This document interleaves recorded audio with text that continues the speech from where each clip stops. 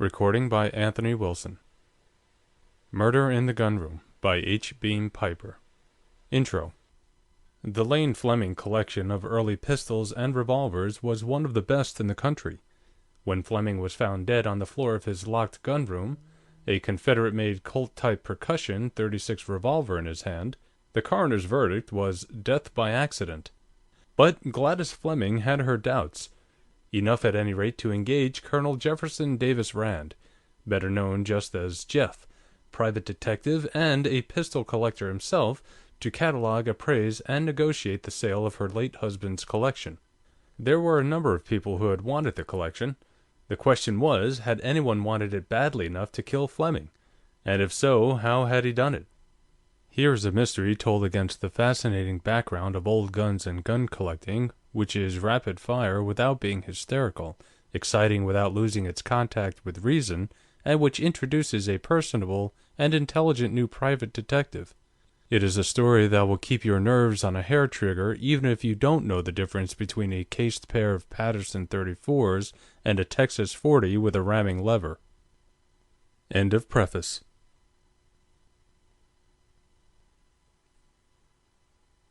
Chapter 1. It was hard to judge Jeff Rand's age from his appearance. He was certainly over 30 and considerably under 50. He looked hard and fit, like a man who could be a serviceable friend or a particularly unpleasant enemy. Women instinctively suspected that he would make a most satisfying lover.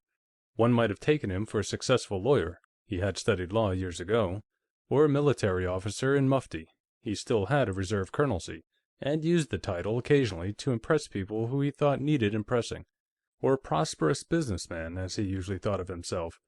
Most of all, he looked like King Charles II of England, anachronistically clad in a Brooks Brothers suit. At the moment, he was looking rather like King Charles II being bothered by one of his mistresses who wanted a peerage for her husband. "But, Mrs. Fleming," he was expostulating, "there surely must be somebody else. After all, you'll have to admit that this isn't the sort of work this agency handles." The would-be client released a series of smoke rings and watched them float up toward the air outlet at the office ceiling. It spoke well for Rand's ability to subordinate aesthetic to business considerations that he was trying to give her a courteous and humane brush-off. She made even the Petty and Varga girl seem credible. Her color scheme was blue and gold, blue eyes and a blue-tailored outfit that would have looked severe on a less curvature figure, and a charmingly absurd little blue hat perched on a mass of golden hair. If Rand had been Charles II, she could have walked out of there with a duchess's coronet, and Nell Gwynn would have been back selling oranges. "Why isn't it?" she countered. "Your door's marked Tri-State Detective Agency, Jefferson Davis Rand, Investigation and Protection. Well, I want to know how much the collection's worth and who'll pay the closest to it. That's investigation, isn't it? And I want protection from being swindled. And don't tell me you can't do it. You're a pistol collector yourself, you have one of the best small collections in the state, and you're a recognized authority on early pistols. I've read some of your articles in the Rifleman. If you can't handle this, I don't know who can." Rand's frown deepened. He wondered how much Gladys Fleming knew about the principles of general semantics. Even if she didn't know anything, she was still edging him into an untenable position. He hastily shifted from the attempt to identify his business with the label Private Detective Agency. "Well, here, Mrs. Fleming," he explained, "my business, including armed guard and protected delivery service, and general investigation and protection work, requires some personal supervision, but none of it demands my exclusive attention. Now, if you wanted some routine investigation made, I could turn it over to my staff, maybe put 2 or 3 men to work on it. But there's nothing about this business of yours that I could delegate to anybody. I'd have to do it all myself, at the expense of neglecting the rest of my business. Now, I could do what you want done, but it would cost you 3 or 4 times what you'd gain by retaining me." "Well, let me decide that, Colonel," she replied. "How much would you have to have?" "Well, this collection of your late husband's consists of some 2,500 pistols and revolvers, all types and periods," Rand said. "You want me to catalogue it, appraise each item, issue lists, and negotiate with prospective buyers. The cataloging and appraisal alone would take from a week to 10 days, and it would be a couple more weeks until a satisfactory sale could be arranged. Why, say $5,000. $1,000 as a retainer, and the rest on completion. That, he thought, would settle that. He was expecting an indignant outcry, and hardened his heart like Pharaoh. Instead, Gladys Fleming nodded equably. "That seems reasonable enough, Colonel Rand, considering that you'd have to be staying with us at Rosemont, away from your office," she agreed. "I'll give you a check for the $1,000 now, with a letter of authorization." Rand nodded in return. Being thoroughly conscious of the fact that he could only know a thin film of the events on the surface of any situation, he was not easily surprised. "Very well," he said. "You've hired an arms expert. I'll be in Rosemont sometime tomorrow afternoon. Now, who are these prospective purchasers you mentioned, and just how prospective in terms of United States currency are they?" "Well, for one, there's Arnold Rivers. He's offering $10,000 for the collection. I suppose you know of him.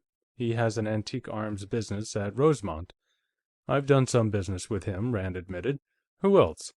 "There's a commission dealer named Carl Gwinnett who wants to handle the collection for us for 20%.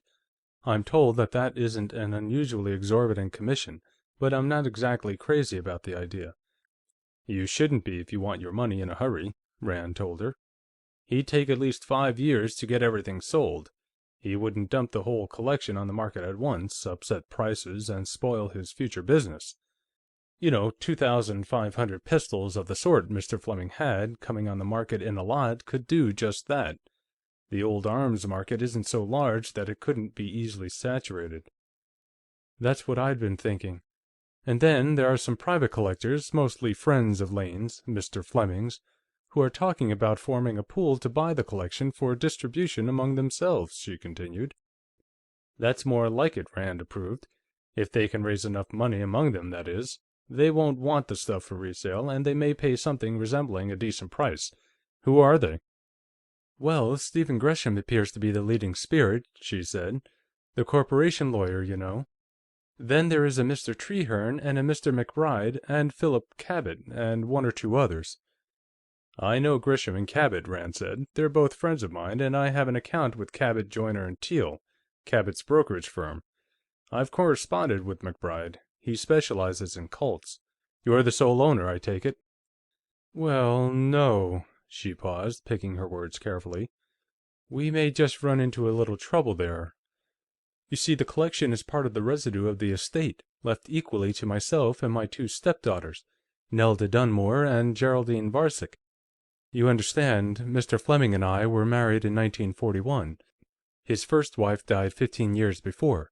"Well, your stepdaughters, now, would they also be my clients?" "Good Lord, no!" That amused her considerably more than it did Rand. "Of course," she continued, "they're just as interested in selling the collection for the best possible price, but beyond that, there may be a slight divergence of opinion.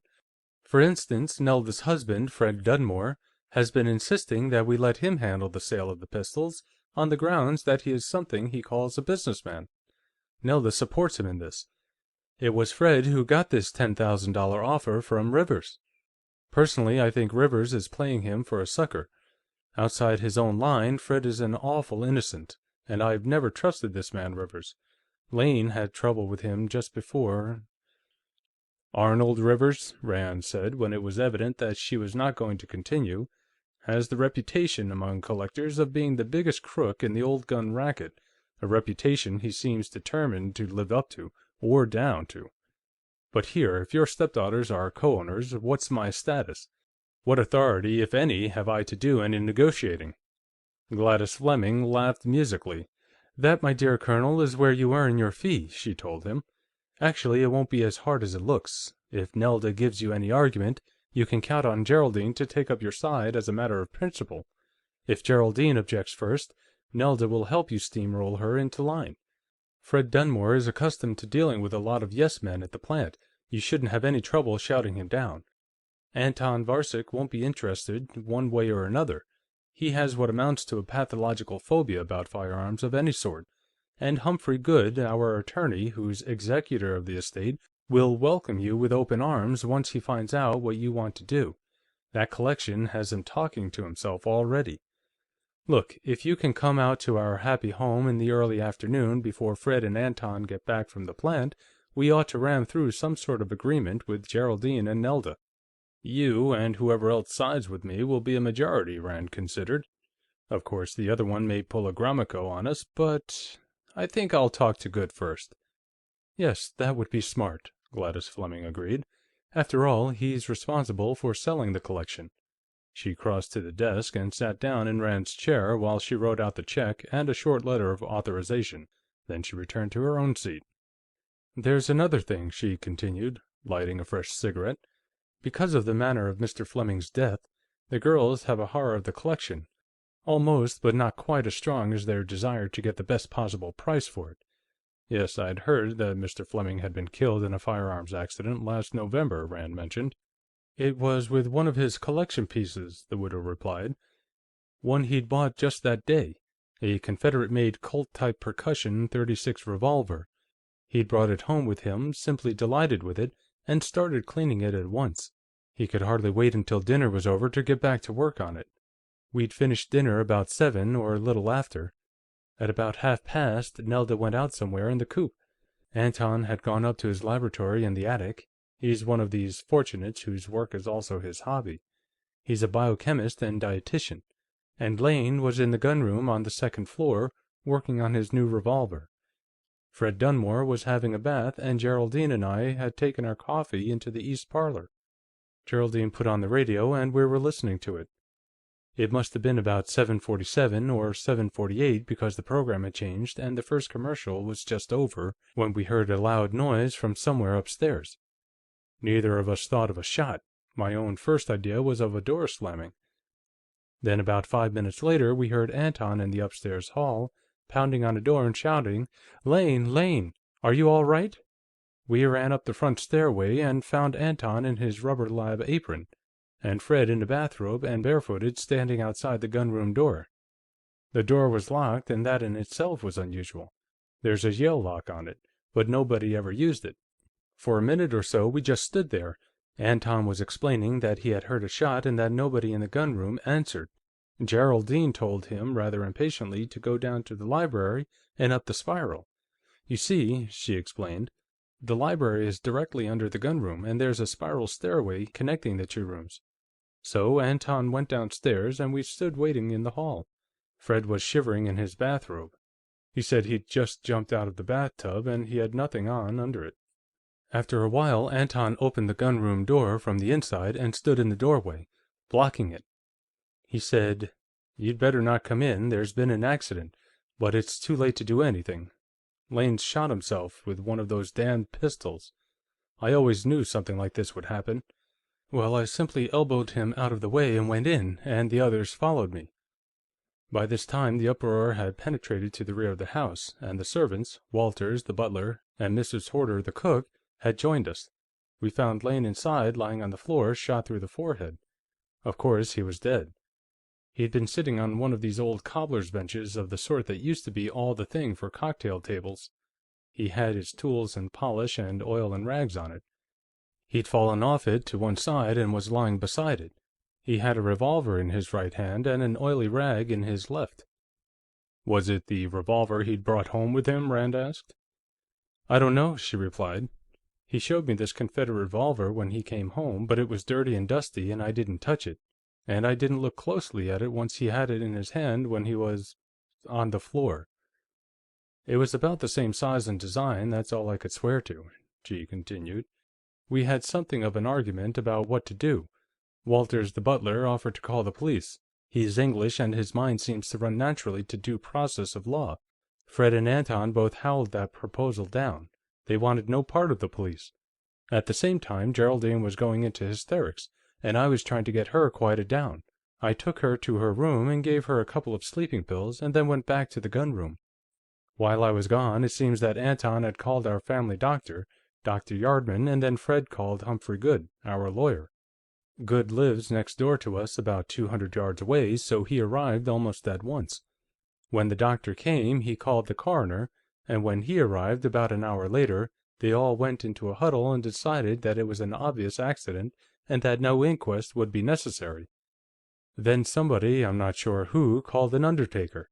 It was past 11 when he arrived, and for once, Nelda got home early. She was just coming in while they were carrying Lane out in a basket. You can imagine how horrible that was for her. It was days before she was over the shock, so she'll be just as glad as anybody to see the last of the pistol collection." Through the recital, Rand sat silently, toying with the ivory-handled Italian fascist dagger of honor that was doing duty as a letter opener on his desk. Gladys Fleming wasn't, he was sure, indulging in any masochistic self-harrowing. Neither, he thought, was she talking to relieve her mind. Once or twice there had been a small catch in her voice, but otherwise the narration had been a piece of straight reporting, neither callous nor emotional. Good reporting, too, carefully detailed. There had been one or two inclusions of inferential matter in the guise of description, but that was to be looked for and discounted, and she had remembered at the end to include her ostensible reason for telling the story. Yes, it must have been dreadful, he sympathized. Odd, though, that an old hand with guns like Mr. Fleming would have an accident like that. I met him once or twice and was at your home to see his collection a couple of years ago. He impressed me as knowing firearms pretty thoroughly. Well, you can look for me tomorrow, say around 2. In the meantime, I'll see Good and also Gresham and Arnold Rivers. End of Chapter 1.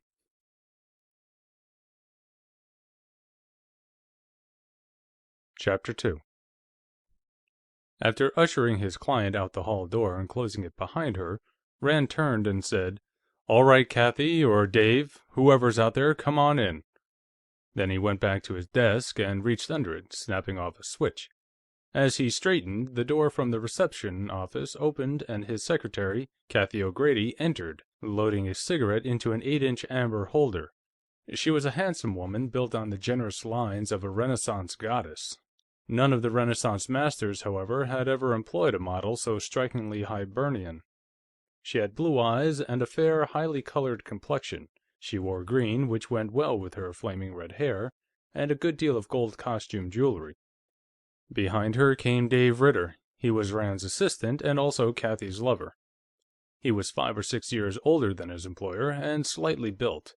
His hair, fighting a stubborn rear-guard action against baldness, was an indeterminate mousy gray brown. It was one of his professional assets that nobody ever noticed him, not even in a crowd of one. When he wanted it to, his thin face could assume the weary, baffled expression of a middle-aged bookkeeper with a wife and 4 children on $50 a week. Actually, he drew 3 times that much, had no wife, admitted to no children. During the war, he and Kathy had kept the Tri-State Agency in something better than a state of suspended animation while Rand had been in the Army. Ritter fumbled a Camel out of his shirt pocket and made a beeline for the desk, appropriating Rand's lighter and sharing the flame with Kathy. "You know, Jeff," he said, "one of the reasons why this agency never made any money while you were away was that I never had the unadulterated insolence to ask the kind of fees you do. I was listening in on the extension in the file room. I could hear Kathy damn near faint when you said $5,000.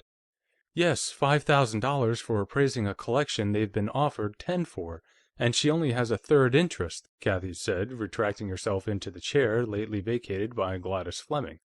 "If that makes sense, now—" "Don't you get it, Kathleen Mavourneen?" Ritter asked. "She doesn't care about the pistols. She wants Jeff to find out who fixed up that accident for Fleming. You heard that big, long, shaggy dog story about exactly what happened and where everybody was supposed to have been at the time. I hope you got all that recorded. It was all told for a purpose." Rand had picked up the outside phone and was dialing. In a moment, a girl's voice answered. "Carter Tipton's law office. Good afternoon." "Hello, Reba. Is Tip available?" "Oh, hello, Jeff. Just a sec, I'll see." She buzzed another phone. "Jeff Rand on the line," she announced. A clear, slightly Harvard-accented male voice took over. "Hello, Jeff.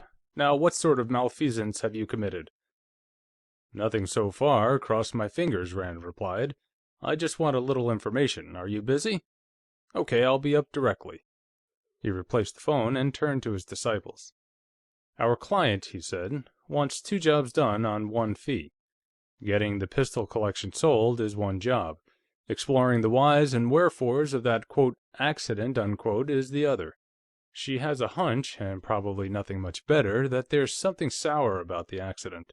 She expects me to find evidence to that effect while I'm at Rosemont going over the collection. I'm not excluding other possibilities, but I'll work on that line until and unless I find out differently. 5,000 should cover both jobs." "You think that's how it is?" Kathy asked. "Look, Kathy, I got just as far in arithmetic at school as you did, and I suspect that Mrs. Fleming got at least as far as long division herself. For reasons I stated, I simply couldn't have handled that collection business for anything like a reasonable fee. So I told her 5,000, thinking that would stop her. When it didn't, I knew she had something else in mind, and when she went into all that detail about the death of her husband, she as good as told me that was what it was. Now, I'm sorry I didn't say 10,000. I think she'd have bought it at that price just as cheerfully. She thinks Lane Fleming was murdered. Well, on the face of what she told me, so do I." "All right, Professor, expound," Ritter said. "You heard what he was supposed to have shot himself with," Rand began. "A Colt-type percussion revolver. You know what they're like, and I know enough about Lane Fleming to know how much experience he had with old arms. I can't believe that he'd buy a pistol without carefully examining it, and I can't believe that he'd bring that thing home and start working on it without seeing the caps on the nipples and the charges in the chambers if it had been loaded. And if it had been, he would have first taken off the caps, and then taken it apart and drawn the charges. And she says he started working on it as soon as he got home, presumably around 5, and then took time out for dinner, and then went back to work on it. And more than half an hour later, there was a shot, and he was killed." Rand blew a Bronx cheer. "If that accident had been the McCoy, it would have happened in the first 5 minutes after he started working on that pistol. No, in the first 30 seconds. And then, when they found him, he had the revolver in his right hand and an oily rag in his left. I hope both of you noticed that little touch." "Yeah, when I clean a gat, I generally have it in my left hand and clean with my right," Ritter said. "Exactly. And why do you use an oily rag?" Rand inquired. Ritter looked at him blankly for half a second, then grinned ruefully. "Damn, I never thought of that," he admitted. "Okay, he was bumped off, all right." "But you use oily rags on guns," Kathy objected. "I've seen both of you often enough." "When we're all through, honey," Ritter told her. "Yes. When he brought home that revolver, it was in neglected condition," Rand said. "Either surface rusted or filthy with gummed oil and dirt. Even if Mrs. Fleming hadn't mentioned that point, the length of time he spent cleaning it would justify such an inference. He would have taken it apart down to the smallest screw and cleaned everything carefully and then put it together again. And then, when he had finished, he would have gone over the surface with an oiled rag before hanging it on the wall. He would certainly not have surface oiled it before removing the charges, if there ever were any. I assume the revolver he was found holding, presumably the one which he was killed, was another one. And I would further assume that the killer wasn't particularly familiar with the subject of firearms, antique, care and maintenance of. And with all the hollering and whooping and hysterics throwing, nobody noticed the switch," Ritter finished. "Wonder what happened to the one he was really cleaning." "That I may possibly find out," Rand said. "The general incompetence with which this murder was committed gives me plenty of room to hope that it may still be lying around somewhere." "Well, have you thought that it might just be suicide?" Kathy asked. "I have, very briefly. I dismissed the thought almost at once," Rand told her, "for 2 reasons. One, that if it had been suicide, Mrs. Fleming wouldn't want it poked into. She'd be more than willing to let it ride as an accident. And 2, I doubt if a man who prided himself on his gun knowledge, as Fleming did, would want his self-shooting to be taken for an accident.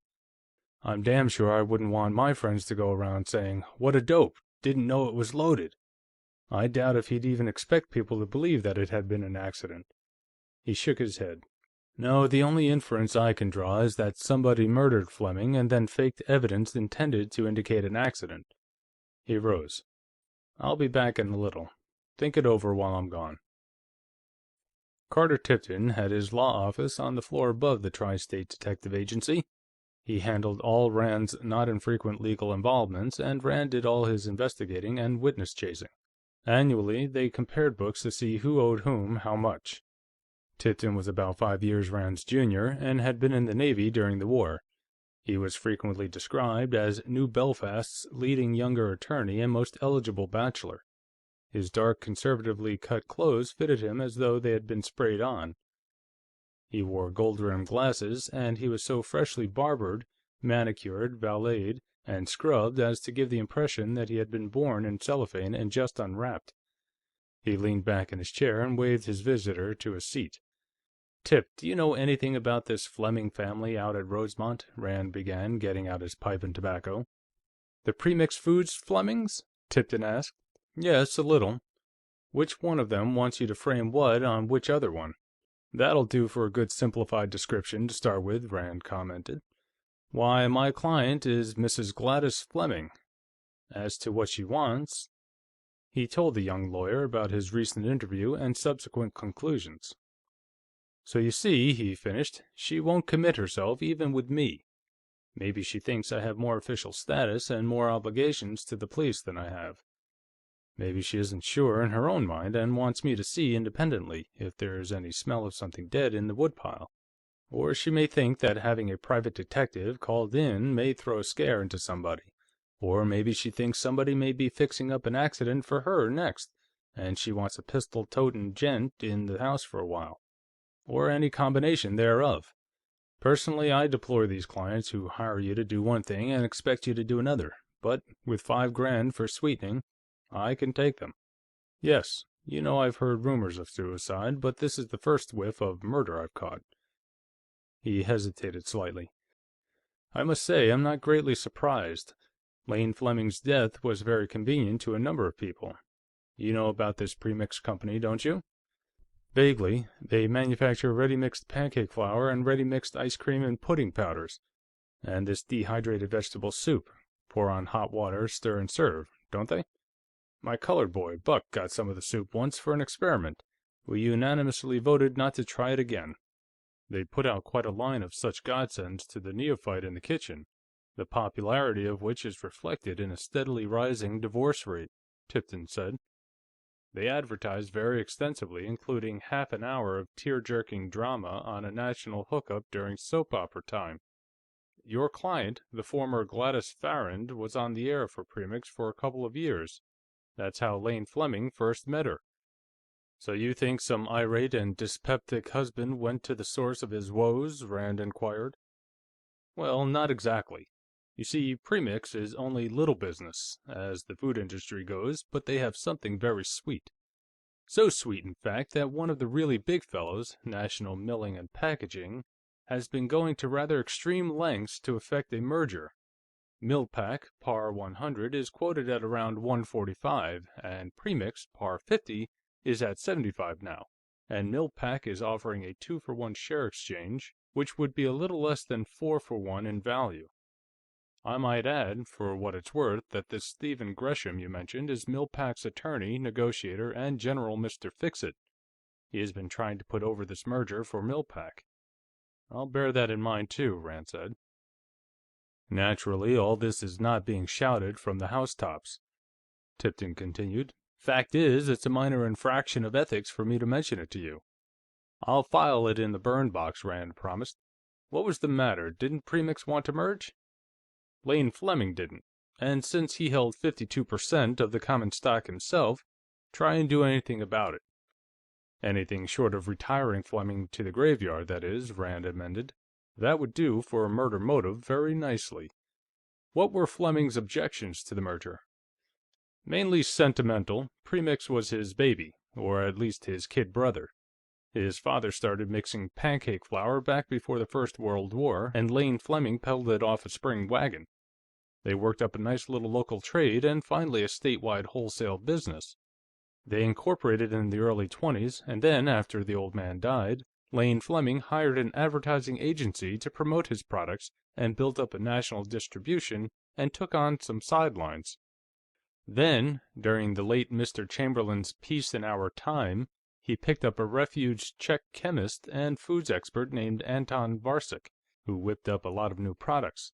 So business got better and better, and they made more money to spend on advertising, to get more money to buy more advertising, to make more money. Like Bill Nye's Puritans digging clams in the winter to get strength to hoe corn in the summer, to get strength to dig clams in the winter. So premix became a sort of symbol of achievement to Fleming.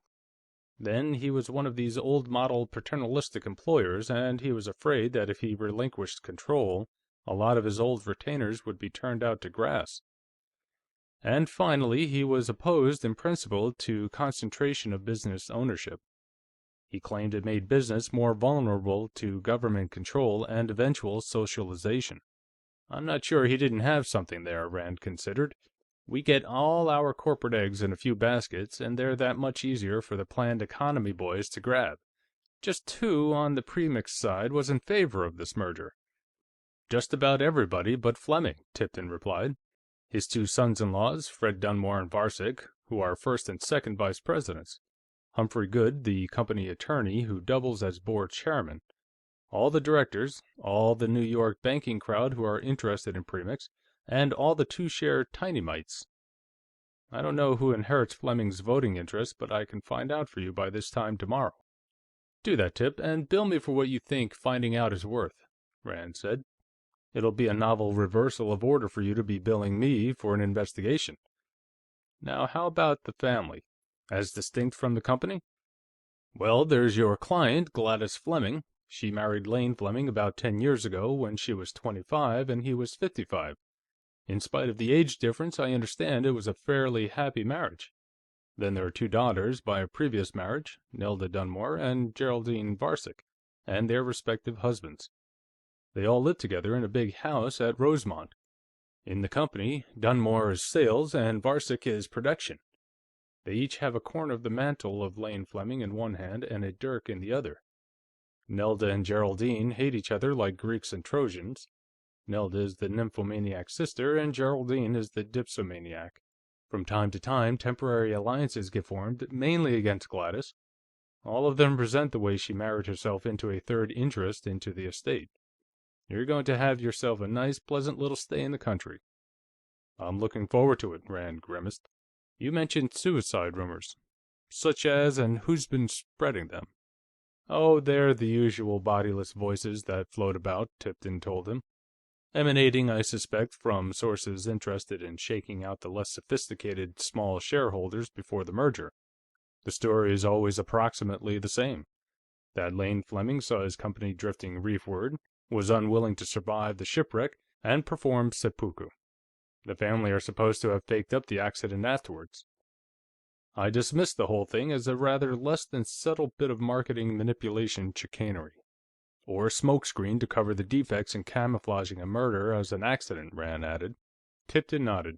That could be so, too, he agreed. Say somebody dislikes the looks of that accident and starts investigating.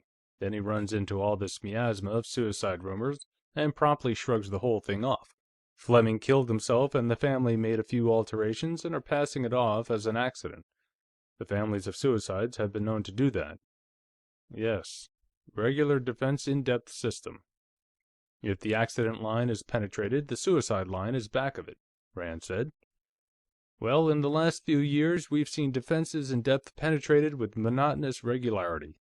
I've jeeped through a couple myself to interrogate the surviving ex-defenders. It's all in having the guns and armor to smash through with. End of Chapter 2.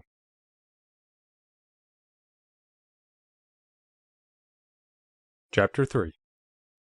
Humphrey Goode was 60ish, short and chunky with a fringe of white hair around a bald crown. His brow was corrugated with wrinkles, and he peered suspiciously around through a pair of thick-lensed, black-ribboned glasses. His wide mouth curved downward at the corners in an expression that was probably intended to be stern, and succeeded only in being pompous. His office was dark and smelled of dusty books. "Mr. Rand," he began accusingly, "when your secretary called to make this appointment, she informed me that you had been retained by Mrs. Gladys Fleming." "That's correct." Rand slowly packed tobacco into his pipe and lit it.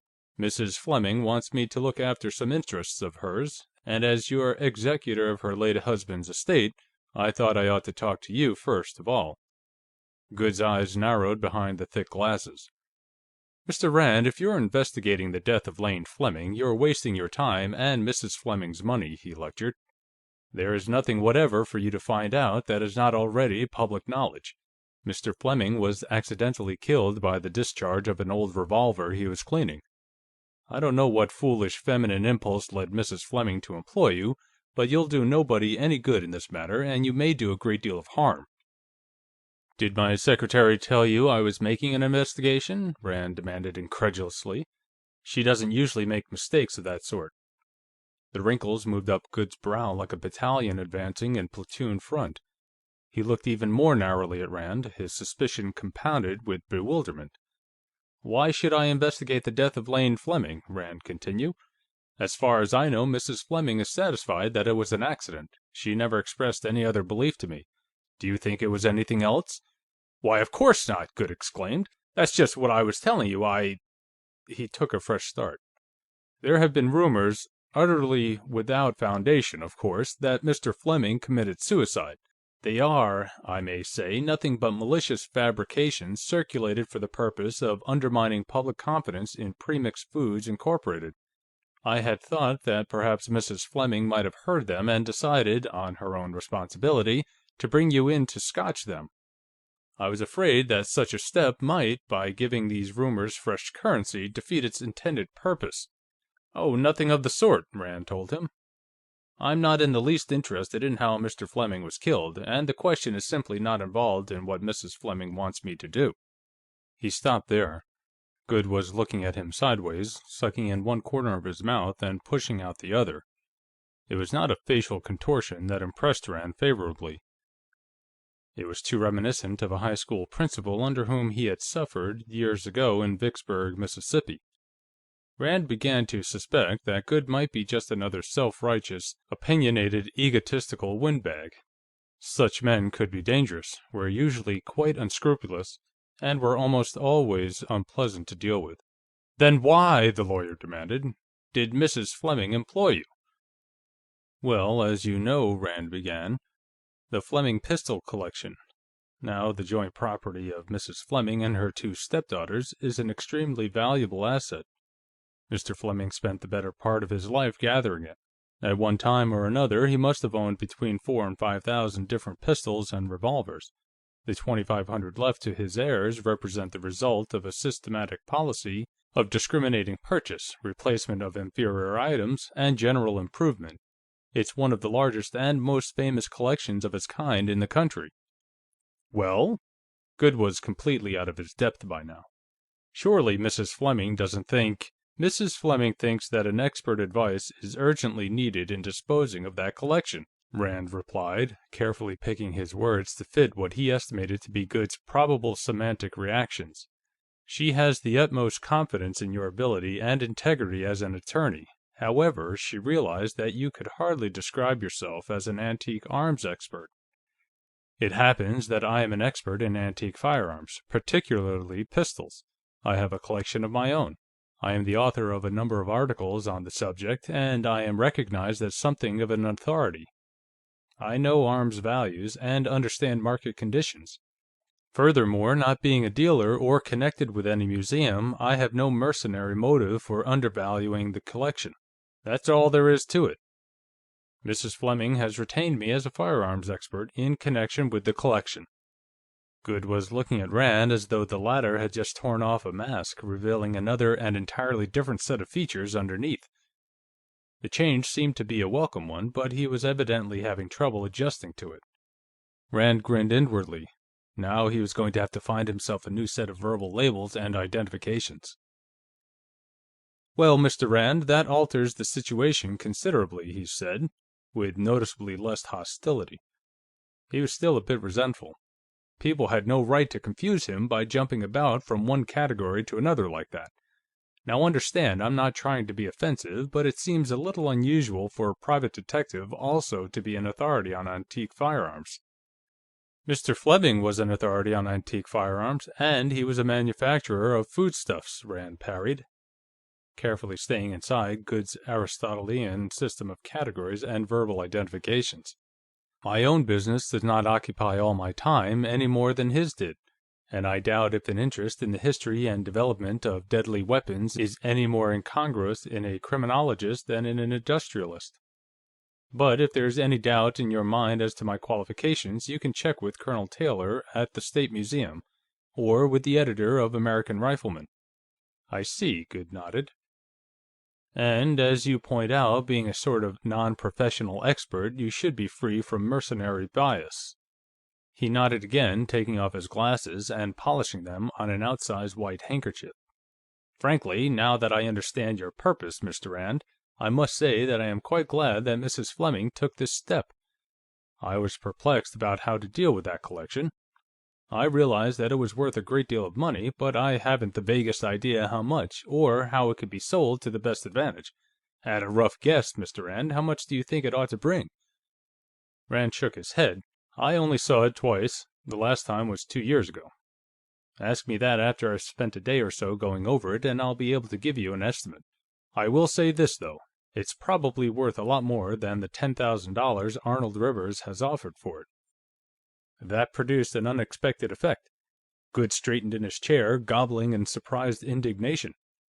"Arnold Rivers? Has he had the impudence to try and buy the collection?" he demanded. "Where did you hear that?" "From Mrs. Fleming. I understand he made the offer to Fred Dunmore. That's his business, isn't it?" "I believe the colloquial term is racket," Goode said. "Why, that man is a notorious swindler, Mr. Rand. Do you know that only a week before his death, Mr. Fleming instructed me to bring suit against him, and also to secure his indictment on criminal charges of fraud?" "I didn't know that, but I'm not surprised," Rand answered. "What did he burn Fleming with?" "Here, I'll show you." Goode rose from his seat and went to a rank of steel filing cabinets behind the desk. In a moment, he was back with a large manila envelope under his arm and a huge pistol in either hand. "Here, Mr. Rand," he chuckled. "We'll just test your firearms knowledge. What do you make of these?" Rand took the pistols and looked at them. They were wheel locks, apparently 16th century South German. They were a good 2 feet in overall length, with ball pommels the size of oranges and long steel belt hooks. The stocks were so covered with ivory inlay that the wood showed only in tiny interstices. The metalwork was lavishly engraved and gold inlaid. To the trigger guards were attached tags marked Fleming vs. Rivers. Rand examined each pistol separately, then compared them. Finally, he took a 6-inch rule from his pocket and made measurements, first with one edge and then with the other. "Well, I'm damned," he said, laying them on the desk. "These things are the most complete fakes I ever saw. Locks, stocks, barrels, and mountings. They're supposed to be late 16th century. I doubt if they were made before 1920. As far as I can see or measure, there isn't the slightest difference between them, except on some of the decorative inlay. The whole job must have been mic'd in 10,000ths, and what's more, whoever made them used metric measurements. You'll find pairs of English dueling pistols as early as 1775 that are almost indistinguishable, but in 1575, when these things were supposed to have been made, a gunsmith was working fine when he was working in 16th inches. They just didn't have the measuring instruments at that time to do closer work. I won't bother taking these things apart, but if I did, I'd bet all Wall Street to Junior's piggy bank that I'd find that the screws were machine-threaded and the working parts interchanged. I've heard about fakes like these." He named a famous, recently liquidated West Coast collector. "But I'd never hoped to see an example like this." Goode gave a hacking chuckle. "You'll do as an arms expert, Mr. Rand," he said, "and you'd win the piggy bank. It seems that after Mr. Fleming bought them, he took them apart and found, just as you say, that the screw threads had been machine-cut, and that the working parts were interchangeable from one pistol to the other. There were a lot of papers accompanying them. I have them here, purporting to show that they had been sold by some Austrian nobleman, an anti-Nazi refugee in whose family they had been since the reign of Maximilian II. They are, of course, fabrications. I looked up the family in the Almanach de Gotha. It simply never existed." At first, Mr. Fleming had been inclined to take the view that Rivers had been equally victimized with himself. However, when Rivers refused to take back the pistols and refund the purchase price, he altered his opinion. He placed them in my hands, instructing me to bring suit and also start criminal action. He was in a fearful rage about it, and swore that he'd drive Rivers out of business. However, before I could start the action, Mr. Fleming was killed in that accident, and as he was the sole witness to the fact of the sale, and as none of the heirs was interested, I did nothing about it. In fact, I advised them that action against Rivers would cost the estate more than they could hope to recover in damages." He picked up one of the pistols and examined it. "Now, I don't know what to do about these." "Take them home and hang them over the mantel," Rand advised. "If I'm going to have anything to do with selling the collection, I don't want anything to do with them." Goode was peering at the ivory inlay on the underbelly of the stock. "They are beautiful, and I don't care when they were made," he said. "I think, if nobody else wants them, I'll do just that. Now, Mr. Rand, what had you intended doing about the collection?" "Well, that's what I came to see you about, Mr. Goode. As I understand it, it is you who are officially responsible for selling the collection, and the proceeds would be turned over to you for distribution to Mrs. Fleming, Mrs. Dunmore, and Mrs. Varcek. Is that correct?" "Yes. The collection, although in the physical possession of Mrs. Fleming, is still an undistributed asset." "I thought so." Rand got out Gladys Fleming's letter of authorization and handed it to Goode. "As you'll see by that, I was retained by, and only by, Mrs. Fleming," he said. "I am assuming that her interests are identical with those of the other heirs, but I realize that this is true only to a very limited extent. It's my understanding that relations between the three ladies are not the most pleasant." Goode produced a short, croaking laugh. "Now there's a cautious understatement," he commented. "Mr. Rand, I feel that you should know that all three hate each other poisonously." "That was rather my impression. Now I expect some trouble from Mrs. Dunmore and/or Mrs. Varcek, either or both of whom are sure to accuse me of having been brought into this by Mrs. Fleming to help her defraud the others. That, of course, is not the case. They will all profit equally by my participation in this. But I'm going to have trouble convincing them of that." "Yes, you will," Goode agreed. "Would you rather carry my authorization than Mrs. Fleming's?" "Yes, indeed, Mr. Goode. To tell you the truth, that was why I came here, for one reason. You would not be obligated in any way by authorizing me to act as your agent. I'm getting my fee from Mrs. Fleming. But I would be obligated to represent her only as far as her interests did not improperly conflict with those of the other heirs, and that's what I want made clear." Goode favored the detective with a saurian smile. "You're not a lawyer, too, Mr. Rand?" he asked. "Well, I am a member of the bar in the state of Mississippi, though I never practiced," Rand admitted. "Instead of opening a law office, I went to the FBI in 1935, and then opened a private agency a couple of years later. But if I had to, which God forbid, I could go home tomorrow and hang out my shingle." "You seem to have had quite an eventful career," Goode remarked, with a queer combination of envy and disapproval. "I understand that until recently you were an officer in the Army Intelligence, too. I'll have your authorization to act for me made out immediately, to list and appraise the collection, and to negotiate with prospective purchasers. And by the way," he continued, "did I understand you to say that you had heard some of these silly rumors to the effect that Lane Fleming had committed suicide?" "Oh, that's what's always heard, under the circumstances," Rand shrugged. "A certain type of sensation-loving mind."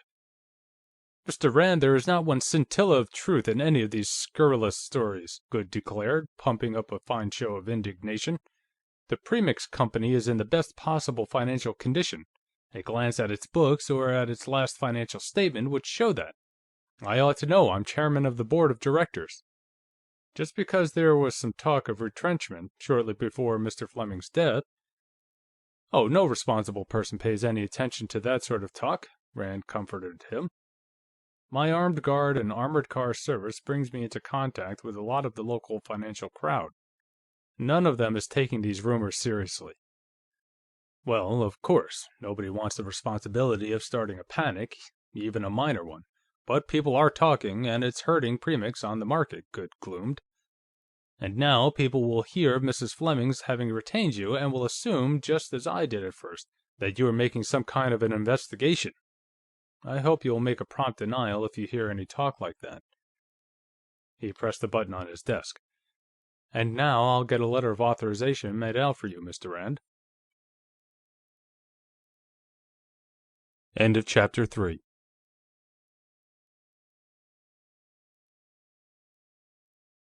Chapter 4.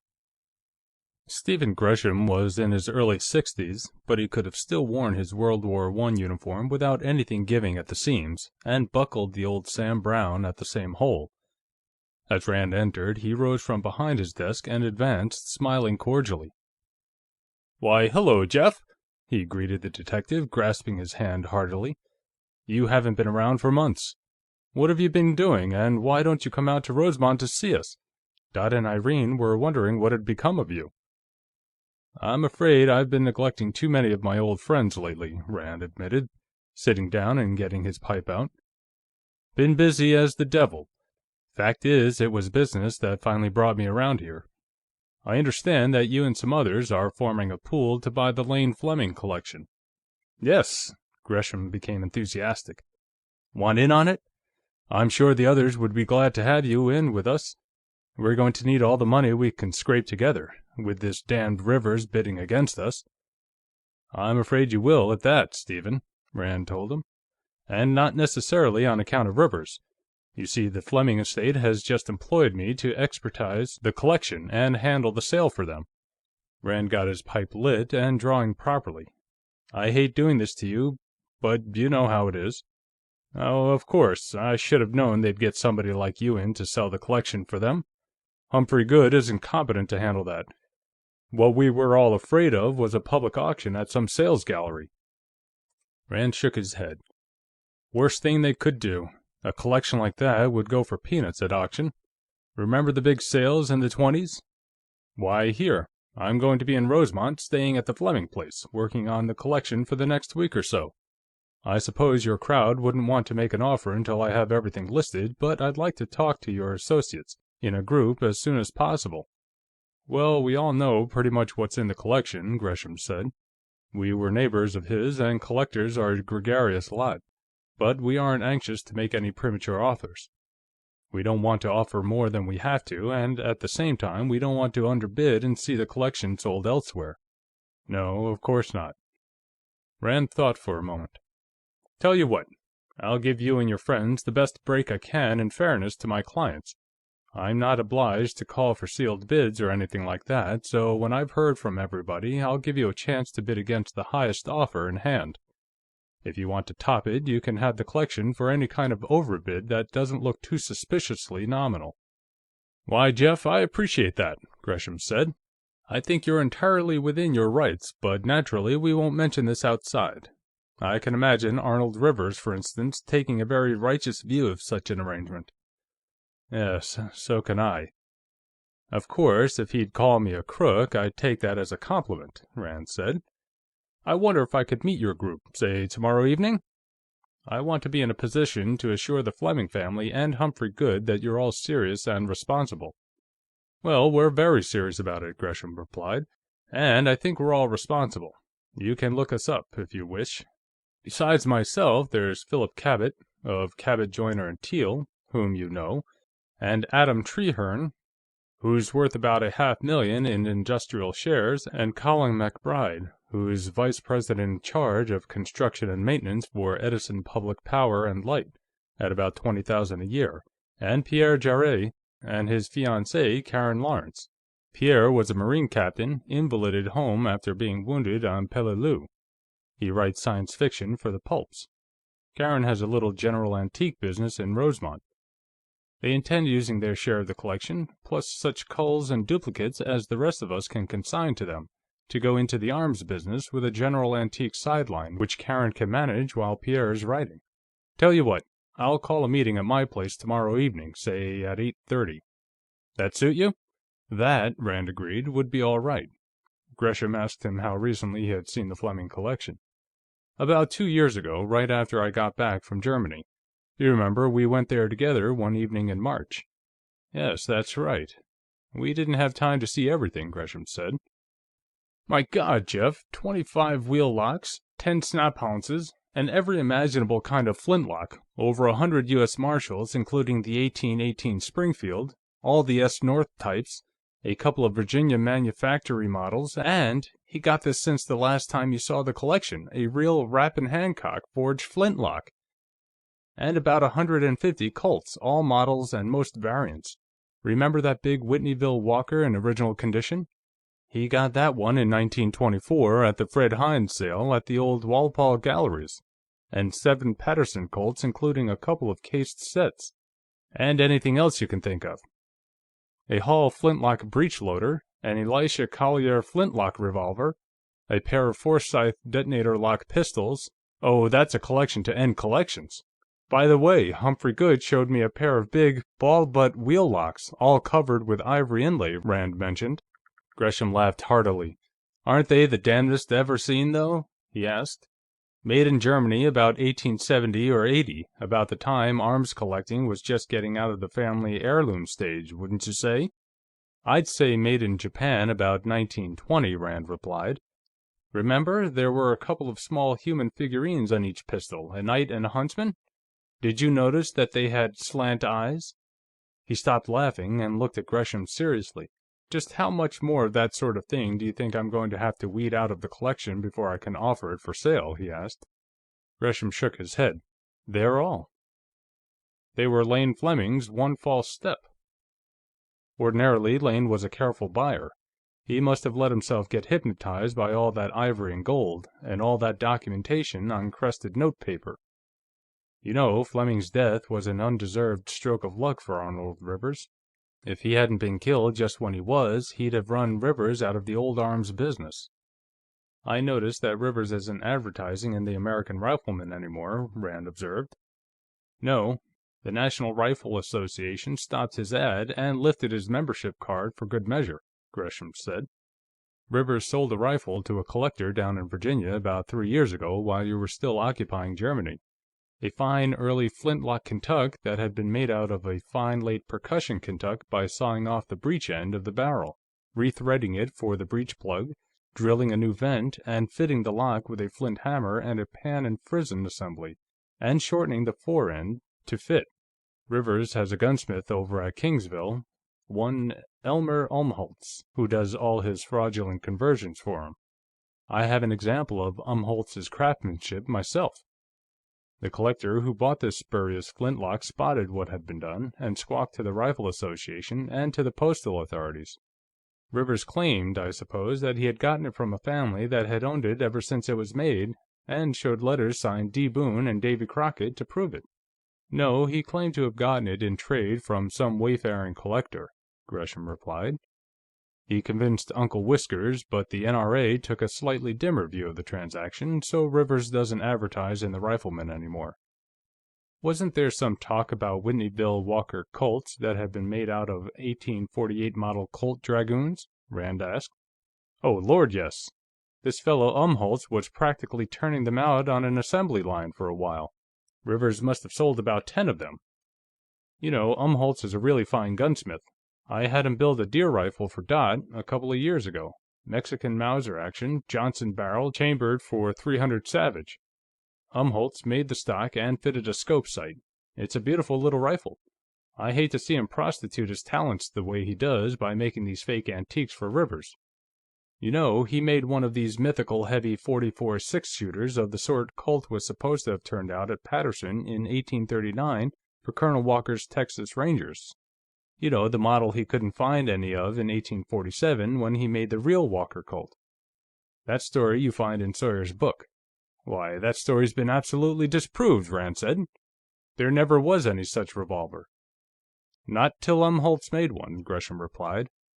"Rivers sold it to," he named a moving picture big shot, "for $2,500. His story was that he picked it up in Mexico in 1938, traded at 38 special to some half-breed goat herder for it. This fellow who bought it, now, did he see Belden and Haven's Colt book when it came out in 1940? "Yes, and he was plenty burned up, but what could he do? Rivers was dug in behind this innocent purchase and sale in good faith Maginot line of his. You know, that bastard took me once, just 1/10 as badly, with a fake U.S. North and Cheney Navy flintlock 1799 model that had been made out of a French 1777 model." The lawyer muttered obscenely. "Why didn't you sue the hell out of him?" Rand asked. "You might not have gotten anything, but you'd have given him a lot of dirty publicity. That's all Fleming was expecting to do about those wheel locks." "I'm not Fleming. He could afford litigation like that. I can't. I want my money, and if I don't get it in cash, I'm going to beat it out of that dirty little swindler's hide," Gresham replied, an ugly look appearing on his face. "I wouldn't blame you. You could find plenty of other collectors who'd hold your coat while you were doing it," Rand told him. Then he inquired idly, "What sort of pistol was it that Lane Fleming is supposed to have shot himself with?" Gresham frowned. "I really don't know. I didn't see it. It's supposed to have been a Confederate Leech & Rigdon .36. You know, one of those imitation Colt Navy models that were made in the South during the Civil War." Rand nodded. He was familiar with the type. "The story is that Fleming found it hanging back of the counter at some roadside lunch stand, along with a lot of other old pistols, and talked the proprietor into letting it go for a few dollars," Gresham continued. "It was supposed to have been loaded at the time, and went off while Fleming was working on it at home." He shook his head. "I can't believe that, Jeff. Lane Fleming would know a loaded revolver when he saw one. I believe he deliberately shot himself, and the family faked the accident and fixed the authorities. The police never made any investigation. It was handled by the coroner alone. And our coroner out in Scott County is eminently fixable, if you go about it right. A pitiful little non-entity with a tremendous inferiority complex." "But good Lord, why?" Rand demanded. "I never heard of Fleming having any troubles worth killing himself over." Gresham lowered his voice. "Jeff, I'm not supposed to talk about this, but the fact is that I believe Fleming was about to lose control of the Premix Company," he said. "I have, well, sources of inside information. This is in confidence, so don't quote me, but certain influences were at work inside the company toward that end." He inspected the tip of his cigar and knocked off the ash into the tray at his elbow. "Lane Fleming's death is on record as accidental, Jeff. It's been written off as such. It would be a great deal better for all concerned if it were left at that." End of Chapter 4.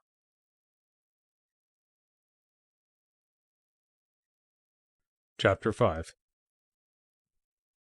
Rand drove slowly through Rosemont the next day, refreshing his memory of the place.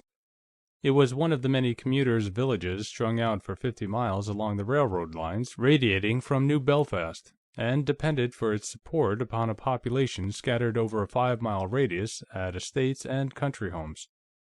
Obviously a planned community, it was dominated by a gray-walled, green-roofed railroad station which stood on its passenger platform like a captain in front of 4 platoons of gray-walled, green-roofed houses and stores aligned along as many converging roads. There was a post office, uniform with the rest of the buildings. An excessive quantity of aluminum trimming dated it somewhere in the middle Andrew W. Mellon period.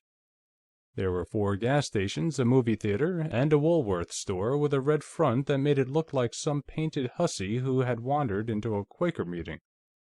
Over the door of one of the smaller stores, Rand saw a black-lettered white sign, Antiques. There was a smoke-gray Plymouth coupe parked in front of it. Instead of turning onto the road to the Fleming estate, he continued along Route 19 for a mile or so beyond the village until he came to a red-brick pseudo-colonial house on the right. He pulled to the side of the road and got out, turning up the collar of his trench coat. The air was raw and damp, doubly unpleasant after the recent unseasonable warmth. An apathetically persistent rain sogged the seedling-dotted old fields on either side and the pine woods beyond, and a high ceiling of unbroken dirty gray gave no promise of clearing. The mournful hoot of a distant locomotive whistle was the only sound to pierce the silence. For a moment Rand stood with his back to the car, looking at the gallows-like sign that proclaimed this to be the business place of Arnold Rivers, fine antique and modern firearms for the discriminating collector. The house faced the road with a long side. At the left, the porch formed a continuation under a deck roof, and on the right, an L had been built at right angles, extending 30 feet toward the road. Although connected to the house by a shed roof, which acquired a double pitch and became a gable roof, where the L projected forward, it was, in effect, a separate building with its own front door and its own door path. Its floor level was about 4 feet lower than that of the parent structure. A Fibber-McGee door chime clanged as Rand entered. Closing the door behind him, he looked around. The room, some 20 feet wide and 50 feet long, was lighted by an almost continuous row of casement windows on the right, and another on the left for as far as the L extended beyond the house. They were set high, a good 5 feet from lower sill to floor, and there was no ceiling. The sloping roof was supported by bare timber rafters. Racks lined the walls under the windows, holding long guns and swords. The pistols and daggers and other small items were displayed on a number of long tables. In the middle of the room, glaring at the front door, was a brass 4-pounder on a ship's carriage. A Philippine latanka, muzzle tilted upward, stood beside it. Where the L joined the house under the shed roof, there was a fireplace and a short flight of steps to a landing and a door out of the dwelling, and some furniture. A davenport, 3 or 4 deep chairs facing the fire, a low cocktail table, a cellarette, and in the far corner a big desk. As Rand went toward the rear, a young man rose from one of the chairs, laid aside a magazine, and advanced to meet him. He didn't exactly harmonize with all the lethal array around him. He would have looked more at home presiding over an establishment devoted to ladies' items. His costume ran to pastel shades, he had large and soulful blue eyes and prettily dimpled cheeks, and his longish blonde hair was carefully disordered into a windblown effect. "Oh, good afternoon," he greeted. "Is there anything in particular you're interested in, or would you like to just look about?" "Mostly look about," Rand said. "Is Mr. Rivers in?" "Mr. Rivers is having luncheon. He'll be finished before long, if you care to wait. Have you been here before?" "Not for some time," Rand said. "When I was here last, there was a young fellow named Jordan, or Gordon, or something like that." "Oh, he was before my time." The present functionary introduced himself as Cecil Gillis. Rand gave his name and shook hands with him. Young Gillis wanted to know if Rand was a collector. "In a small way, general pistol collector," Rand told him. "Have you many Colts now?" There was a whole table devoted to Colts. No spurious Whitneyville Walkers. After all, a dealer can sell just so many of such top-drawer rarities before the finger of suspicion begins leveling itself in his direction, and Arnold Rivers had long ago passed that point. There were several of the commoner percussion models, however, with lovely, perfect bluing that was considerably darker than that applied at the Colt factory during the 50s and 60s of the last century. The silver plating on backstraps and trigger guards was perfect, too, but the naval battle and stagecoach hold-up engravings on the cylinders were far from clear, in one case completely obliterated. The cylinder of one 1851 Navy bore serial numbers that looked as though they had been altered to conform to the numbers on other parts of the weapon. Many of the Colts, however, were entirely correct, and all were in reasonably good condition. Rand saw something that interested him and picked it up. "That isn't a real Colt," the exquisite Mr. Gillis told him. "It's a Confederate copy, a Leech & Rigdon." "So I see. I have a Griswold & Grier, but no Leech & Rigdon." "The Griswold & Grier, that's the one with the brass frame," Cecil Gillis said. "Surprising how many collectors think all Confederate revolvers had brass frames, because the Griswold & Grier and the Spiller & Burr, that's an unusually fine specimen, Mr. Rand. Mr. Rivers got it sometime in late December or early January, from a gentleman in Charleston, I understand. I believe it had been carried during the Civil War by a member of the former owner's family." Rand looked at the tag tied to the trigger guard. It was marked, in letter code, with 3 different prices. That was characteristic of Arnold Rivers' business methods. "How much does Mr. Rivers want for this?" he asked, handing the revolver to young Gillis.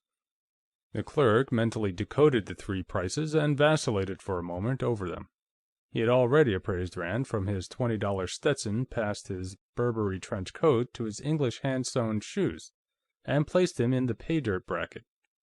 However, from some remarks Rand had let drop, he decided that this customer knew pistols and probably knew values. "Why, that is $60, Mr. Rand," he said, with the air of one conferring a benefaction. Maybe he was, at that, Rand decided. Prices had jumped like the very devil since the war. "I'll take it." He dug out his billfold and extracted 320s. Nice, clean condition. "Clean it up yourself?" "Why, no. Mr. Rivers got it like this.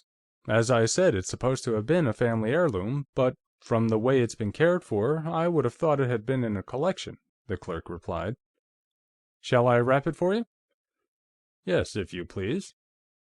Rand followed him to the rear, laying aside his coat and hat. Gillis got some heavy paper out of a closet and packaged it, then hunted through a card file in the top drawer of the desk until he found the card he wanted. He made a few notes on it, and was still holding it and the $60 when he rejoined Rand by the fire.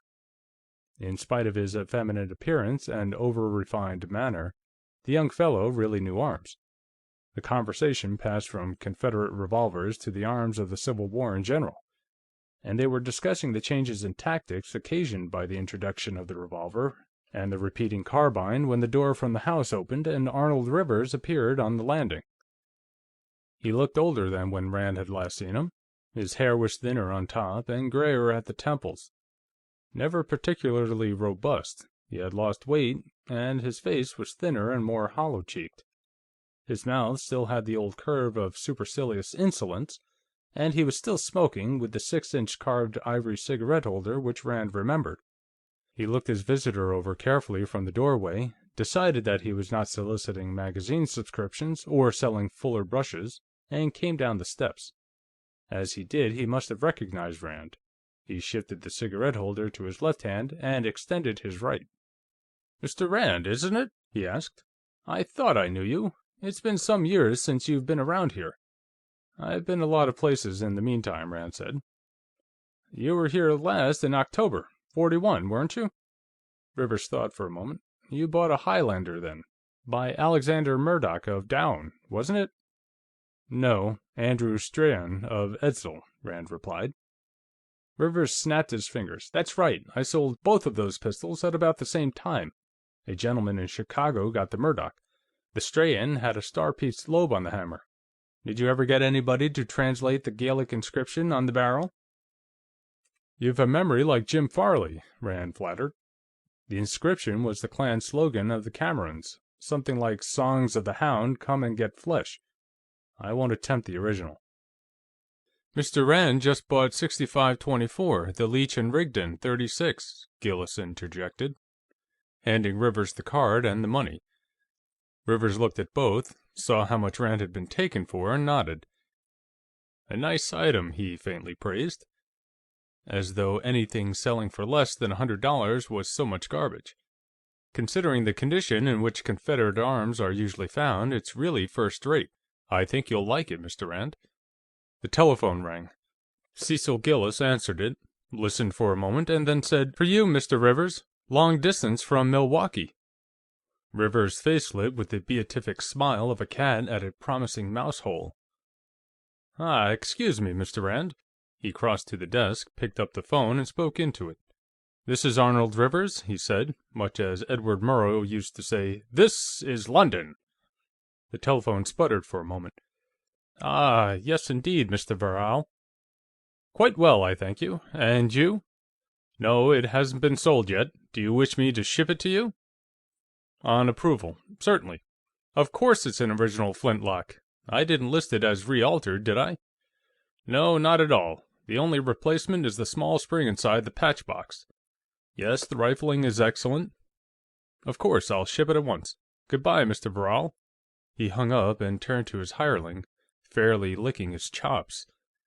"Cecil, Mr. Verral in Milwaukee, whose address we have, has just ordered 6288, the F. Zorger flintlock Kentuck. Will you please attend to it?" "Right away, Mr. Rivers." Gillis went to one of the racks under the windows and selected a long flintlock rifle, carrying it out the door at the rear. "I issued a list a few days ago," Rivers told Rand. "When Cecil comes back, I'll have him get you a copy. I've been receiving calls ever since. This is the 12th long-distance call since Tuesday." "Business must be good," Rand commented. "I understand you've offered to buy the Lane Fleming collection, for $10,000. "Where did you hear that?" Rivers demanded, looking up from the drawer in which he was filing the card on the Leech & Rigdon. "From Mrs. Fleming." Rand released a puff of pipe smoke and watched it draw downward into the fireplace. "I've been retained to handle the sale of that collection. Naturally, I'd know who was offering how much."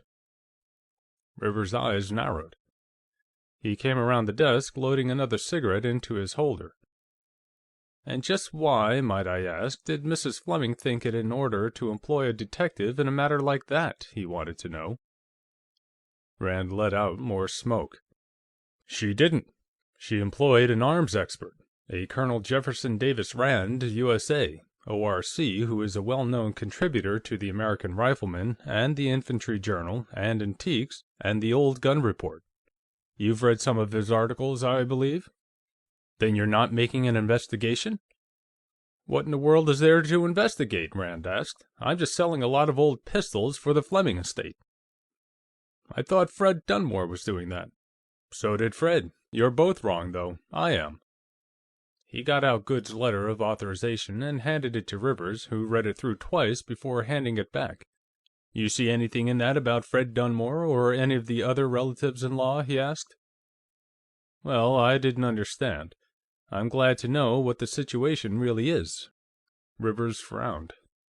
"I thought you were making some kind of an investigation, and as I'm the only party making any serious offer to buy those pistols, I wanted to know what there was to investigate." "Do you consider $10,000 to be a serious offer?" Rand asked. "And aren't you forgetting Stephen Gresham and his friends?" "Oh, those people!" Rivers scoffed. "Mr. Rand, you certainly don't expect them to be able to handle anything like this, do you?" "Well, the banks speak well of them," Rand replied. "Some of them have good listings in Dun & Bradstreet's, too." "Well, so do I," Rivers reported. "I can top any offer that crowd makes. What do you expect to get out of them, anyhow?" "I haven't talked price with them yet. A lot more than $10,000, anyhow." Rivers forced a laugh. "Now, Mr. Rand, that was just an opening offer. I thought Fred Dunmore was handling the collection." He grimaced. "What do you think it's really worth?" Rand shrugged. "It probably has a dealer's piece-by-piece list value of around $70,000. I'm not nuts enough to expect anything like that in a lump sum, but please, let's not mention $10,000 in this connection anymore. That's on the order of Lawyer Marks bidding 75 cents for Uncle Tom. It's only good for laughs." "Well, how much more than that do you think Gresham and his crowd will offer?" "I haven't talked price with them yet," Rand repeated. "I mean to as soon as I can." "Well, you get their offer and I'll top it," Rivers declared. "I'm willing to go as high as $25,000 for that collection. They won't go that high." Although he just managed not to show it, Rand was really surprised. Even a consciousness of abstracting had not prepared him for the shock of hearing Arnold Rivers raise his own offer to something resembling an acceptable figure. A good case, he reflected, could be made of that for the actuality of miracles. He rose, picking up his trench coat. "Well, that's something like it, now," he said. "I'll see you later.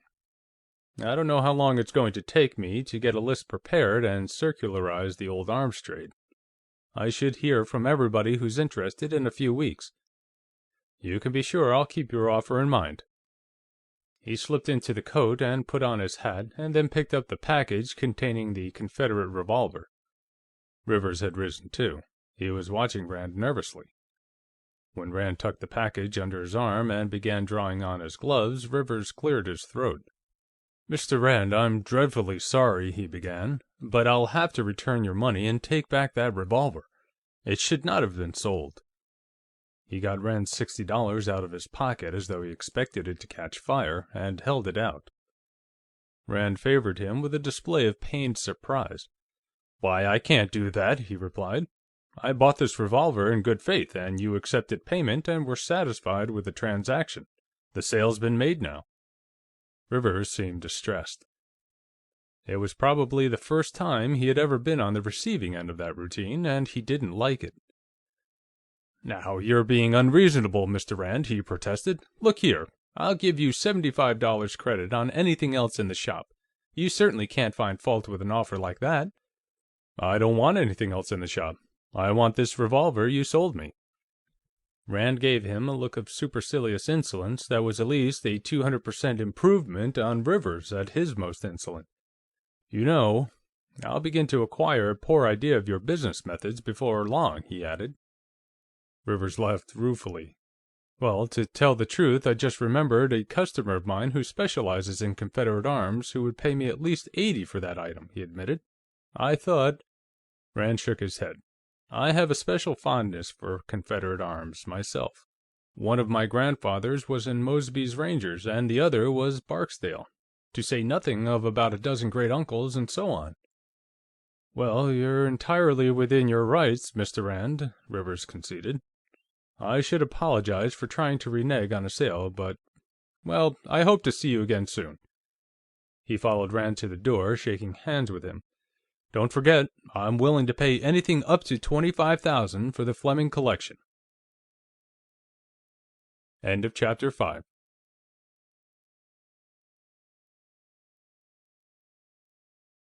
Chapter 6.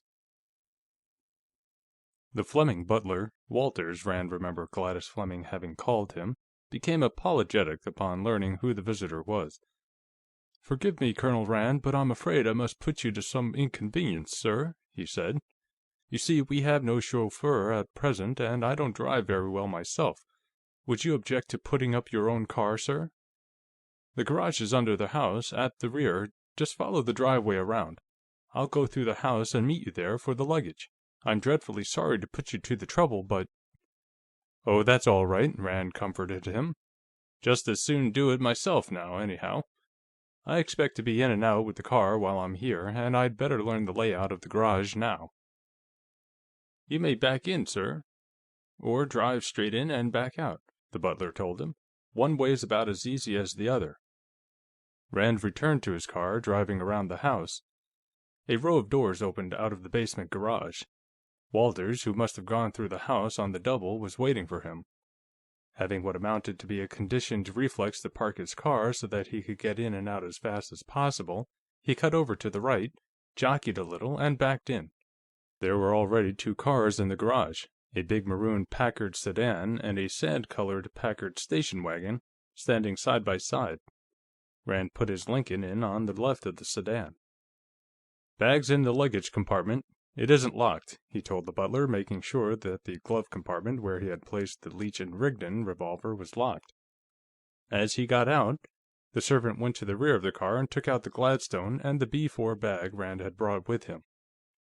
"If you don't mind entering the house from the rear, sir, we can go up those steps there, and through the rear hall," the butler suggested, almost as though he were making some indecent and criminal proposal. Rand told him to forget the protocol and lead the way. The butler picked up the bags and conducted him up a short flight of concrete steps to a landing and a door opening in a short hall above. An open door from this gave access to a longer hall, stretching to the front of the house, and there was a third door, closed, which probably led to the servants' domain. Rand followed his guide through the open door and into the long hall, which passed under an arch to extend to the front door. There was a door on either side, about midway to the arch under the front stairway. The one on the right was the dining room, Walters explained, and the one on the left was the library. He seemed to be still suffering from the ignominy of admitting a house guest through any but the main portal. Emerging into the front hallway, he put down the bags, took Rand's hat and coat and laid them on top of the luggage, and then went to an open doorway on the right, standing in it and coughing delicately before announcing that Colonel Rand was here. Gladys Fleming, wearing a pale blue frock, came forward as Rand entered the parlor, her hands extended. The two other women in the big parlor remained motionless. They would be the sisters, Geraldine Varsic and Nelda Dunmore. Rand didn't wonder that they resented Gladys so bitterly. Economic considerations aside, girls seldom enthuse over a stepmother so near their own age, who is so much more beautiful. "Good afternoon, Colonel Rand," Gladys said. "This is Mrs. Varsic." She indicated a very pale blonde who sat slumped in a deep chair beside a low cocktail table, a highball in her hand. "And Mrs. Dunmore." She was the brunette with the full bust and hips, in the short black skirt and the tight white sweater, who was standing by the fireplace. "Hello. The blonde, Geraldine, smiled shyly at him. She had big blue eyes and delicately tinted rose-petal lips that seemed to be trying not to laugh at some private joke. She wasn't exactly blotto, but she had evidently laid a good foundation for a first-class jag. After all, it was only 2:30 in the afternoon. The other sister, Nelda, didn't say anything. She merely stood and stared at Rand distrustfully. Rand doubted that she ordinarily gave men the hostile eye. The full dark red lips, the lush figure, the way she draped it against the side of the fireplace to catch the ruddy light on her more interesting curves and bulges. There was a bimbo just made to be leered at, and she probably resented it like hell if she weren't. Rand gave them a general good afternoon, then turned to Gladys. "I had a good talk with Good yesterday afternoon," he said. "I have his authorization to handle all the details. As soon as I get an itemized list, I'll circularize dealers and other possible buyers and ask for offers." "Is that all?" Nelda demanded angrily of Gladys. "Why, Fred's done all that already." "Is that correct, Mrs. Fleming?" Rand asked for the record. "I told you yesterday what's been done," Gladys replied. "Fred has talked to one dealer, Arnold Rivers. There has been no inventory of any sort made." "Mr. Rivers is offering us $10,000, Nelda retorted. "I don't see why you had to bring this Colonel What's-his-name into it, at all. You think he can get us a better offer? If you do, you're crazy." $10,000 for a collection that ought to sell for 5 times that in Macy's basement, Geraldine hooted. "How much is Rivers slipping Fred on the side?" "Oh, go back to your bottle," Nelda cried. "You're too drunk to know what you're talking about." "They tell me Colonel Rand is a detective, too," Geraldine continued. "Maybe he can find out why Fred never talked to Stephen Gresham, or Carl Gwinnett, or anybody else except this Rivers. How much is Fred getting out of Rivers, anyhow?" "My God, Geraldine, shut up!" Nelda howled. Then she decided to take direct notice of Rand's presence. "Colonel Rand, I'm sorry to say that in her present condition, my sister doesn't know what she's saying. It's bad enough for my stepmother to bring an outsider into what's obviously a family matter, but when my sister begins making these ridiculous accusations—" "What's ridiculous about them?" Geraldine demanded, dumping another 2 ounces of whiskey into her glass and freshening it with a siphon. "I think Rivers offering $10,000 for the collection, and Fred's thinking we'd accept it, are the only ridiculous things about it." "That's rather what I told Rivers this afternoon," Rand put in. "He seemed a bit upset about my being brought into this, too, but he finally admitted that he was willing to pay up to $25,000 for the collection, and if he buys it, that's exactly what it's going to cost him." "What?" Nelda fairly screamed. Her hands opened and closed spasmodically. She was using a dark red nail tint that made Rand think of blood-dripping talons. "Mr. Arnold Rivers told me this afternoon, and I quote, 'I'm willing to pay up to $25,000 for that collection,' unquote," Rand said. "And I can tell you now that $25,000 is just what he will pay for it, unless I can find somebody who's willing to pay more, which is not at all improbable." "Hooray!" Geraldine waved her glass and toasted Rand with it. "And 25G ain't hay, brother." Gladys smiled quickly at Rand, then turned to Nelda. "Now I hope you see why I thought it was wise to bring in somebody who knows something about old arms," she said. Nelda evidently saw. There was apparently nothing stupid about her. "And Fred was going to take a miserable $10,000. The way she said it, 10,000 sounded like a fairly generous headwaiter's tip. "Did Rivers actually tell you he'd pay 25? Rand gave, as nearly verbatim as possible, his conversation with the dealer. "And he can afford it, too," he finished. "He can make a nice profit on the collection at that figure." "My God, do you mean the pistols are worth more than that, even?" she wanted to know, aghast. "Certainly, if you're a dealer with an established business, and customers all over the country, and want to take 5 or 6 years to make your profit," Rand replied. "If you aren't, and want your money in a hurry, no." "That's why I was against turning the collection over to Gwinnett on a commission basis," Gladys said. "It would take him 5 years to get anything sold." Nelda left the fireplace and advanced towards Rand. "Colonel, I owe you an apology," she said. "I had no idea Father's pistols were worth anywhere near that much. I don't suppose Fred did, either." She frowned. Wait till she gets Fred alone, Rand thought. I'd hate to be in his spot. "You say you're acting on Humphrey Goode's authority?" That's right. I'll negotiate the sale, but the money will be paid directly to him, for distribution according to the terms of your father's will. Rand got out Goode's letter and handed it to Nelda. She read it carefully. "I see." She seemed greatly relieved. She was looking at Rand now as she was accustomed to look at men, particularly handsome six-footers who were broad across the shoulders and narrow at the hips and resembled King Charles II. She was probably wondering if Rand was equal to Old Rowley in another important respect. "I didn't understand. I thought—" A dirty look aimed at Gladys explained what she had thought. Then her glance fell on the bottle and siphon on the table beside Geraldine's chair, and she changed the subject by inquiring if Colonel Rand might like a drink. "Well, let's go up to the gunroom," Gladys suggested. "We can have our drink up there while Colonel Rand's looking at the pistols. Coming with us, Geraldine?" Geraldine rose, not too steadily, her glass still in her hand, and took Rand's left arm. Gladys, seeing Nelda moving in on the detective's right, took his other arm. Nelda was barely successful in suppressing a look of murderous anger. The double doorway into the hall was just wide enough for Rand and his two flankers to pass through. Nelda had to fall in a couple of paces rear of center, and wasn't able to come up into line until they were in the hall, upstairs. "There's the gunroom," Gladys pointed. "And that's your room over there." As she spoke, Walters came out of the doorway she had indicated. "Your bags are unpacked, sir," he reported.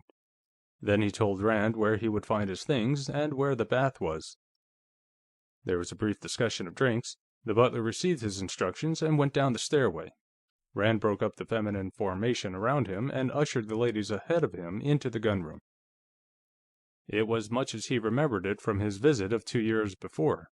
There was a desk in one corner, and back of it a short workbench and tool cabinet. There was a long table in the middle of the room, its top covered with green baize, upon which many flat rectangular boxes of hardwood rested, some walnut, some rosewood, some quartered oak. Each would contain a pistol or pair of pistols with cleaning and loading tools. In the corner farthest from the desk he saw the head of the spiral stairway from the library below mentioned by Gladys Fleming. There were ashstands and a couple of cocktail tables and a number of chairs and the old maple cobbler's bench on which Lane Fleming had died. The only books in the room were in a small case over the workbench. They were all arms books. Then he looked at the walls. On both ends, and on the long inside wall, the pistols hung, hundreds and hundreds of them. The cream of a lifetime's collecting. Horizontal white-painted boards had been fixed to the walls, about 4 feet from the floor, and similar boards had been placed 5 feet above them. Between, narrow vertical strips, as wide as a lath but twice as thick, were set. Rows of pistols were hung, the barrels horizontal on pairs of these strips, with screw hooks at grip and muzzle. There were about 100 such vertical rows of pistols. Rand was still looking at them when the butler brought in the drinks. When Gladys told the servant that that would be all, he went out rather reluctantly, by the spiral stairs to the library. "Well, what do you think of them, Colonel Rand?" Gladys asked. Rand tasted his whiskey and looked around. "It's one of the finest collections in the country," he said. "I may even be able to find somebody who'll top Rivers's offer, but don't be disappointed if I don't. By the way, did anybody help Mr. Fleming keep this stuff clean? The room seems dry, but even so, they'd need an occasional wiping off." "Oh, Walters was always in here, going over the pistols," Nelda said. "He's been in here every day lately." "I wonder if you could spare him to help me a little. I'll need somebody who knows his way around here at first." "Why, of course," Gladys agreed. "He isn't very busy in the mornings, or in the afternoons till close to dinner time. Are you going to start work today?" "I'll have to. I'm going to see Stephen Gresham and his associates this evening, and I'll want to know what I'm talking about." They spent about 15 minutes over their drinks, talking about the collection. Rand and Gladys did most of the talking, in spite of Nelda's best efforts to monopolize the conversation. Geraldine, after a few minutes, retired into her private world and only roused herself when her sister and stepmother were about to leave. When they went out, Gladys promised to send Walters up directly. Rand heard her speaking to him at the foot of the main stairway. End of Chapter 6.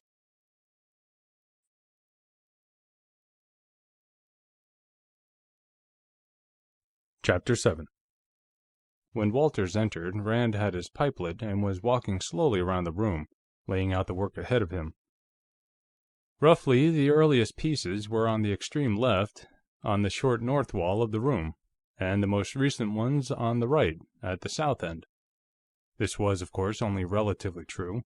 The pistols seemed to have been classified by type in vertical rows, and chronologically from top to bottom in each row. The collection seemed to consist of a number of intensely specialized small groups, with a large number of pistols of general types added.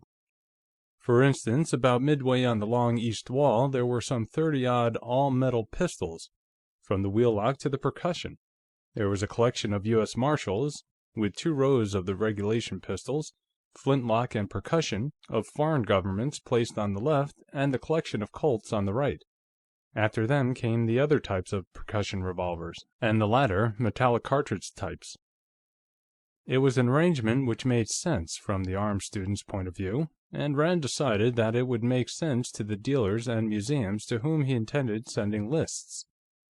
He would save time by listing them as they were hung on the walls. Then there were the cases between the windows on the west wall containing the ammunition collection, examples of every type of fixed pistol ammunition, and the collection of bullet molds and powder flasks and wheel-lock spanners and assorted cleaning and loading accessories. All that stuff would have to be listed, too. "I beg your pardon, sir," Walters broke in, behind him. "Mrs. Fleming said that you wanted me." "Oh, yes," Rand turned. "Is this the whole thing? What's on the walls here?" "Yes, sir. There is also a wall case containing a number of modern pistols and revolvers, and several rifles and shotguns in the room formerly occupied by Mr. Fleming, but they are not part of the collection, and they are now the personal property of Mrs. Fleming. I understand that she intends selling at least some of them on her own account. Then there is a quantity of ammunition and ammunition components in that closet under the workbench. Cartridges, primed cartridge shells, black and smokeless powder, cartridge primers, percussion caps. But they are not part of the collection, either. I believe Mrs. Fleming wants to sell most of that, too." "Well, I'll talk to her about it. I may want to buy some of the ammunition for myself," Rand said. "So I only need to bother with what's on the walls in this room? By the way, did Mr. Fleming keep any sort of record of his collection? A book, or a card index, or anything like that?"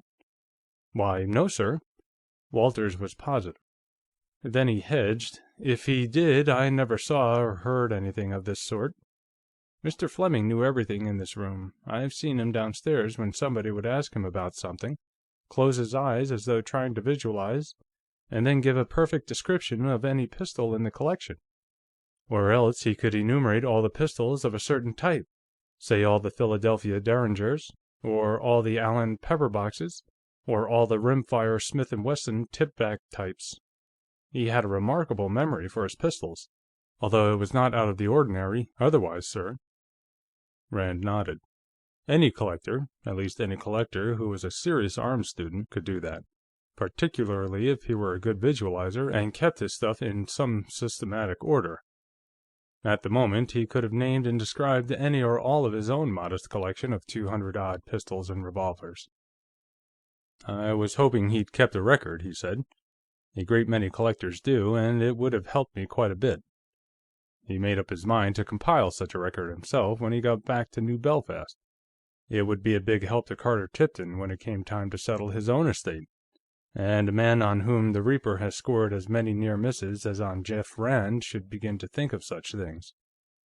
"And how about writing materials? And is there a typewriter available?" There was. A cased portable was on the floor beside the workbench. Walter showed him which desk drawers contained paper and other things. There was, Rand noticed, a loaded .38 Colt Detective Special in the upper right-hand desk drawer. "And these phones," the butler continued, indicating them. "This one is a private outside line. It doesn't connect with any other in the house. The other is an extension. It has a buzzer. The outside phones has a regular bell." Rand thanked him for the information. Then, picking up a notepad and pencil, he started on the left of the collection, meaning to make a general list and rough approximation of value for use in talking to Gresham's friends that evening. Tomorrow, he would begin on the detailed list for use in soliciting outside offers. 25 wheel locks, 4 heavy South German dags, 2 singles and a pair, 3 Saxon pistols, with sharply dropped grips, a pair and 1 single, 5 French and Italian 16th century pistols, a pair of small pocket or sash pistols, a pair of French petronels, and an extremely long 17th century Dutch pistol with an ivory-covered stock and a carved ivory Venus head for a pommel, 8 17th century French, Italian, and Flemish pistols. Rand noted them down, and was about to pass on, then he looked sharply at one of them. It was nothing out of the ordinary as wheel locks go, a long Flemish weapon of about 1640, the type used by the Royalist cavalry in the English Civil War. There were 2 others almost like it, but this one was in simply appalling condition. The metal was rough with rust, and apparently no attempt had been made to clean it in a couple of centuries.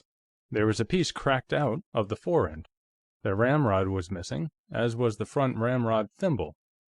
Both the trigger guard and the butt cap were loose, and when Rand touched the wheel, it revolved freely if sluggishly, betraying a broken spring or chain. The vertical row next to it seemed to be all snap-haunces, but among them Rand saw a pair of Turkish flintlocks. Not even good Turkish flintlocks. A pair of the sort of weapons hastily thrown together by native craftsmen or imported ready-made from Belgium for bazaar sale to gullible tourists. Among the fine examples of 17th century Brescian gunmaking above and below it, these things looked like a pair of dog patchers in the Waldorf Starlight Room. Rand contemplated them with distaste, then shrugged. After all, they might have had some sentimental significance, say souvenirs of a pleasantly remembered trip to the Levant. A few rows farther on, among some exceptionally fine flintlocks, all of which predated 1700, he saw one of those big Belgian Navy pistols, circa 1800, of the sort once advertised far and wide by a certain old army goods dealer for $6.95. This was a particularly repulsive specimen of its breed. Grimy with hardened dust and gummed oil, maculated with yellow surface rust, the brasswork green with corrosion. It was impossible to shrug off a thing like that. From then on, Rand kept his eyes open for similar incongruities. They weren't hard to find. There was a big army pistol of Central European origin and in abominable condition, among a row of fine multi-shot flintlocks. Multi-shot. Stephen Gresham had mentioned an Elisha Collier flintlock revolver. It wasn't there. It should be hanging about where this post-Napoleonic German thing was. There was no Hall breech loader, either, but there was a dilapidated old Ketland. There were many such interlopers among the U.S. Marshals. An English ounce-ball cavalry pistol, a French 1777 and a French 1773, a couple more .695 bargain counter specials, a miserable altered S. North 1816. Among the Colts there was some awful junk, including a big Spanish hinge-frame .44 and a Belgian imitation of a Webley RIC model.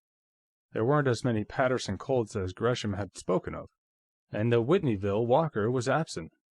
It went on like that. About a dozen of the best pistols which Rand remembered having seen from 2 years ago were gone, and he spotted at least 20 items which the late Lane Fleming wouldn't have hung in his backyard privy if he'd had one. Well, that was to be expected. The way these pistols were arranged, the absence of one from its hooks would have been instantly obvious. So, as the good stuff had moved out, these disreputable changelings had moved in. "You had rather a shocking experience here in Mr. Fleming's death," Rand said over his shoulder to the butler. "Oh, yes, indeed, sir." Walters seemed relieved that Rand had broken the silence. "A great loss to all of us, sir, and so unexpected." He didn't seem averse to talking about it, and went on at some length. His story closely paralleled that of Gladys Fleming. "Mr. Varcek called the doctor immediately," he said. "Then Mr. Dunmore pointed out that the doctor would be obliged to notify either the coroner or the police, so he called Mr. Goode, the family solicitor. That was about 20 minutes after the shot. Mr. Goode arrived directly. He was here in about 10 minutes. I must say, sir, I was glad to see him. To tell the truth, I had been afraid that the authorities might claim that Mr. Fleming had shot himself deliberately." Somebody else doesn't like the smell of that accident, Rand thought. Aloud, he said, "Mr. Goode lives nearby, then, I take it?" "Oh, yes, sir. You can see his house from these windows, over here, sir." Rand looked out the window. The rain-soaked lawn of the Fleming residence ended about 100 yards to the west. Beyond it, an orchard was beginning to break into leaf, and beyond the orchard and another lawn stood a half-timbered, Tudor-style house, somewhat smaller than the Fleming place. A path led down from it to the orchard, and another led from the orchard to the rear of the house from which Rand looked. "Must be comforting to know your lawyer so handy," he commented. "And what do you think, Walters? Are you satisfied in your own mind that Mr. Fleming was killed accidentally?" The servant looked at him seriously. "No, sir, I'm not," he replied. "I've thought about it a great deal since it happened, sir, and I just can't believe that Mr. Fleming would have that revolver and start working on it without knowing that it was loaded. That just isn't possible, if you'll pardon me, sir. And I can't understand how he would have shot himself while removing the charges. The fact is, when I came up here at 7:15 to call him for cocktails, he had the whole thing apart and spread out in front of him." The butler thought for a moment. "I believe Mr. Dunmore had something like that in mind when he called Mr. Goode." "Well, what happened?" Rand asked. "Did the coroner or the doctor choke on calling it an accident?"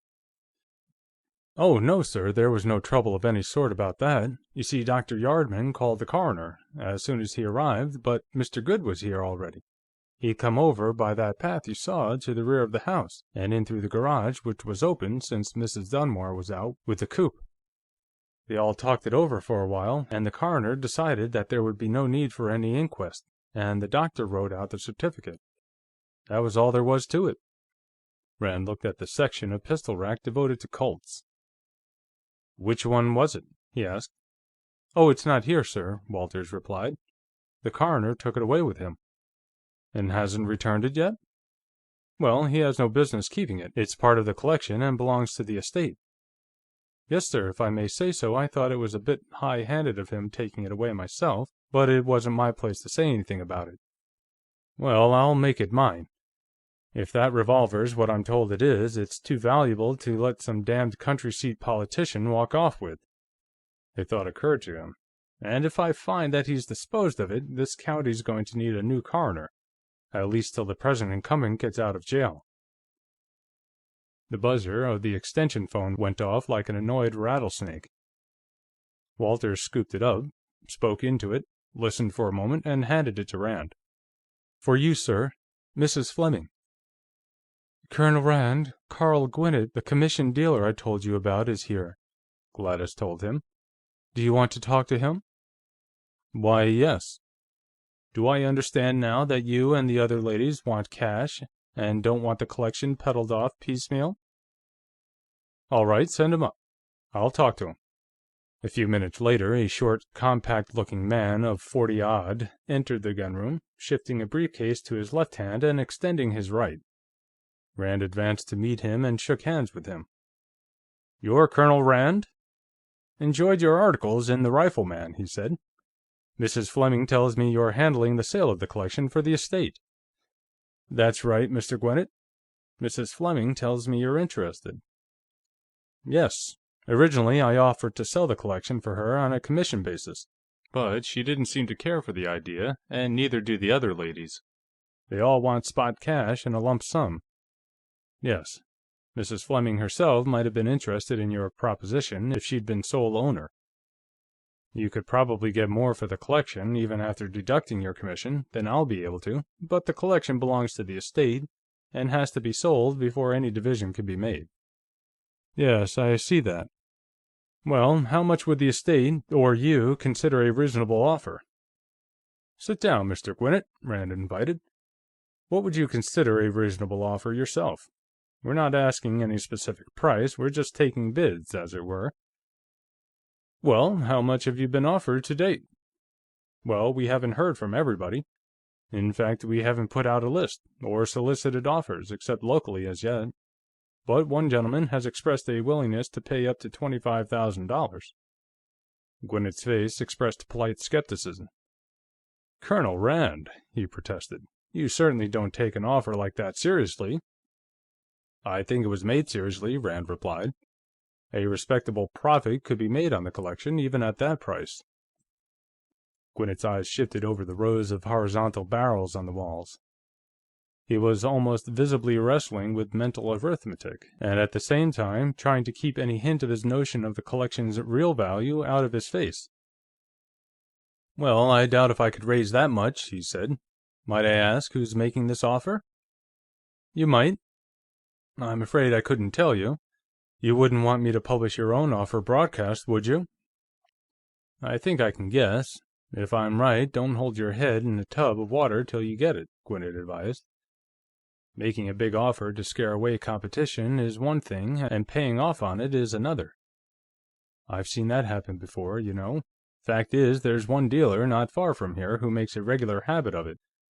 He'll make some fantastic offer, and then, when everybody's been bluffed out, he'll start making objections and finding faults, and before long he'll be down to about a quarter of his original price." "The practice isn't unknown," Rand admitted.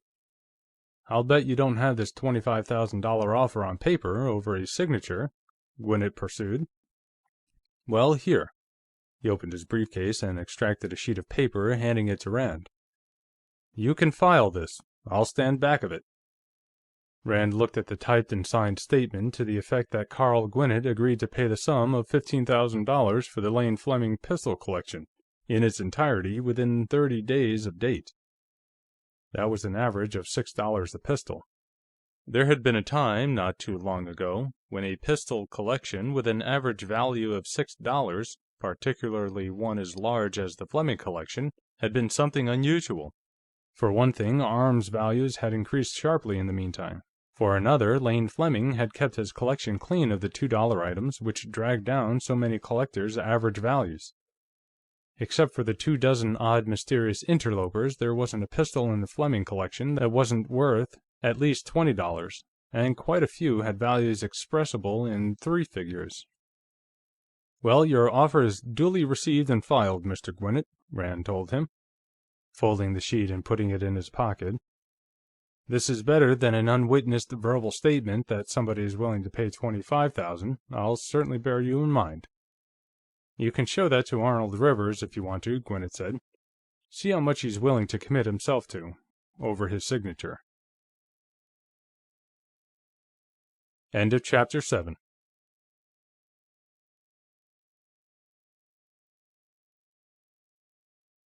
Chapter 8. Pre-dinner cocktails in the library seemed to be a sort of household rite, a self-imposed truce of Bacchus before the resumption of hostilities in the dining room. It lasted from 6:45 to 7. Everybody sipped Manhattans and kept quiet and listened to the radio newscast. The only new face, to Rand, was Fred Dunmore's. It was a smooth, pinkly shaven face, decorated with octagonal rimless glasses, an entirely unremarkable face, the face of the type that used to be labeled Babbitt. The corner of Rand's mind that handled such data subconsciously filed his description: 45 to 50, 180, 5 feet 8, hair brown and thinning, eyes blue. To this he added the Rotarian button on the lapel and the small gold globule on the watch chain that testified that, when his age and weight had been considerably less, Dunmore had played on somebody's basketball team. At that time, he had probably belonged to the YMCA and had thought that Mussolini was doing a splendid job in Italy, that H.L. Mencken ought to be deported to Russia, and that Prohibition was here to stay. At company sales meetings, he probably radiated an aura of synthetic good fellowship. As Rand followed Walters down the spiral from the gunroom, the radio commercial was just starting, and Geraldine was asking Dunmore where Anton was.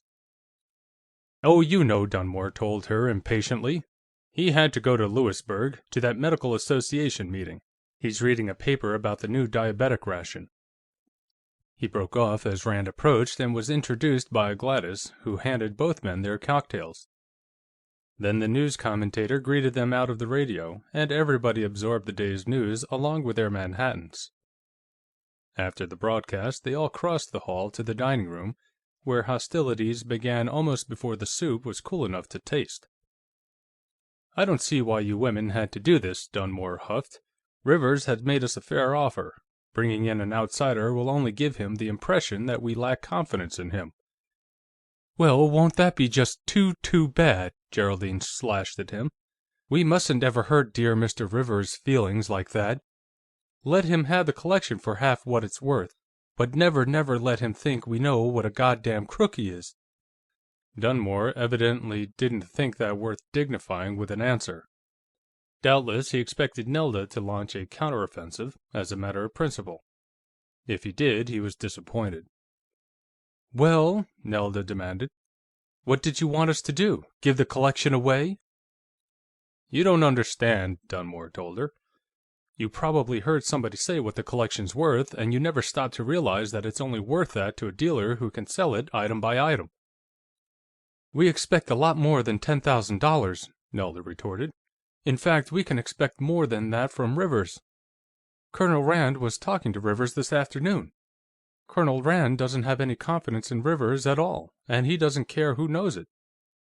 "You were talking to Arnold Rivers this afternoon about the collection?" Dunmore demanded of Rand. "That's right," Rand confirmed.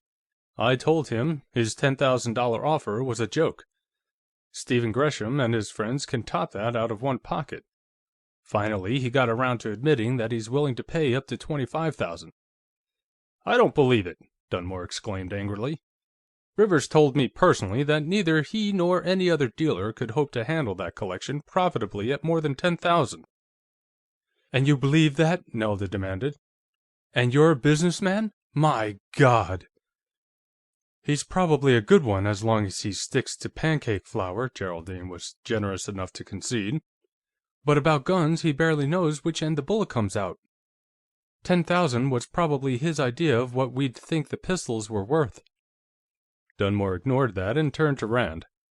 "Did Arnold Rivers actually tell you he'd pay $25,000 for the collection?" he asked. "I can't believe that he'd raise his own offer like that." "He didn't raise his offer. I threw it out and told him to make one that would be taken seriously." Rand repeated as closely as he could his conversation with the arms dealer. When he had finished, Dunmore was frowning in puzzled displeasure. "And you think he's actually willing to pay that much?" "Yes, I do. If he handles them right, he can double his money on the pistols inside of 5 years. I doubt if you realize how valuable those pistols are. You probably defined Mr. Fleming's collection as a hobby, and therefore something not to be taken seriously. And aside from the actual profit, the prestige of handling this collection would be worth a good deal to Rivers, as advertising. I haven't the least doubt that he can raise the money, or that he's willing to pay it." Dunmore was still frowning. Maybe he hated being proved wrong in front of the women of the family. "And you think Gresham and his friends will offer enough to force him to pay the full amount?" Rand laughed and told him to stop being naive. "He's done that himself, and what's more, he knows it. When he told me he was willing to go as high as $25,000, he fixed the price. Unless somebody offers more, which isn't impossible." "But maybe he's just bluffing." Dunmore seemed to be following Gwinnett's line of thought. "After he's bluffed Gresham's crowd out, maybe he'll go back to his original $10,000 offer." "Fred, please stop talking about that $10,000, Geraldine interrupted. "How much did Rivers actually tell you he'd pay? 25,000, like he did Colonel Rand?" Dunmore turned in his chair angrily. "Now look here," he shouted. "There's a limit to what I've got to take from you." He stopped short, as Nelda, beside him, moved slightly, and his words ended in something that sounded like a smothered moan. Rand suspected that she had kicked her husband painfully under the table. Then Walters came in with the meat course, and firing ceased until the butler had retired. "By the way," Rand tossed into the conversational vacuum that followed his exit, "does anybody know anything about a record Mr. Fleming kept of his collection?" "Why, no, can't say I do," Dunmore replied promptly, evidently grateful for the change of subject. "You mean like an inventory?" "Oh, Fred, you do," Nelda told him impatiently. "You know that big gray book Father kept all his pistols entered in." "It was a gray ledger with a black leather back," Gladys said. "He kept it in a little bookcase over the workbench in the gunroom." "I'll look for it," Rand said. "Sure it's still there? It would be a big help to me." The rest of the dinner passed in relative tranquility. The conversation proceeded in fairly safe channels. Dunmore was anxious to avoid any further reference to the sum of $10,000. When Gladys introduced Rand to talk about his military experiences, he lapsed into preoccupied silence. Several times Geraldine and Nelda aimed half-hearted feline swipes at one another, more out of custom than present and active rancor. The women seemed to have erected a temporary tripartite, en ton more or less cordial. Finally, the meal ended, and the diners drifted away from the table. Rand went to his room for a few moments, then went to the gunroom to get the notes he had made. Fred Dunmore was using the private phone as he entered. "Well, never mind about that now," he was saying. "We'll talk about it when I see you." "Yes, of course. So am I. Well, say about 11. Be seeing you." He hung up and turned to Rand. "More goddamn union trouble," he said. "It's enough to make a saint lose his religion. Our factory hands are organized in the CIO, and our warehouse, sales, and shipping personnel are in the AF of L. And if they aren't fighting the company, they're fighting each other. Now they have some damn kind of jurisdictional dispute. I don't know what this country's coming to." He glared angrily through his octagonal glasses for a moment. Then his voice took on an ingratiating note. "Look here, Colonel, I just didn't understand the situation until you explained it. I hope you aren't taking anything that sister-in-law of mine said seriously. She just blurts out the first thing that comes into her so-called mind. Why, only yesterday she was accusing Gladys of bringing you into this to help her gyp the rest of us, and before that—" "Oh, forget it." Rand dismissed Geraldine with a shrug. "I know she was talking through a highball glass. As far as selling the collection is concerned, you just let Rivers sell you a bill of something you hadn't gotten a good look at. He's a smart operator, and he's crooked as a wagon load of blacksnakes. Maybe you never realized just how much money Fleming put into this collection. Naturally, you wouldn't realize how much could be gotten out of it again. A lot of this stuff has been here quite a while, and antiques of any kind tend to increase in value." "Well, I want you to know that I'm just as glad as anybody if you can get a better price out of him than I could." Dunmore smiled ruefully. "I guess he's just a better poker player than I am." "Not necessarily. He could see your hand and you couldn't see his," Rand told him. "You going to see Gresham and his friends this evening?" Dunmore asked. "Well, when you get back, if you find 4 cars in the garage, counting the station wagon, lock up after you've put your own car away. If you find only 3, then you'll know that Anton Varsik's still out, so leave it open for him. That's the way we do here. Last one in locks up." End of Chapter 8.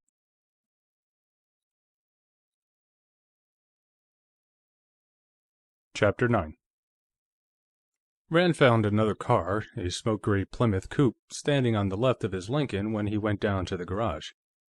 Running his car outside and down to the highway, he settled down to his regular style of driving. A barely legal 50 miles per hour, punctuated by bursts of absolutely felonious speed whenever he found an unobstructed straightway. Entering Rosemont, he slowed and went through the underpass at the railroad tracks, speeding again when he was clear of the village. A few minutes later, he was turning into the crushed limestone drive that led up to the buff brick Gresham house. A girl met him at the door, a cute little redhead in a red-striped dress, who gave him a smile that seemed to start on the bridge of her nose and lift her whole face up after it. She held out her hand to him. "Colonel Rand!" she exclaimed. "I'll bet you don't remember me." "Sure I do. You're Dot," Rand said. "At least I think you are. The last time I saw you, you were in pigtails, and you were only about so high." He measured with his hand. "The last time I was here, you were away at school. You must be old enough to vote by now." "I will this fall," she replied. "Come on in, you're the first one here. Daddy hasn't gotten back from town yet. He called and said he'd be delayed till about 9. In the hall, she took his hat and coat and guided him toward the parlor on the right. "Oh, Mother," she called, "here's Colonel Rand." Rand remembered Irene Gresham, too, an overaged dizzy blonde who was still living in the flaming youth era of the 20s. She was an extremely good egg. He liked her very much. After all, insisting upon remaining an F. Scott Fitzgerald character was a harmless and amusing foible, and it was no more than right that somebody should try to keep the bright banner of Jazz-Age innocence flying in a grim and sullen world. He accepted a cigarette, shared the flame of his lighter with mother and daughter, and submitted to being gushed over. "And honestly, Jeff, you get handsomer every year," Irene Gresham rattled on. "Dot, doesn't he look just like Clark Gable on Gone with the Wind? But then, of course, Jeff really is a Southerner, so—" The doorbell interrupted this slight non sequitur. She broke off, rising. "Sit still, Jeff. I'm going to see who it is. You know, we're down to only one servant now, and it seems as if it's always her night off, or something. I don't know, honestly, what I'm going to do." She hurried out of the room. Voices sounded in the hall, a man and a girl's. "That's Pierre and Karen," Dot said. "Let's all go up in the gunroom and wait for the others there." They went out to meet the newcomers. The man was a few inches shorter than Rand, with gray eyes that looked startlingly light against the dark brown of his face. He wasn't using a cane, but he walked with a slight limp. Beside him was a slender girl almost as tall as he was, with dark brown hair and brown eyes. She wore a rust-brown sweater and a brown skirt, and low-heeled walking shoes. Irene Gresham went into the introductions. The newcomers shook hands with Rand and were advised that the style of address was Jeff, rather than Colonel Rand. And then Dot suggested going up to the gunroom. Irene Gresham said she'd stay downstairs. She'd have to let the others in. "Have you seen this collection before?"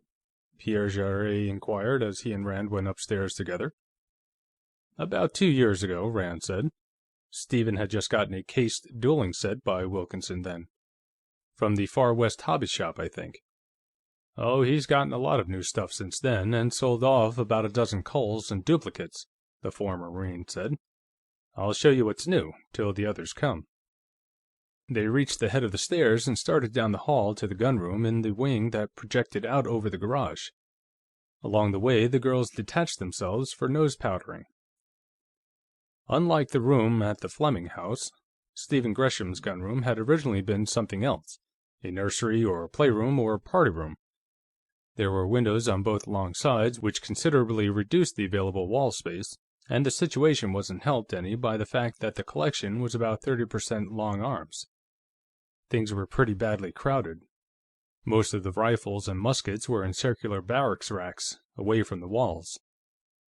"Here, this one's new since you were here," Pierre said, picking a long musket from one of the racks and handing it to Rand. "How do you like this one?" Rand took it and whistled appreciatively. "Real European matchlock. No, I never saw that. Looks like North Italian, say 1575 to about 1600. "That musket," Pierre informed him, "came over on the Mayflower." "Really, or just a gag?" Rand asked. "It easily could have. The Mayflower Company bought their muskets in Holland from some 17th century forerunner of Bannerman's, and Europe was full of muskets like this then, left over from the wars of the Holy Roman Empire and the French religious wars." "Yes, I suppose all their muskets were obsolete types for the period," Pierre agreed. "Well, that's a real Mayflower arm. Stephen has the documentation for it. It came from the Charles Winthrop Sawyer collection. And there were only 3 ownership changes between the last owner and the Mayflower Company. Stephen only paid $100 for it, too." "That was practically stealing," Rand said. He carried the musket to the light and examined it closely. "Nice condition, too. I wouldn't be afraid to fire this with a full charge right now." He handed the weapon back. "He didn't lose a thing on that deal." "I should say not. I'd give him $200 for it any time. Even without the history, it's worth that." "Who buys history, anyhow?" Rand wanted to know. "The fact that it came from the Sawyer collection adds more value to it than this Mayflower business. Past ownership by a recognized authority like Sawyer is a real guarantee of quality and authenticity. But history, documented or otherwise... Hell, only yesterday I saw a pair of pistols with a wonderful 350-year documented history. Only not a word of it was true. The pistols were made about 20 years ago."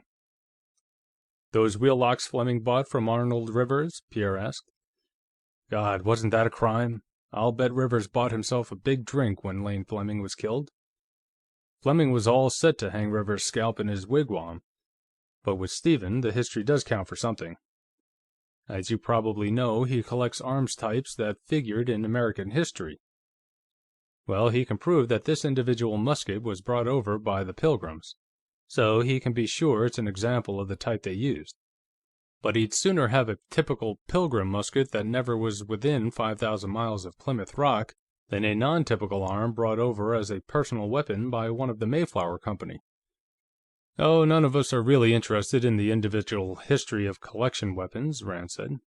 "You show me a collection that's full of known history arms, and I'll show you a collection that's either full of junk or else costs 3 times what it's worth. And you show me a collector who blows money on history, and 9 times out of 10 I'll show you a collector who doesn't know guns. I saw one such collection once. Every item had its history neatly written out on a tag and hung onto the trigger guard. The owner thought that the patent dates on Colts were model dates, and the model dates on French military arms were dates of fabrication." Pierre wrinkled his nose disgustedly. "God, I hate to see a collection all fouled up with tags hung on things," he said. "Or stuck over with gummed labels. That's even worse.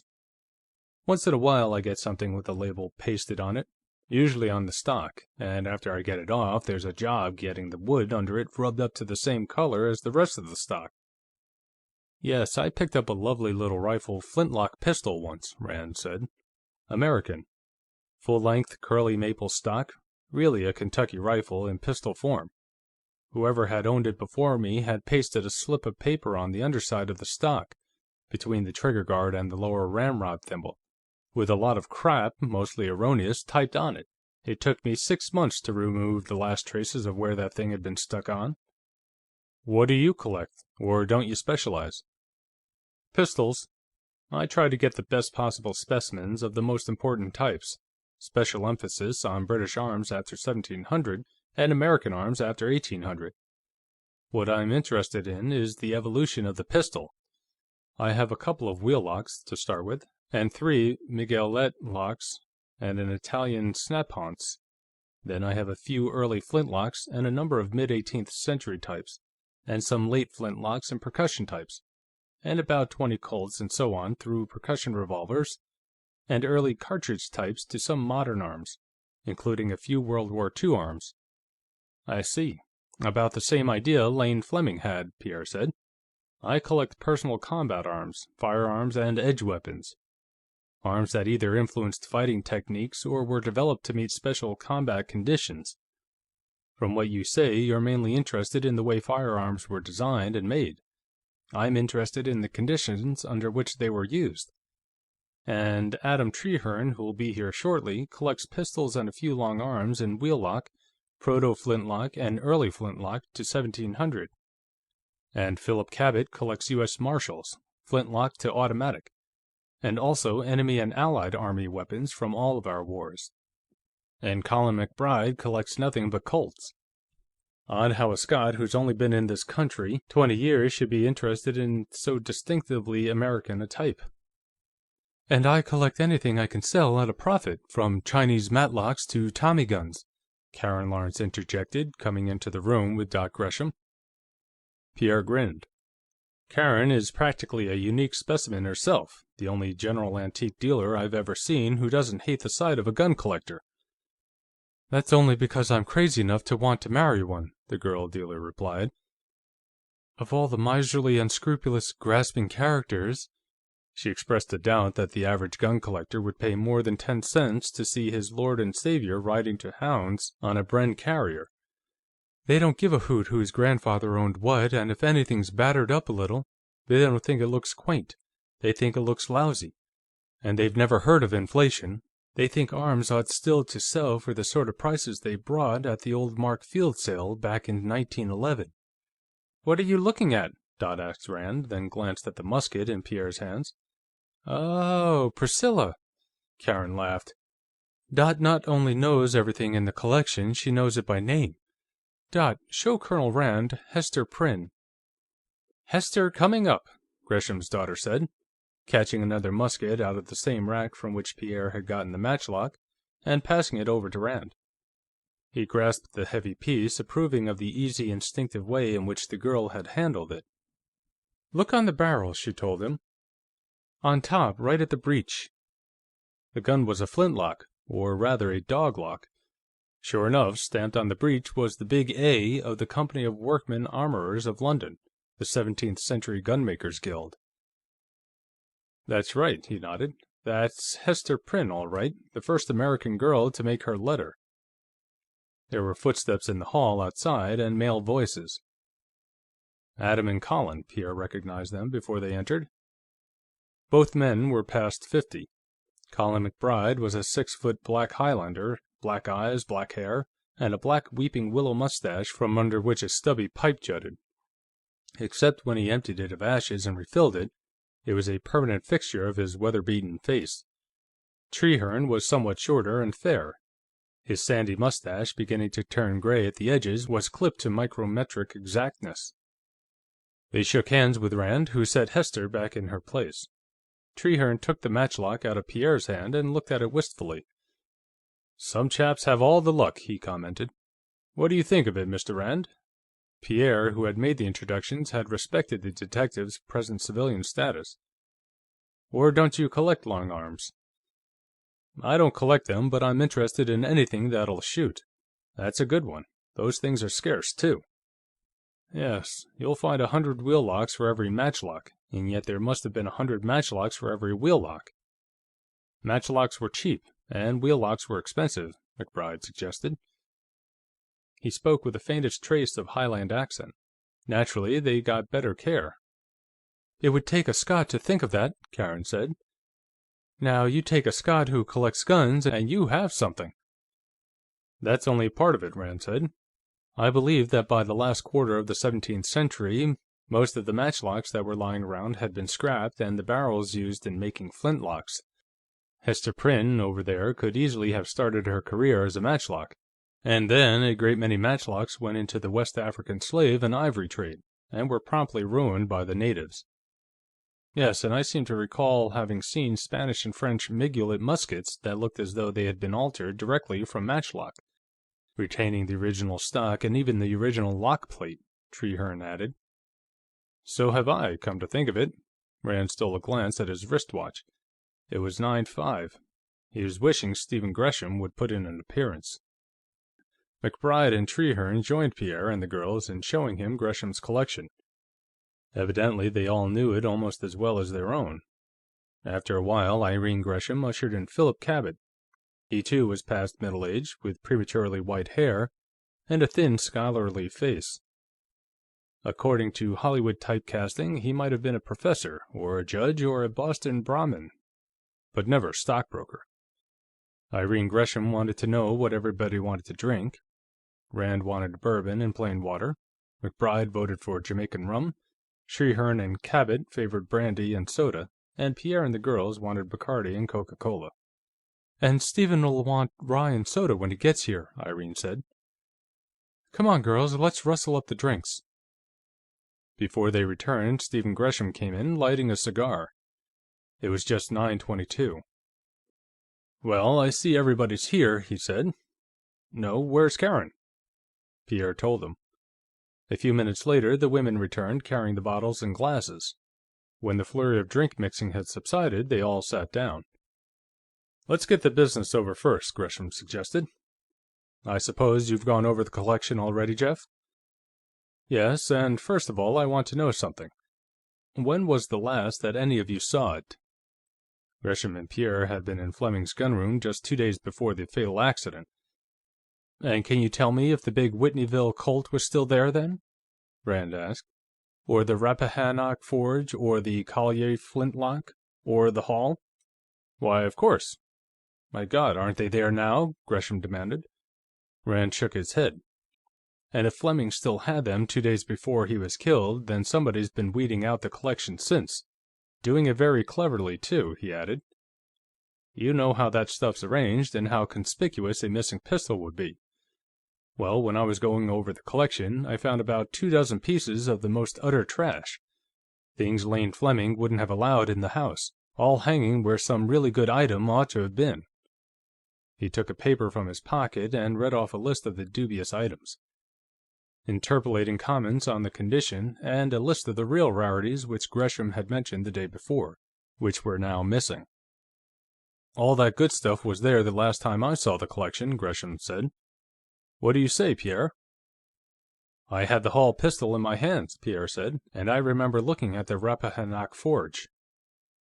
Trehearne broke in to ask how many English dog locks there were, and if the Snap-Haunce Highlander and the big all-steel wheel lock were still there.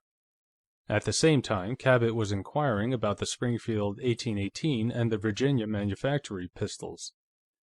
"I'll have a complete itemized list in a few days," Rand said. "In the meantime, I'd like a couple of you to look at the collection and help me decide what's missing.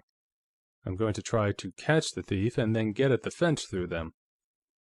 "Think Rivers might have gotten the pistols?" Gresham asked. "He's the crookedest dealer I know of." "He's the crookedest dealer anybody knows of," Rand amended. "The only thing, he's a little too anxious to buy the collection for somebody who's just skimmed off the cream." $10,000 isn't much in the way of anxiety," Cabot said. "I'd call that a nominal bid to avoid suspicion. The dope's changed a little on that." Rand brought him up to date. "Rivers' offer is now $25,000. There was a stunned hush, followed by a gust of exclamations. "Good Lord!" The Scots accent fairly curdled on Colin MacBride's tongue. "We can't go over that!" "I'm afraid not. 20 would be about our limit," Gresham agreed. "And with the best items gone—" He shrugged. Pierre and Karen were looking at each other in blank misery. Their dream of establishing themselves in the arms business had blown up in their faces.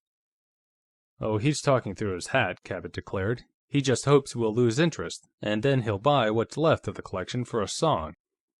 "Maybe he knows the collection's been robbed," Trehearne suggested. "That would let him out later. He'd accuse you or the Fleming estate of holding out the best pieces, and then offer to take what's left for about $5,000. "Well, that would be presuming that he knows the collection has been robbed," Cabot pointed out. "And the only way he'd know that would be if he himself had bought the stolen pistols." "Well, does anybody need a chaser to swallow that?" Trehearne countered. "I'm bloody sure I don't." Karen Lawrence shook her head. "No, he'd pay $25,000 for the collection, just as it stands, to keep Pierre and me out of the arms business. This end of the state couldn't support another arms dealer, and with the reputation he's made for himself, he'd be the one to go under." She stubbed out her cigarette and finished her drink. "If you don't mind, Pierre, I think I'll go home." "I'm not feeling very festive myself, right now." The ex-Marine rose and held out his hand to Rand. "Don't get the idea, Jeff, that anybody here holds this against you. You have your client's interest to look out for." "Well, if this be treason, make the most of it," Rand said. "But I hope Rivers doesn't go through with it. I'd like to see you people get the collection, and I'd hate to see a lot of nice pistols like that get into the hands of a damned swindler like Rivers. Maybe I can catch him with the hot goods on him, and send him up for about 3 to 5. "Oh, he's too smart for that," Karen despaired. "He can get away with faking, but the dumbest jury in the world would know what receiving stolen goods was, and he knows it." Dorothy and Irene Gresham accompanied Pierre and Karen downstairs. After they had gone, Gresham tried, not very successfully, to interject more life into the party with another round of drinks. For a while, they discussed the personal and commercial iniquities of Arnold Rivers. Trehearne and MacBride, who had come together in the latter's car, left shortly, and half an hour later Philip Cabot rose and announced that he, too, was leaving. "You haven't seen my collection since before the war, Jeff," he said. "If you're not sleepy, why don't you stop at my place and see what's new? You're staying at the Flemings'. My house is along your way, about a mile on the other side of the railroad." They went out and got into their cars. Rand kept Cabot's taillight in sight until the broker swung into his drive and put his car in the garage. Rand parked beside the road, took the Leech & Rigdon out of the glove box, and got out, slipping the Confederate revolver under his trouser band. He was pulling down his vest to cover the butt as he went up the walk and joined his friend at the front door. Cabot's combination library and gunroom was on the first floor. Like Rand's own collection, his collection was hung on racks over low bookcases on either side of the room. It was strictly a collector's collection, intensely specialized. There were all but a few of the U.S. regulation single-shot pistols, a fair representation of secondary types, most of the revolvers of the Civil War, and all the later revolvers and automatics. In addition, there were British pistols of the Revolution and 1812, Confederate revolvers, a couple of Spanish revolvers of 1898, the Lugers and Mausers and Steyers of the First World War, and the pistols of all our allies, beginning with the French weapons of the Revolution. "I'm having the devil's own time filling in for this last war," Cabot said. "I have a want ad running in the Rifleman, and I've gotten a few. That Nambu and that Japanese Model 14, and the Polish Radom and the Italian Glisenti and that Tokarev, and of course the P-38 and the Canadian Browning, but it's going to take the devil's own time. I hope nobody starts another war for a few years till I can get caught up on the last one." Rand was looking at the Confederate revolvers. Griswold and Greer, Heyman Brothers, Tucker and Sherrod, Dance Brothers, and Park, Spiller and Burr. There it was. Leech & Rigdon. He tapped it on the cylinder with a finger. "Wasn't it one of those things that killed Lane Fleming?" he asked. "Leech & Rigdon? So I'm told." Cabot hesitated. "Jeff, I saw that revolver, not 4 hours before Fleming was shot. Had it in my hands, looked it over carefully." He shook his head. "It absolutely was not loaded. It was empty, and there was rust in the chambers." "Then how the hell did he get shot?" Rand wanted to know. "That I couldn't say. I'm only telling you how he didn't get shot. Here, this is how it was. It was a Thursday, and I'd come halfway out from town before I remembered that I hadn't bought a copy of Time, so I stopped at Biddle's drugstore in the Village for one. Just as I was getting into my car, outside, Lane Fleming drove up and saw me. He blew his horn at me and then waved to me with the revolver in his hand. I went over and looked at it, and he told me he'd found it hanging back at the counter at a barbecue stand where the road from Rosemont joins Route 22. There had been some other pistols with it, and I went to see them later, but they were all trash. The Leech & Rigdon had been the only decent thing there, and Fleming had talked it out of this fellow for $10.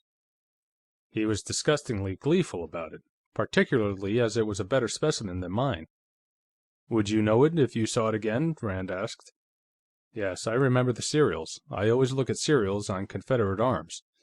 The highest known serial number for Leech & Rigdon is 1393. This one was 1234. Rand pulled the .36 revolver from his pants leg and gave it a quick glance. The number was 1234. He handed it to Cabot. "Is this it?" he asked. Cabot checked the number. "Yes, and I remember this bruise on the left grip. Fleming was saying that he was glad it would be on the inside, so it wouldn't show when he hung it on the wall." He carried the revolver to the desk and held it under the light. "Why, this thing wasn't fired at all!" he exclaimed. "I thought that Fleming might have loaded it, meaning to target it.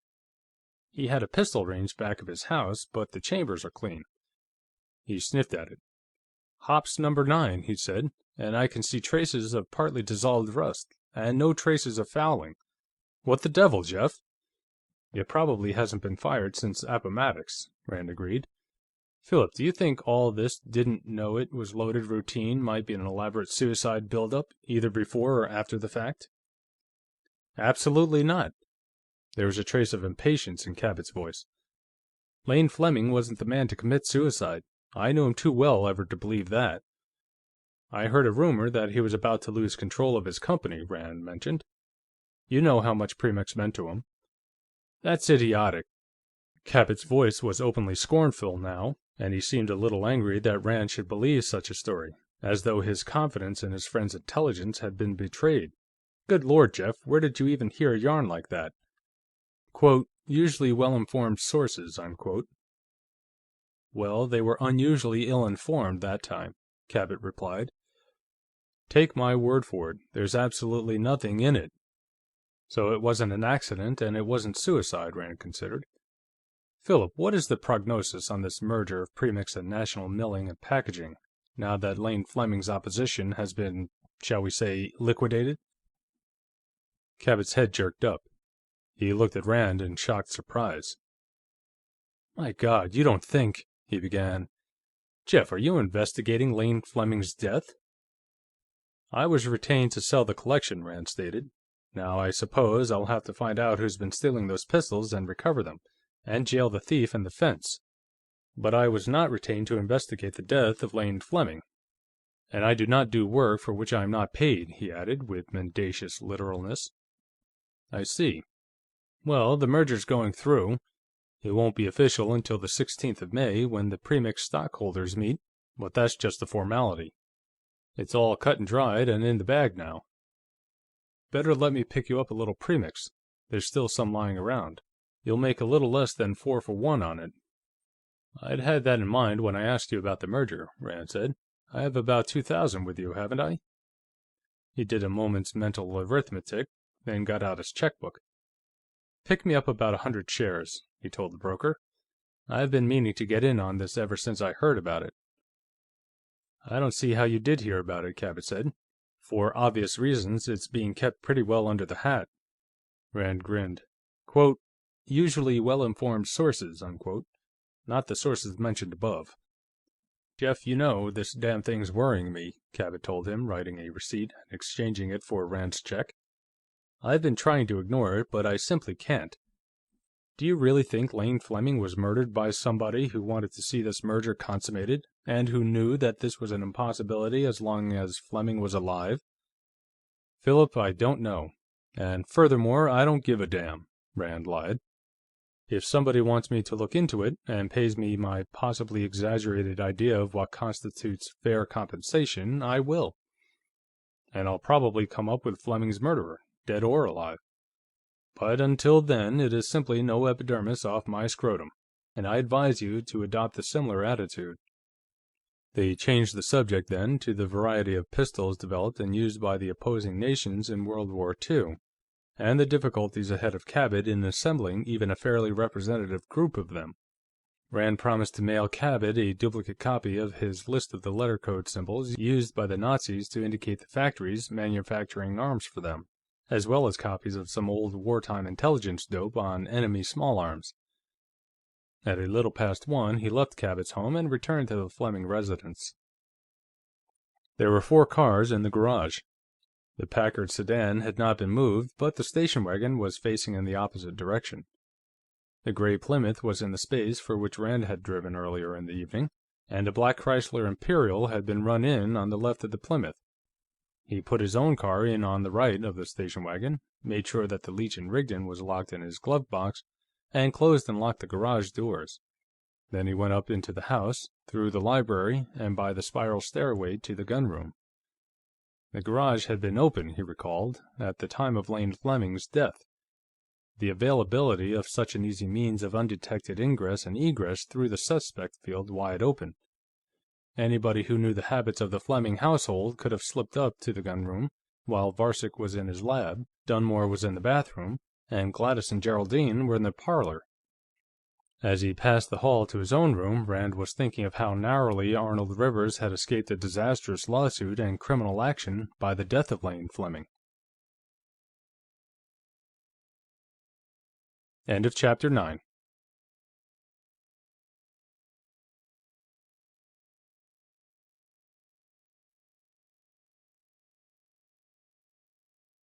Chapter 10. When Rand came down to breakfast the next morning, he found Gladys, Nelda, and a man whom he decided, by elimination, must be Anton Varsic, already at the table. The latter rose as Rand entered and bowed jerkily as Gladys verified the guess with an introduction. He was about Rand's own age and height. He had a smooth-shaven, tight-mouthed face, adorned with bushy eyebrows, each of which was almost as heavy as Rand's mustache. It was a face that seemed tantalizingly familiar, and Rand puzzled for a moment, then nodded mentally.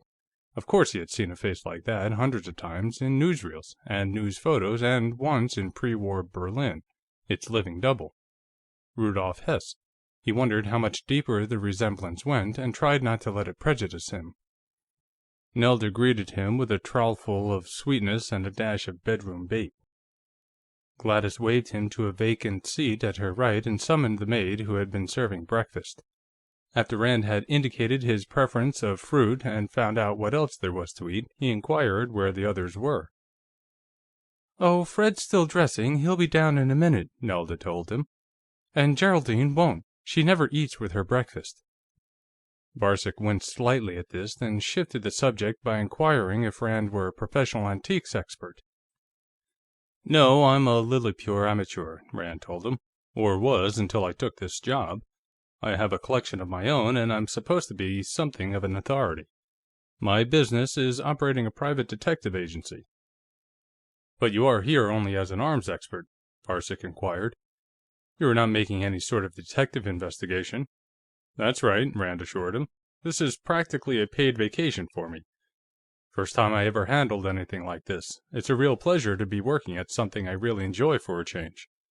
Varcek nodded. "Yes, I can understand that. My own work, for instance. I would continue with my research even if I were independently wealthy and any sort of work were unnecessary." "Tell Colonel Rand what you're working on now," Nelda urged. Varcek gave a small, mirthless laugh. "Oh, Colonel Rand would be no more interested than I would be in his pistols," he objected, then turned to Rand. "It is a series of experiments having to do with the chemical nature of life," he said. Another perfunctory chuckle. "No, I'm not trying to recreate Frankenstein's monster. The fact is, I'm working with fruit flies." "Something about heredity?" Rand wanted to know. Varcek laughed again, with more amusement. "So, one says fruit flies, and immediately another thinks heredity. It is practically a standard response. Only in this case, I am investigating the effect of diet changes. I use fruit flies because of their extreme adaptability. If I find that I am on the right track, I shall work with mice next." "Fred Dunmore mentioned a packaged diabetic ration you'd developed," Rand mentioned. "Oh, yes," Varcek shrugged. "Yes, something like an Army field ration for diabetics to carry when traveling, or wherever proper food may be unobtainable. That is for the company. Soon we put it on the market and make lots of money. But this other, that is my own private work." Dunmore had come in while Varcek was speaking, and had seated himself beside his wife. "Don't let him kid you, Colonel," he said. "Anton's just as keen about that dollar as the rest of us. I don't know what he's cooking up there in the attic, but I'll give 10 to 1 we'll be selling it in 25-cent packages inside a year, and selling plenty of them. Oh, and speaking about that dollar, how did you make out with Gresham and his friends?" "I didn't. They'd expected to pay about $20,000 for the collection. Rivers' offer has them stopped. And even if they could go over 25, I think Rivers would raise them. He's afraid to let them get the collection. Pierre Jarrett and Karen Lawrence intended using their share of it to go into the old arms business, in competition with him." "Uh-huh, that's smart," Dunmore approved. "It's always better to take a small loss stopping competition than to let it get too big for you. You save a damn sight bigger loss later." "How soon do you think the pistols will be sold?" Gladys asked. "Oh, in about a month, at the outside," Rand said, continuing to explain what had to be done first. "Well, I'm glad of that," Varcek commented. "I never liked those things, and after what happened, the sooner they can be sold, the better." Breakfast finally ended, and Varcek and Dunmore left for the premix plant. Rand debated for a moment the wisdom of speaking to Gladys about the missing pistols, then decided to wait until his suspicions were better verified. After a few minutes in the gunroom, going over Lane Fleming's arms books on the shelf over the workbench without finding any trace of the book in which he had catalogued his collection, he got his hat and coat, went down to the garage, and took out his car. It had stopped raining for the time being. The dingy sky showed broken spots, like bits of bluing on a badly rusted piece of steel. As he got out of his car in front of Arnold Rivers' red brick house, he was wondering just how he was going to go about what he wanted to do. After all, the door of the shop was unlocked and opened with a slow clanging of the door chime, but the interior was dark. All the shades had been pulled and the lights were out. For a moment, Rand stood in the doorway, adjusting his eyes to the darkness within and wondering where everybody was. Then, in the path of light that fell inward from the open door, he saw 2 feet in tan shoes, toes up, at the end of tweed-trousered legs on the floor. An instant later, he stepped inside, pulled the door shut after him, and was using his penlight to find the electric switch. For a second or so after he snapped it, nothing happened. And then the darkness was broken by the flickering of fluorescent tubes. When they finally lit, he saw the shape on the floor, arms outflung, the inverted rifle above it. For a seemingly long time, he stood and stared at the grotesquely transfixed body of Arnold Rivers. The dead man lay on his back, not 3 feet beyond the radius of the door, in a pool of blood that was almost dried and gave the room a sickly sweet butcher's shop odor. Under the back of Rand's hand, Rivers' cheek was cold. His muscles had already begun to stiffen in rigor mortis. Rand examined the dead man's wounds. His coat was stained with blood and gashed in several places.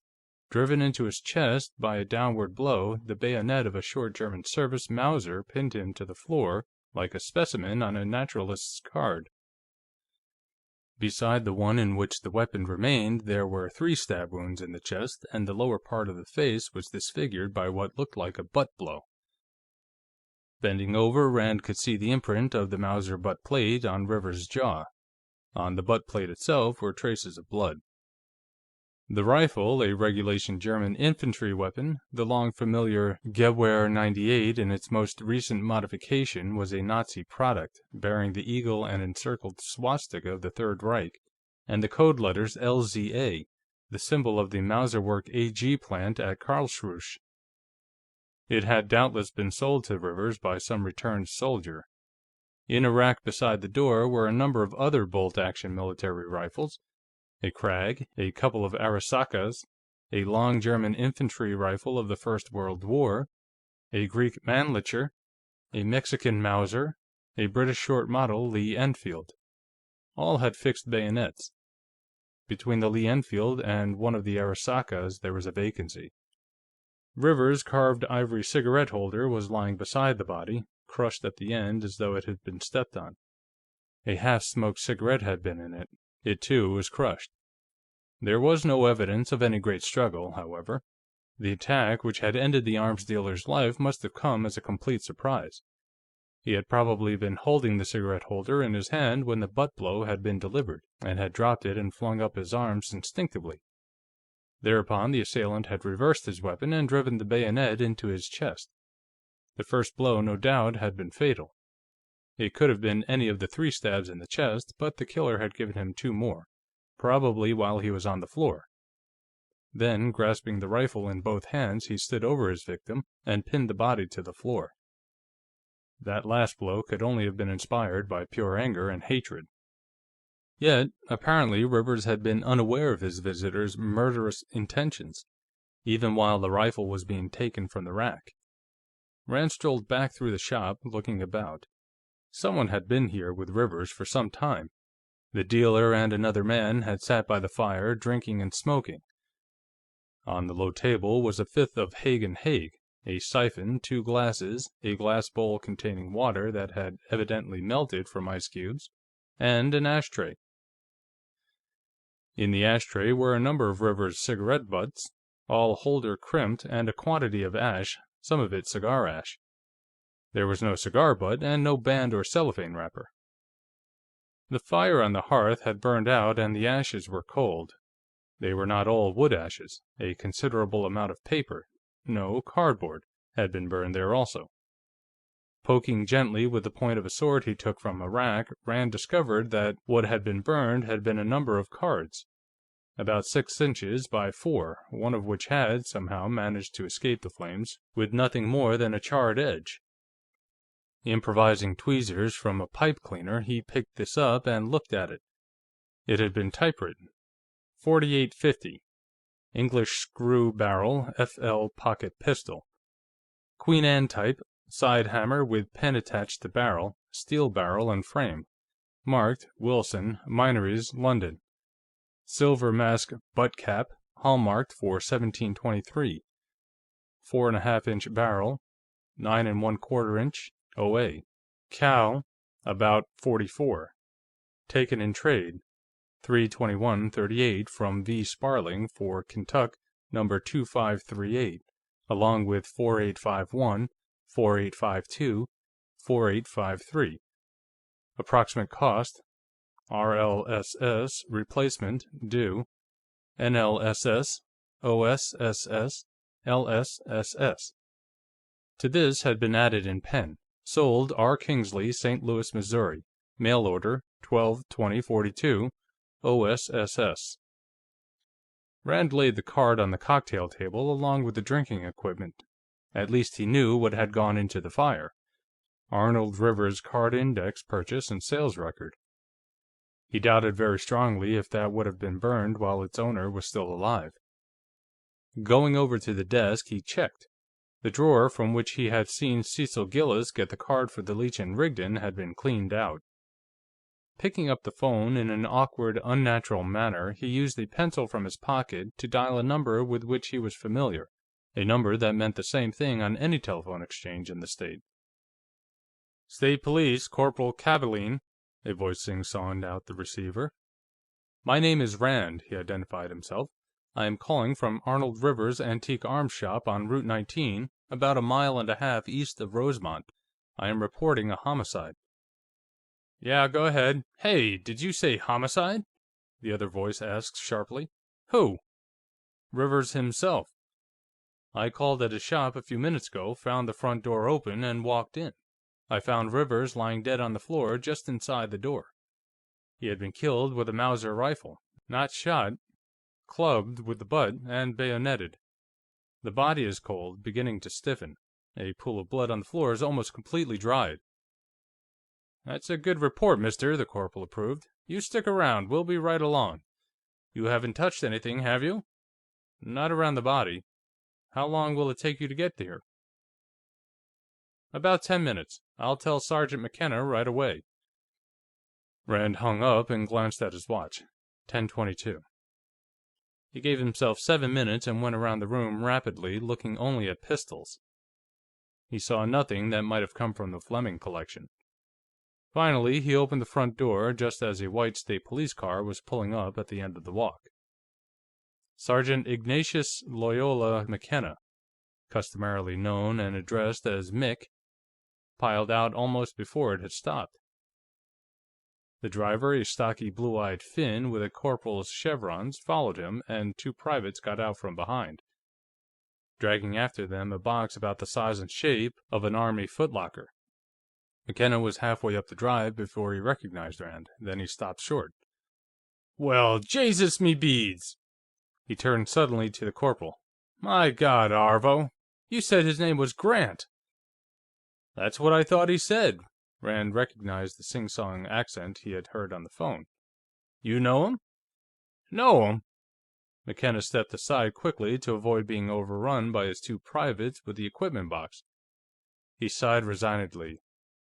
"Arvo, this is the notorious Jefferson Davis Rand, Tri-State Agency in New Belfast." He gestured towards the Finn. "Corporal Arvo Kavaleen," he introduced, "and Privates Skinner and Jameson." "Well, where is it?" "Right inside." Rand stepped backward, gesturing them in. "Careful, it's just inside the doorway." McKenna and the corporal entered. The 2 privates set down their box outside and followed. They all drew up in a semicircle around the late Arnold Rivers and looked at him critically. "Jesus!" Kavaleen pronounced the J sound as though it were ZH. He gave all his syllables an equally accented intonation. "Say, somebody gave him a good job. Somebody's been seeing too many war movies." McKenna got a cigarette out of his tunic pocket and lit it in Rand's pipe bowl. "Want to confess now, or do you insist on a third degree with all the trimmings?" Kavaalen looked wide-eyed at Rand, then at McKenna, and then back at Rand. Rand laughed.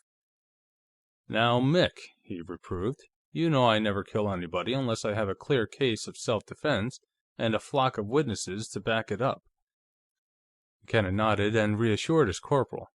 "That's right, Arvo. When Jeff Rand kills anybody, it's always self-defense. And he doesn't generally make messes like this." He gave the body a brief scrutiny, then turned to Rand. "You looked around, of course. What do you make of it?" "Last night sometime," Rand reconstructed, "Rivers had a visitor. A man who smoked cigars. He and Rivers were on friendly, or at least sociable, terms. They sat back there by the fire for some time, smoking and drinking. The shades were all drawn.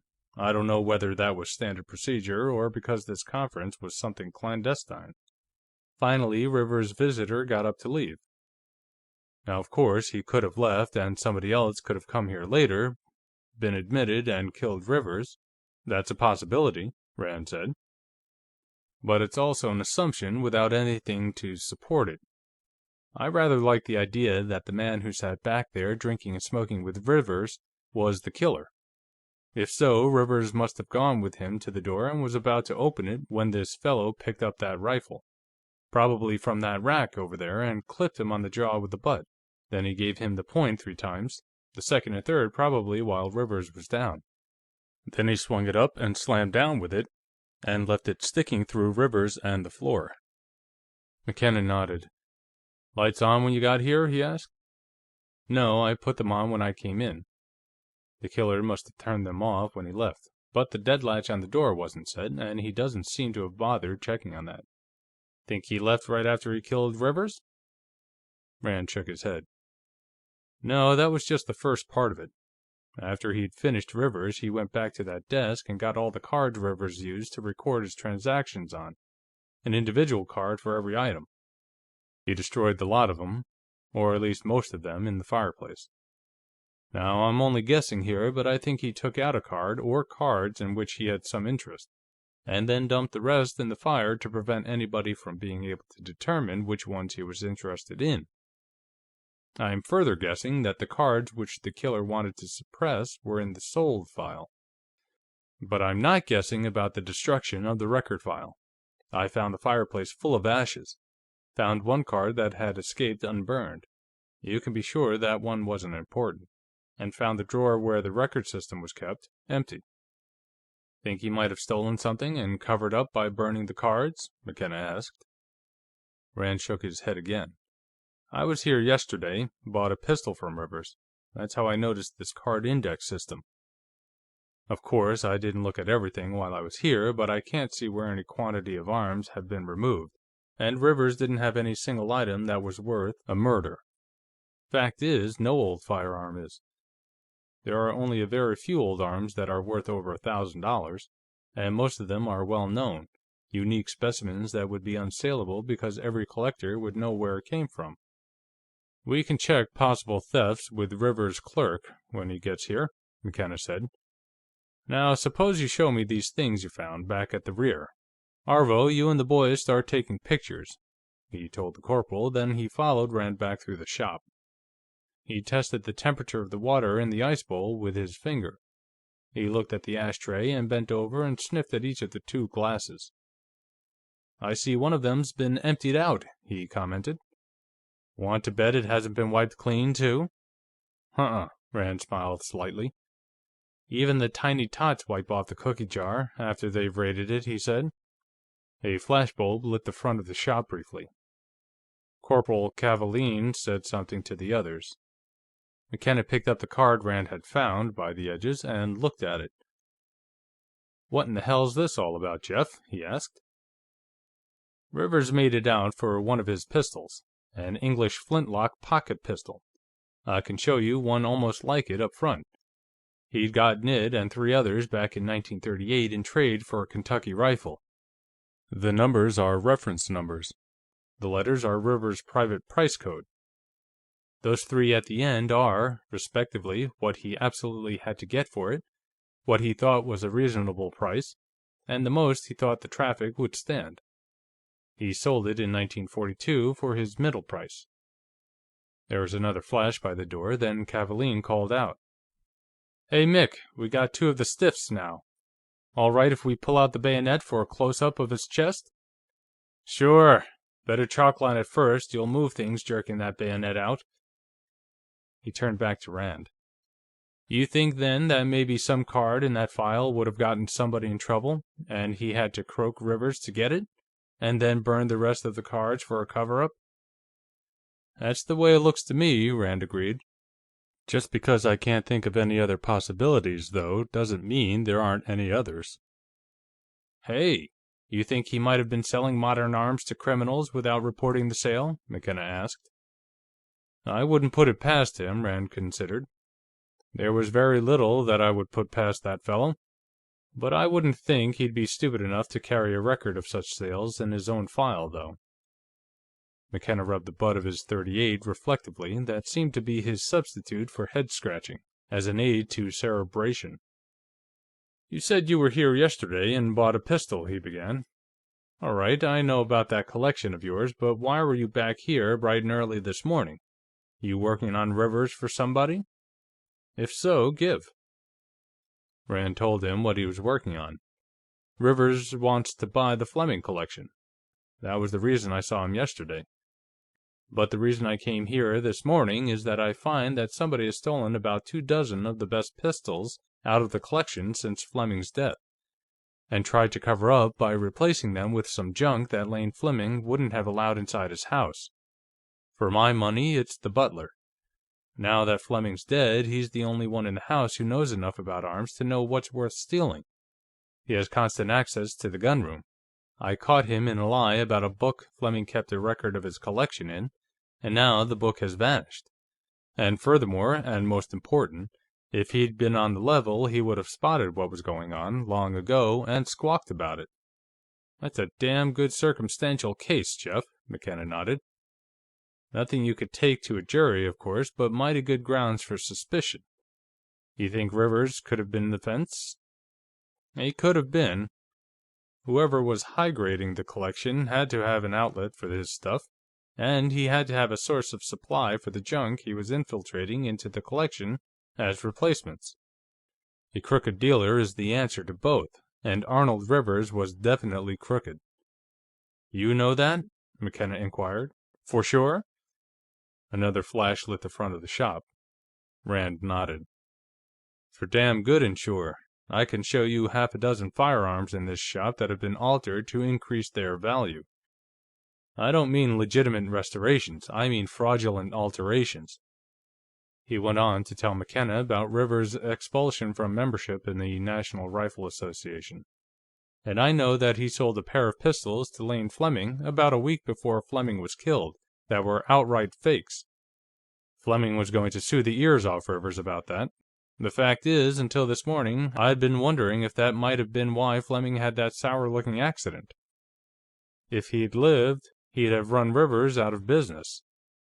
"Hell, I didn't know that!" McKenna seemed worried. "Fleming used to target shoot with our gang, and he knew too much about gats to pull a Russ Columbo on himself. I didn't like that accident at the time, but I figured he'd pulled the Dutch, and the family were making out it was an accident. We never were called in. The whole thing was handled through the coroner's office." "You really think Fleming could have been bumped?" "Yes, I think he could have been bumped," Rand understated. "I haven't found any positive proof, but—" He told McKenna about his purchase from Rivers, of the revolver that had been later identified as the one brought home by Fleming on the day of his death. "I still don't know how Rivers got a hold of it," he continued.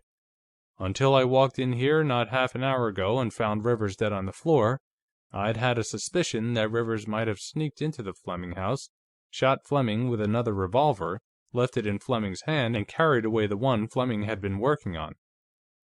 The motive, of course, would have been to stop a lawsuit that would have put Rivers out of business, and, not inconceivably, in jail. But now—" He looked toward the front of the shop where another photo flash glared for an instant. "And don't suggest that Rivers got conscience-stricken and killed himself. Aside from the technical difficulties of pinning himself to the floor after he was dead, that explanation's out. Rivers had no conscience to be stricken with." "Well, let's skip Fleming for a minute," McKenna suggested.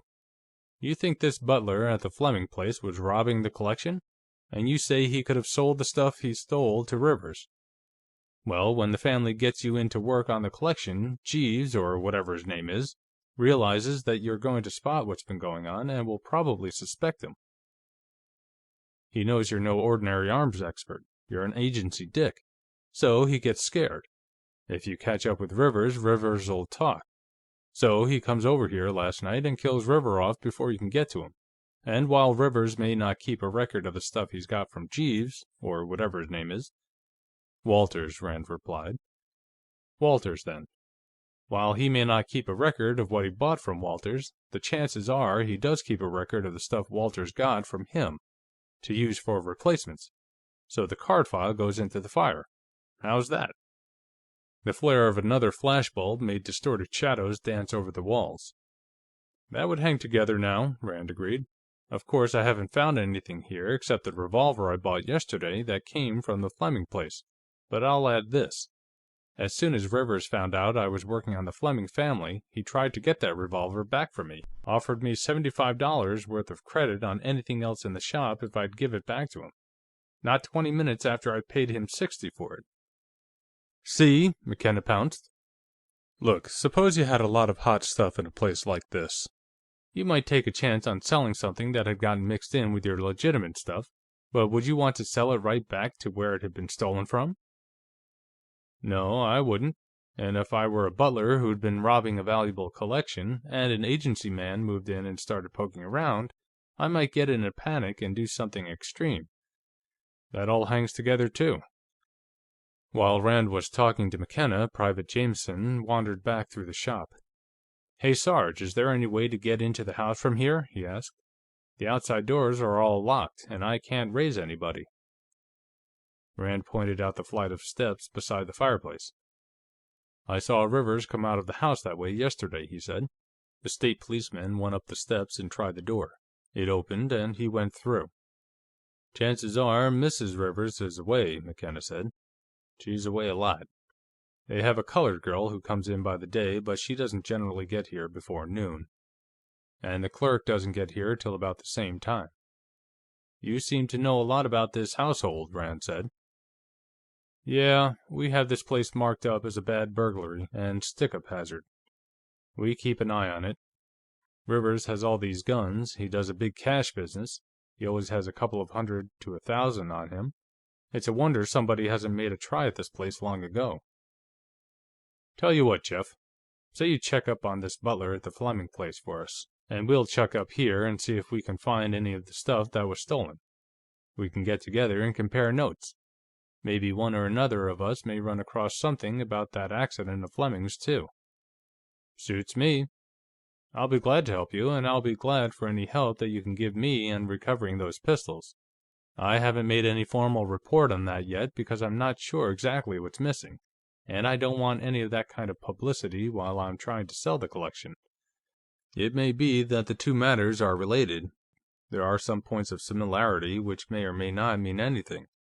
And, of course, I just may find somebody who'll make it worth my time to get interested in this killing while I'm at it." McKenna chuckled. "That must hurt hell out of you, Jeff," he said. "A nice, classy murder like this and nobody to pay you to work on it." "It does," Rand admitted. "I feel like an undertaker watching a man being swallowed by a shark." "You want to stick around till this clerk of Rivers gets here?" McKenna asked. "He should be here in about an hour and a half." "No, I'd just as soon not be seen taking too much of an interest in this right now. Fact is, I'd just as soon not have my name mentioned at all in connection with this. You can charge the discovery of the body up to our old friend, Anonymous Tip, can't you?" "Sure." McKenna accompanied Rand to the front door, past the white-chalked outline that marked the original position of the body. The body itself, with ink-blackened fingertips, lay to one side, out of the way. Corporal Cavaline was going through the dead man's pockets, and Skinner was working on the rifle with an insufflator. "Well, we can't say it was robbery, anyhow," Cavaline said. "He had 8 C's in his billfold." "M'Gawd, Sarge, is this damn rifle ever lousy with prints!" Skinner complained. "A lot of Rivers and everybody else's who's been fooling with it around here, and half the Wehrmacht." "Swell, swell," McKenna enthused. "Maybe we can pass the case off on the War Crimes Commission." End of Chapter 10.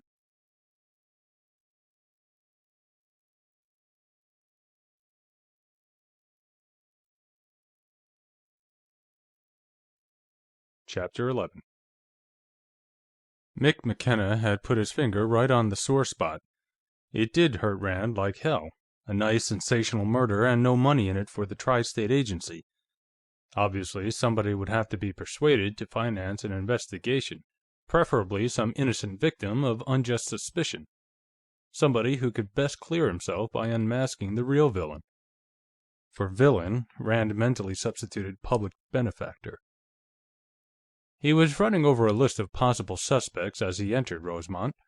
Passing the little antique shop, he slowed, backed, read the name Karen Lawrence on the window, and then pulled over to the curb and got out. Crossing the sidewalk, he went up the steps to the door, entering to the jangling of a spring-mounted cowbell. The girl dealer was inside with a visitor, a sallow-faced, untidy-looking man of indeterminate age who was opening newspaper-wrapped packages on a tabletop. Karen greeted Rand by name and military rank. Rand told her he'd just look around till she was through. She tossed him a look of comic reproach, as though she had counted on him to rid her of the man with the packages. "Now, just you look at this here, Miss Lawrence," the man was enthusing, undoing another package. "Here's something I know you'll want. I think this here is real quaint. Just look, now." He displayed some long, narrow, dark object, holding it out to her. "Ain't this here an interesting item, now, Miss Lawrence?" "Ooh! What in heaven's name is that thing?" she demanded. "That there's a sword. A real African native sword. Look at that scabbard, now, made out of real crocodile skin. A whole young crocodile, head, feet, and all. I tell you, Miss Lawrence, that there item is unique." "It's revolting. It's the most repulsive object that's ever been brought into this shop, which is saying quite a lot. Colonel Rand, if you don't have a hangover this morning, will you please come here and look at this thing?" Rand laid down the Merrill carbine he had been examining and walked over beside Karen. The man, whom Rand judged to be some rural freelance antique prospector, extended the object of the girl's repugnance. It was an African sword, all right, with a plain iron hilt and crossguard. The design looked Berber, but the workmanship was low grade and probably attributable to some even more barbarous people. The scabbard was what was really surprising, if you liked that kind of surprises. It was an infant crocodile, rather indifferently smoke-cured. The sword simply went in between the creature's jaws and extended the length of the body and into the tail. Either end of a moldy green leather thong had been fastened to the 2 front paws for a shoulder baldric. When new, Rand thought it must have given its wearer a really distinctive aroma, even for Africa.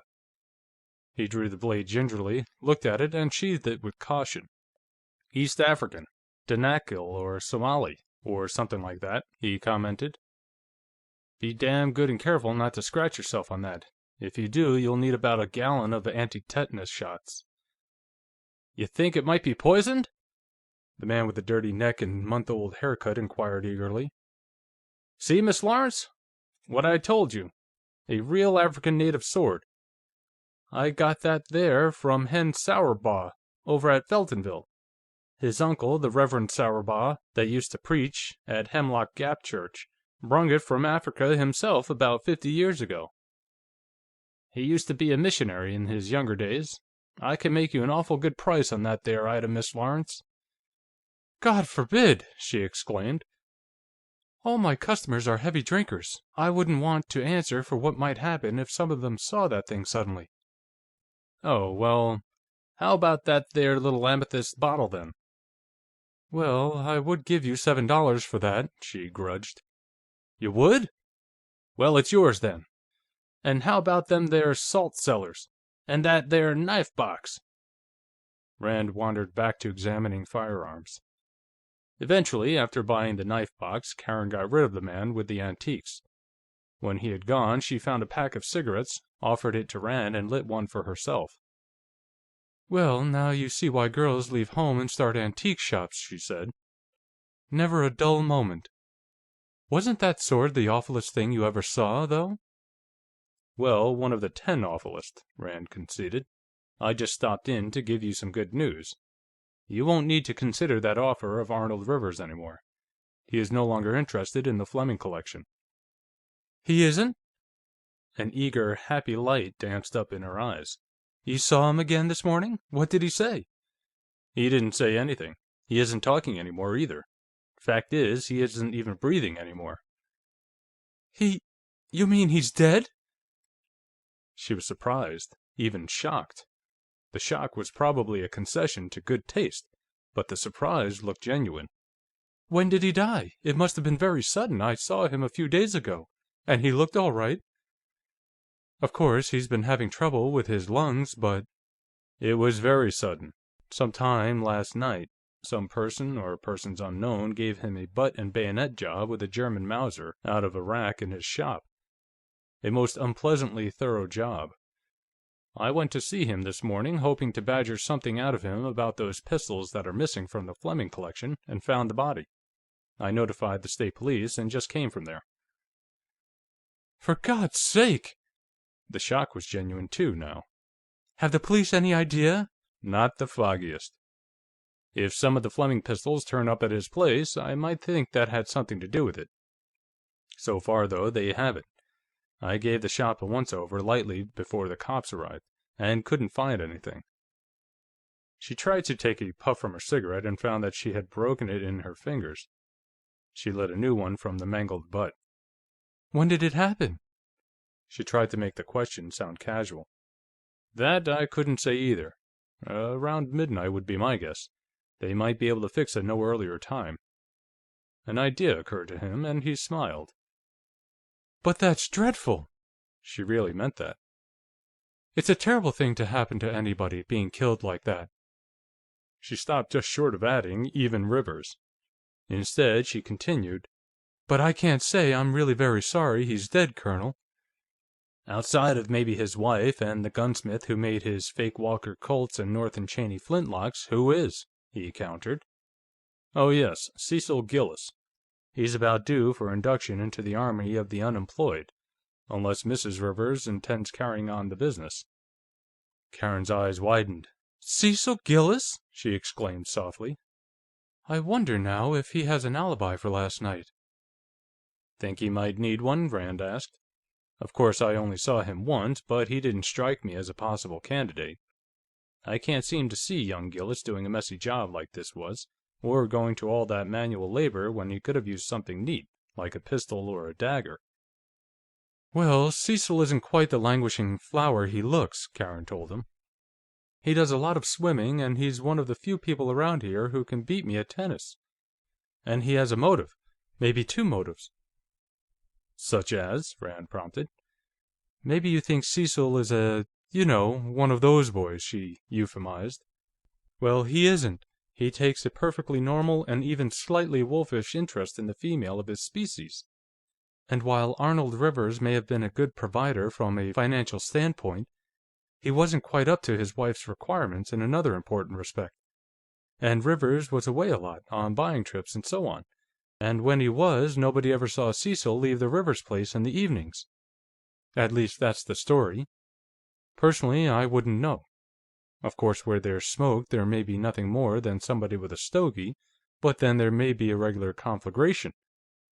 "That would be a perfectly satisfactory motive, under some circumstances," Rand admitted.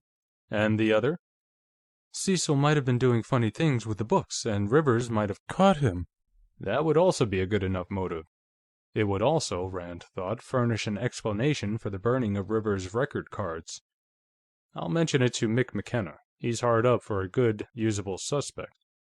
And by the way, the news of this killing will be out before evening, but in the meantime, I wish you wouldn't mention it to anybody, or mention that I was in here to tell you about it."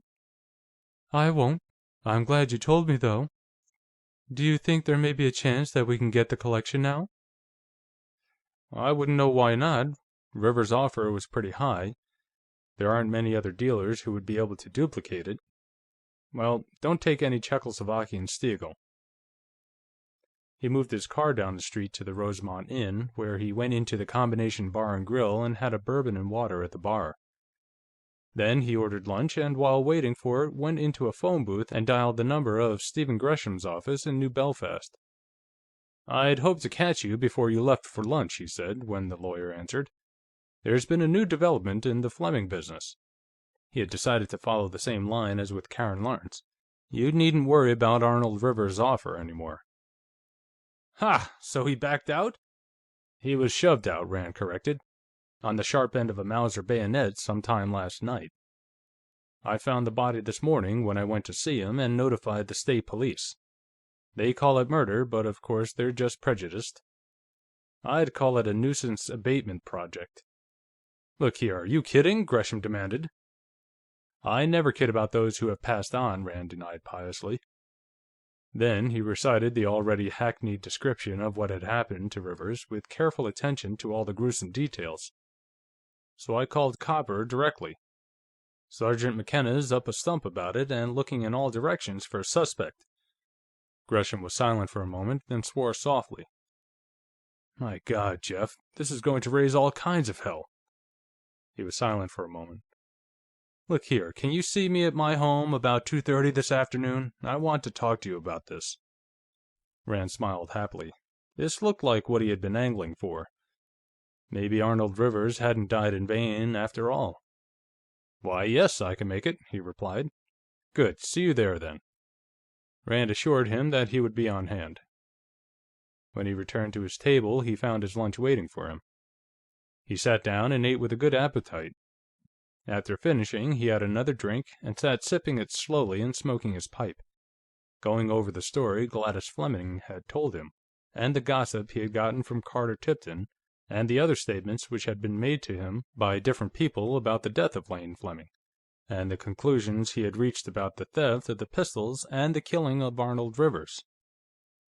Sorting out the inferences from the descriptions, and the descriptive statements of others from the things he himself had observed. When his glass was empty and his pipe burned out, he left the tip beside the ashtray, paid his check, and went out.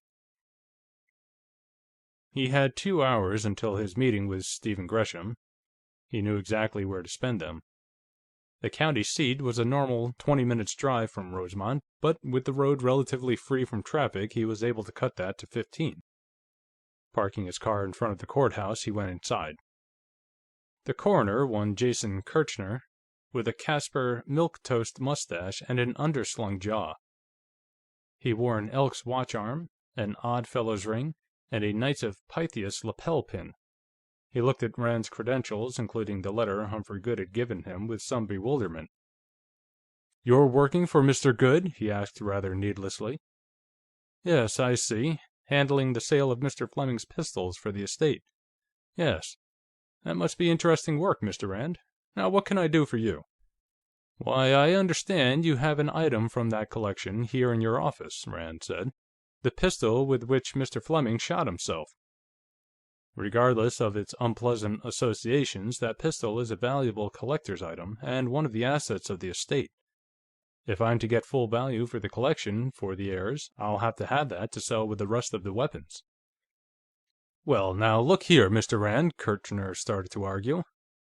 "That revolver's a dangerous weapon. It killed one man already. I don't know as I ought to let it get out where it might kill somebody else." Rand estimated that this situation called for a modified version of his hard-boiled act. "You think you can show cause why that revolver shouldn't be turned over to the Fleming estate?" he demanded. "Well, if I don't get it right away, Mr. Goode will get a court order for it. You had no right to impound that revolver in the first place. You removed it from the Fleming home illegally in the second place, since you had no intention of holding any formal inquest, and you're holding it illegally now. A court order might not be all we could get, either," he added menacingly. Now, if you have any reason to suspect that Mr. Fleming committed suicide, or was murdered, for instance—" "Oh, my heavens, no!" Kirchner cried, horrified. "It was an accident, pure and simple. I so certified it. Death by accident due to inadvertence of the deceased." "Well, then," Rand said, "you have no right to hold that revolver, and I want it. Right now. As Mr. Goode's agent, I'm responsible for that collection, of which the revolver you're holding is a part. That revolver is too valuable an asset to ignore. You certainly realize that." "Well, I don't have any intention of exceeding my authority, of course," Kirchner disclaimed hastily. "And I certainly wouldn't want to go against Mr. Goode's wishes." Humphrey Goode must pull considerable weight around the courthouse, Rand surmised. "But you realize that revolver's still loaded." "Oh, that's not your worry. I'll draw the charges. Or, better, fire them out. It stood one shot, it can stand the other 5. "Well, would you mind if I called Mr. Goode on the phone?" Rand did, decidedly. However, he shook his head negligently. "Certainly not. Go ahead and call him, by all means." The coroner went away. In a few minutes he was back, carrying a revolver in both hands. Evidently, Goode had given him the green light. He approached, handling the weapon with a caution that would have been excessive for a Mills grenade. After warning Rand again that it was loaded, he laid it gently on his desk. It was a .36 Colt, one of the 1860 series, with the round barrel and the so-called creeping ramming lever. Somebody had wound a piece of wire around it, back of the hammer and through the loading aperture in front of the cylinder. As the hammer was down on a fire chamber, there was no way in God's world, short of throwing the thing into a furnace in which it could be discharged. But Kirchner was shrinking away from it as though it might jump at his throat. "I put the wire on," the coroner said. "I thought it might be safer that way." "It'll be a lot safer after I've emptied it into the first claybank outside town," Rand told him. "Sorry I had to be a little short with you, Mr. Kirchner, but you know how it is. I'm responsible to Mr. Goode for the collection, and this gun's part of it." "Oh, that's all right. I shouldn't have taken the attitude I did." Kirchner met him halfway. "After I talked to Mr. Goode, of course, I knew it was all right, but... You see, I've been bothered a lot by that pistol lately." "Yes?" Rand succeeded in being negligent about it. "Oh, my, yes. The newspaper people wanted to take pictures of me holding it, and then there was an antique dealer who was trying to buy it." "Who is that, Arnold Rivers?" "Why, yes. Do you know him? He has an antique shop on the other side of Rosemont. He doesn't sell anything but guns and swords and that sort of thing," Kirchner said. "He was here making inquiries about it, and my clerk showed it to him, and then he started making offers for it. First $10, and then $15, and then $20. He got up as high as $60. I suppose it's worth a couple of hundred." "It was probably worth about $35. Rand was intrigued by this second instance of an un-Rivers-like willingness to spare no expense to get a possession of a .36 caliber percussion revolver. "Did he have it in his hands?" he asked. "Oh, yes, he looked it over carefully. I suppose he thought he could get a lot of money for it because of the accident, and Mr. Fleming being such a prominent man," Kirchner suggested. Rand allowed himself to be struck by an idea. "Say, you know, that would make it worth more at that," he exclaimed. "What do you know, I never thought of that. Look, Mr. Kirchner, I'm supposed to get as much money for these pistols for the heirs as I can. How would you like to give me a letter vouching for this as the pistol Mr. Fleming killed himself with? Put in how you found it in his hand and mention the serial numbers so that whoever buys it will know it's the same revolver." He picked up the Colt and showed Kirchner the serials on the butt and in the front of the trigger guard. "See, here it is, 2444. Kirchner would be more than willing to oblige Mr. Goode's agent. He typed out the letter himself, looked twice at the revolver to make sure of the number, took Rand's word for the make, model, and caliber, signed it, and even slammed his seal down on it. Rand thanked him profusely, put the letter in his pocket, and stuck the Colt down his pants leg.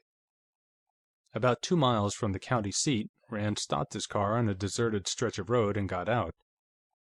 Unwinding the wire Kirchner had wrapped around the revolver, he picked up an empty beer can from the ditch, set it against an embankment, stepped back about 30 feet, and began firing. The first shot kicked up dirt a little over the can. Rand never could be sure just how high any percussion Colt was sighted. And the other 4 hit the can. He carried the revolver back to the car and put it into the glove box with the Leechin rigged in. After starting the car, he snapped on the radio, in time for the 2:15 news broadcast from the New Belfast station. As he had expected, the murderer was out. The daily budget of strikes and congressional investigations and international turmoil was enlivened by a more or less imaginative account of what had already been christened the Rosemont bayonet murder. Rand resigned himself to the inevitable influx of reporters. Then he swore as the newscaster continued. District Attorney Charles P. Farnsworth of Scott County, who has taken charge of the investigation, says, and we quote, "There is strong evidence implicating certain prominent persons whom we are not as yet prepared to name, and if the investigation, now under way and making excellent progress, justifies, they will be apprehended and formally charged. No effort will be spared, and no consideration of personal prominence will be allowed to deter us from clearing up this dastardly crime." Rand swore again with weary bitterness, wondering how much trouble he was going to have with the District Attorney, Charles P. Farnsworth, as he pulled to a stop in Stephen Gresham's driveway. End of Chapter 11.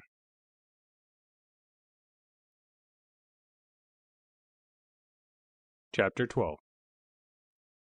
Gresham must have been waiting inside the door.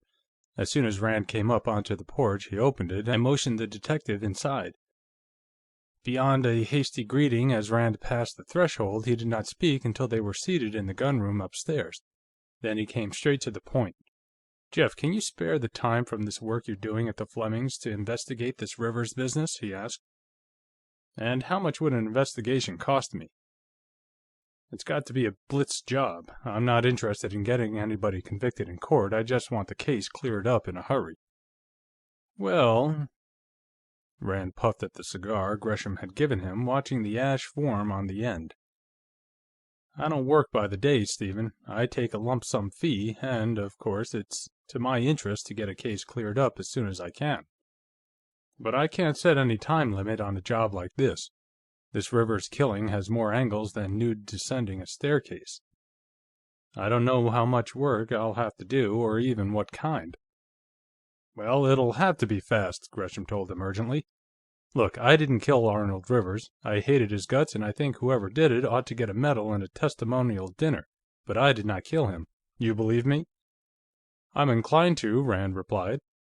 "In your law practice, you know what a lying client is letting himself in for. As my client, you wouldn't lie to me. You seem to think you may be suspected of purging Rivers. But why? Is there any reason, aside from that homemade North & Cheney he sold you, why anybody would think you'd killed him?" "Great God, yes!" Gresham exclaimed. "Now look, I'm not worried about being railroaded for this. I didn't do it, and I can beat any case that half-assed ex-ambulance chaser Farnsworth could dream up against me. But I can't afford even to be mentioned in connection with this. You know what that would do to me in town. I just can't get mixed up in this, at all. I want you to see to it that I don't."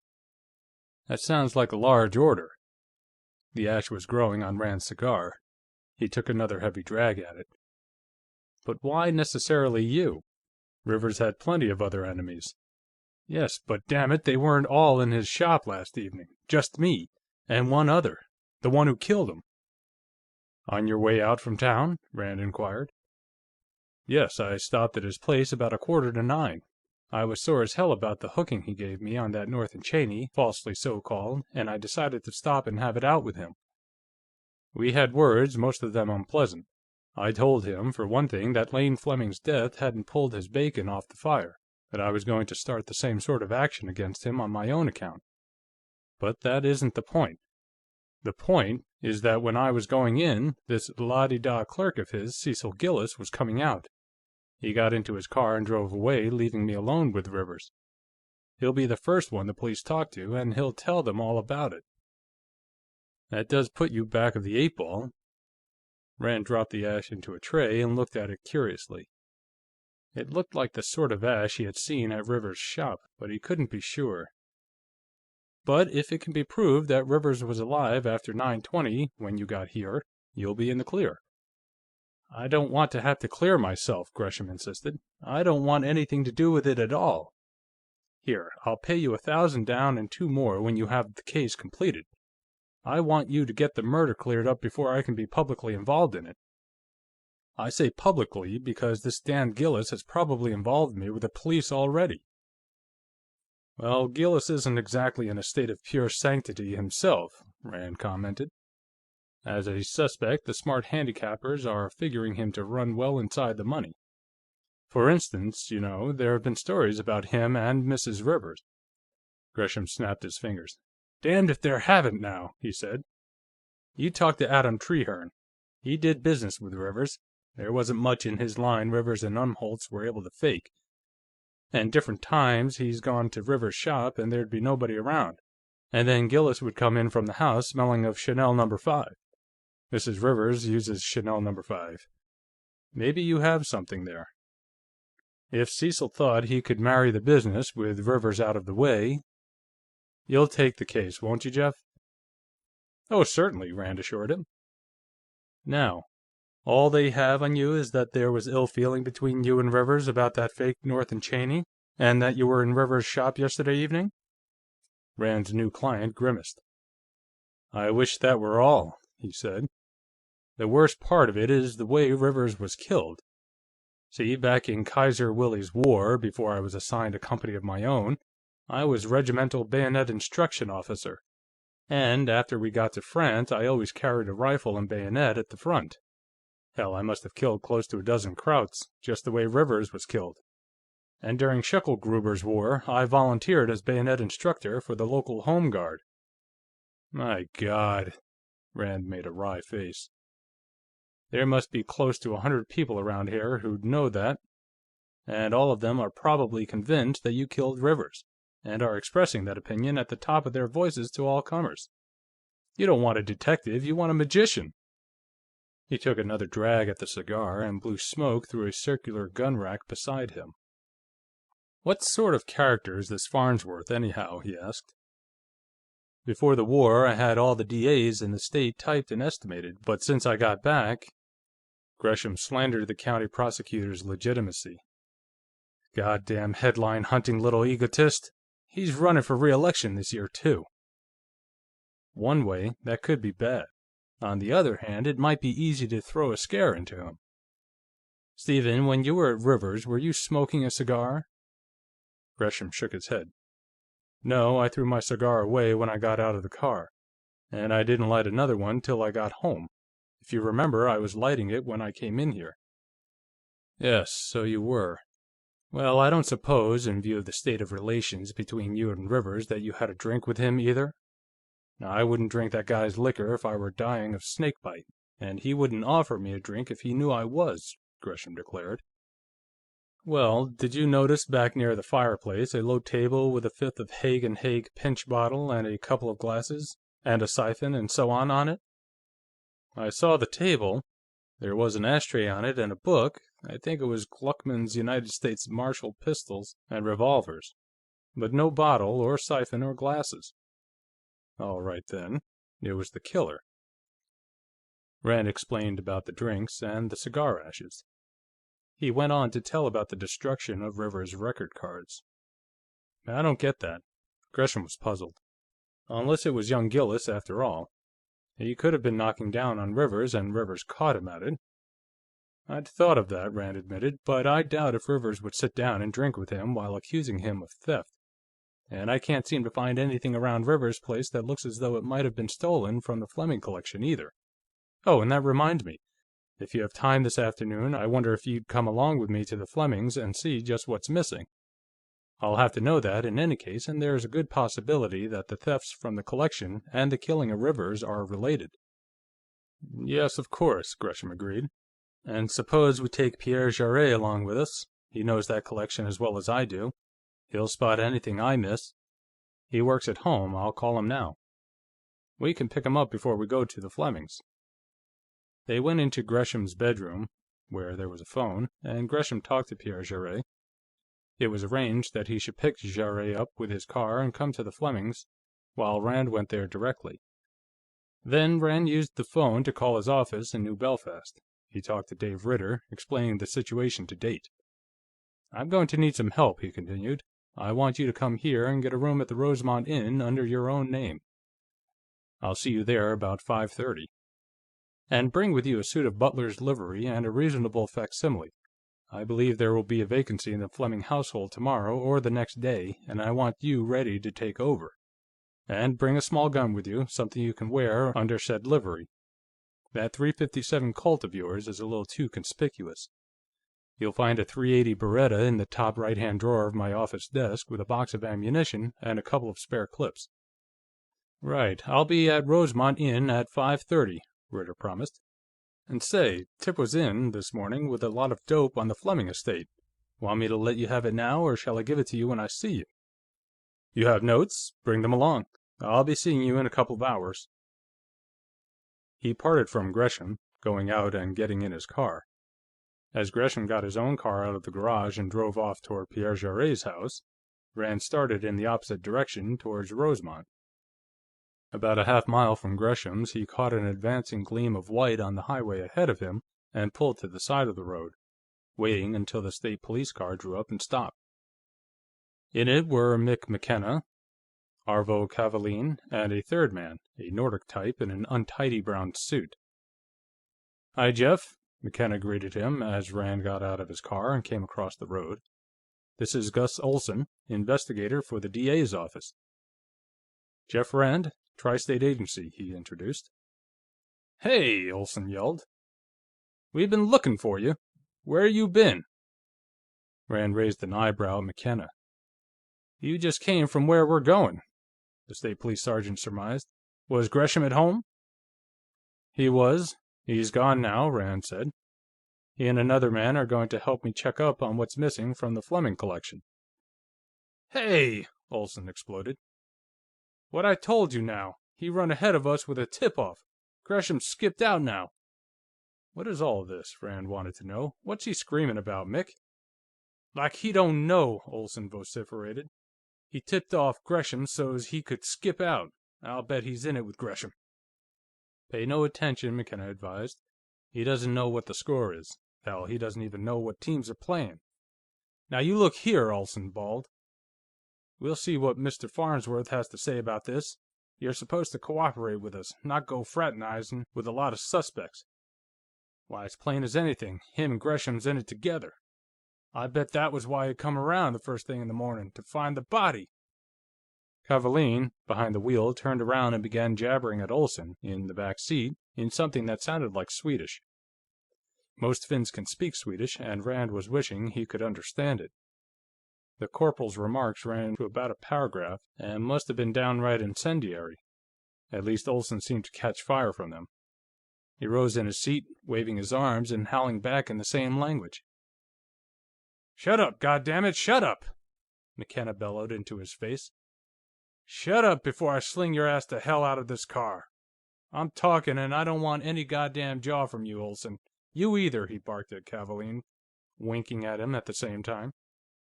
Silence fell with a heavy thump in the car. "Well, now that the international crisis seems to have been averted, how's about letting me in on it, too?" Rand asked.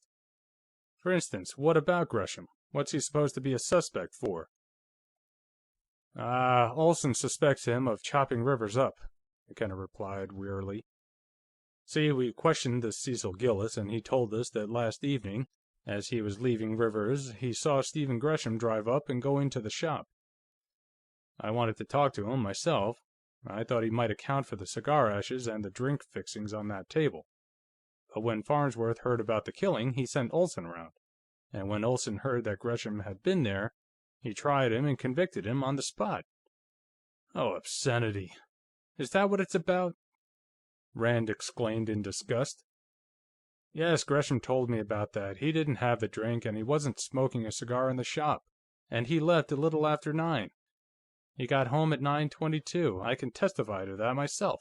I was there at the time, and so were 7 other people." Rand named him. They dribbled away at different times during the evening, but Philip Cabot and I stayed till around 11. He mentioned the approximate time at which the others had left. What time was Rivers killed, or hasn't the time been fixed? The M.E. says around 10 to 2, McKenna said. He could be wrong, them guys only guess half the time, Olsen argued. And besides, Gresham had it in for Rivers. And that ain't all, neither. He knew how to use a bayonet, too. I seen him myself during the war, showing the Home Guard how to do it, just the way Rivers was killed, he produced triumphantly. McKenna used the dirty word.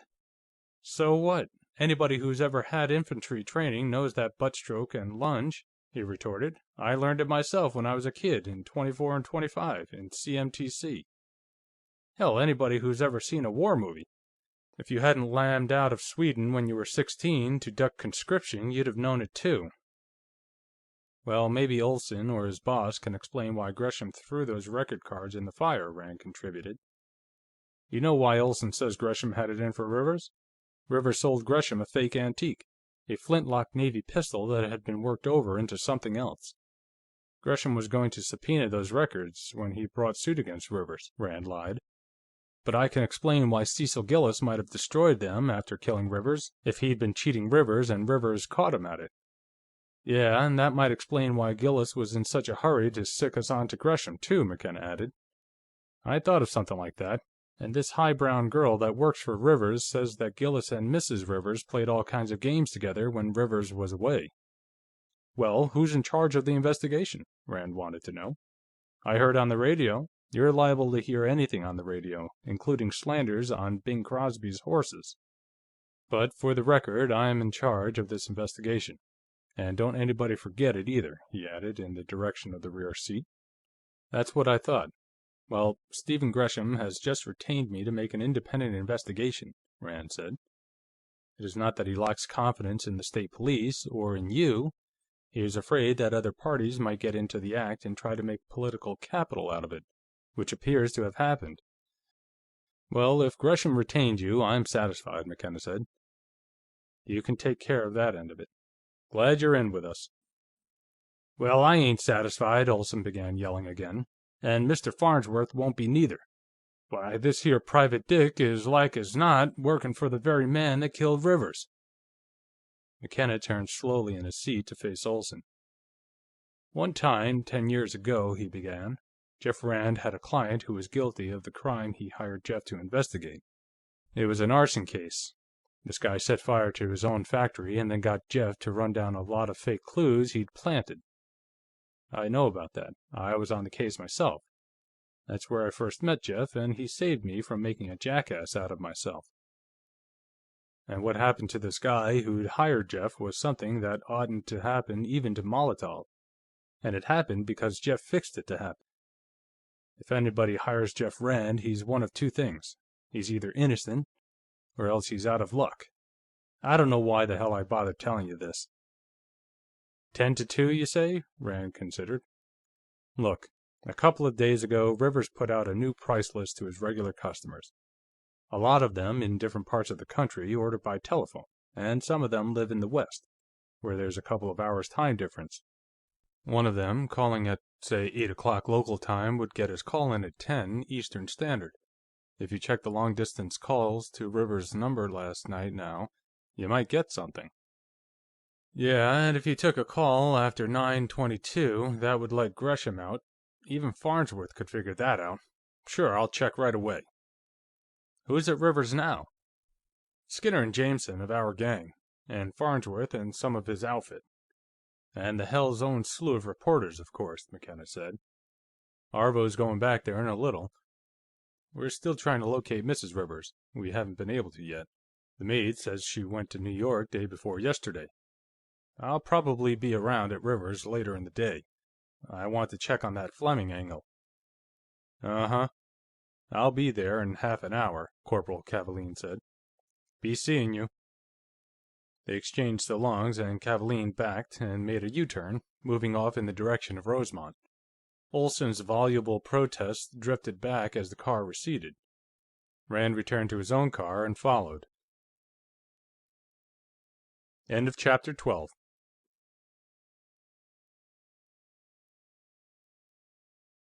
Chapter 13.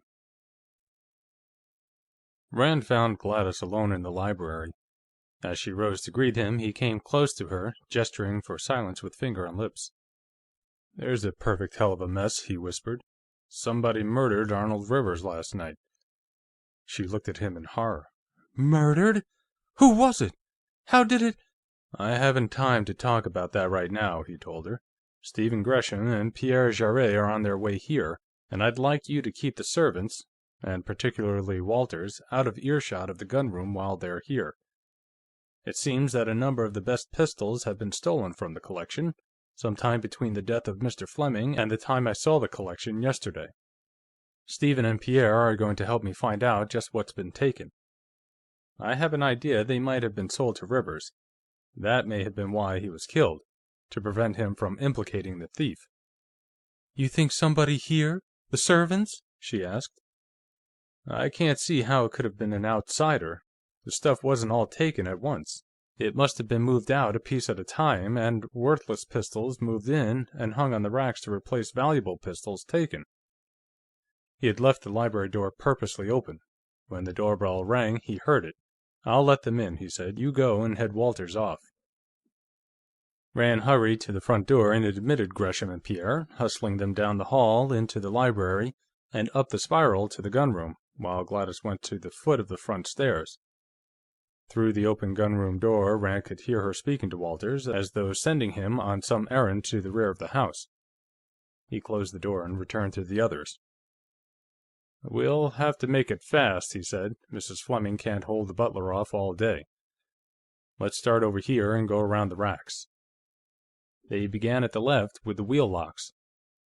Pierre put his finger immediately on the shabby and disreputable specimen Rand had first noticed. "Phew! Is that one a stinker?" he said. What used to be there was a nice late 16th or early 17th century North Italian pistol, all covered with steel filigree work. A real beauty, much better than average.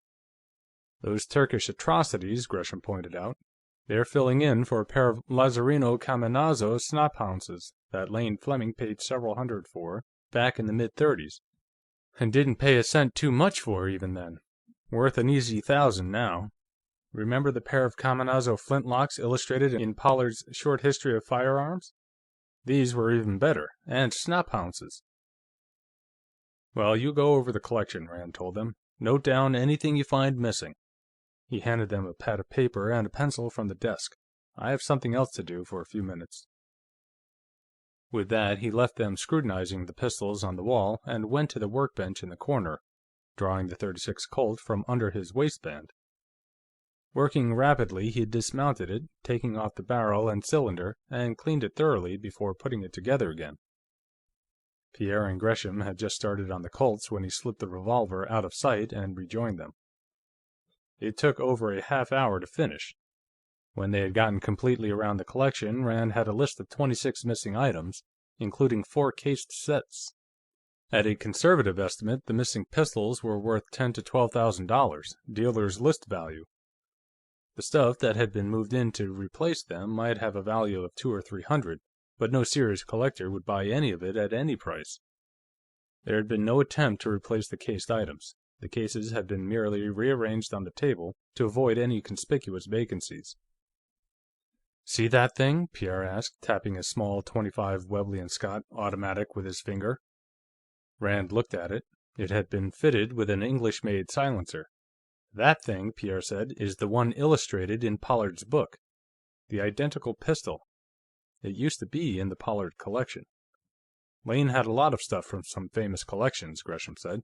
"Pollard collection, Sawyer collection, Fred Hines collection, Meeks collection, even the old Mark Field collection. That was sold at Libby Galleries in 1911.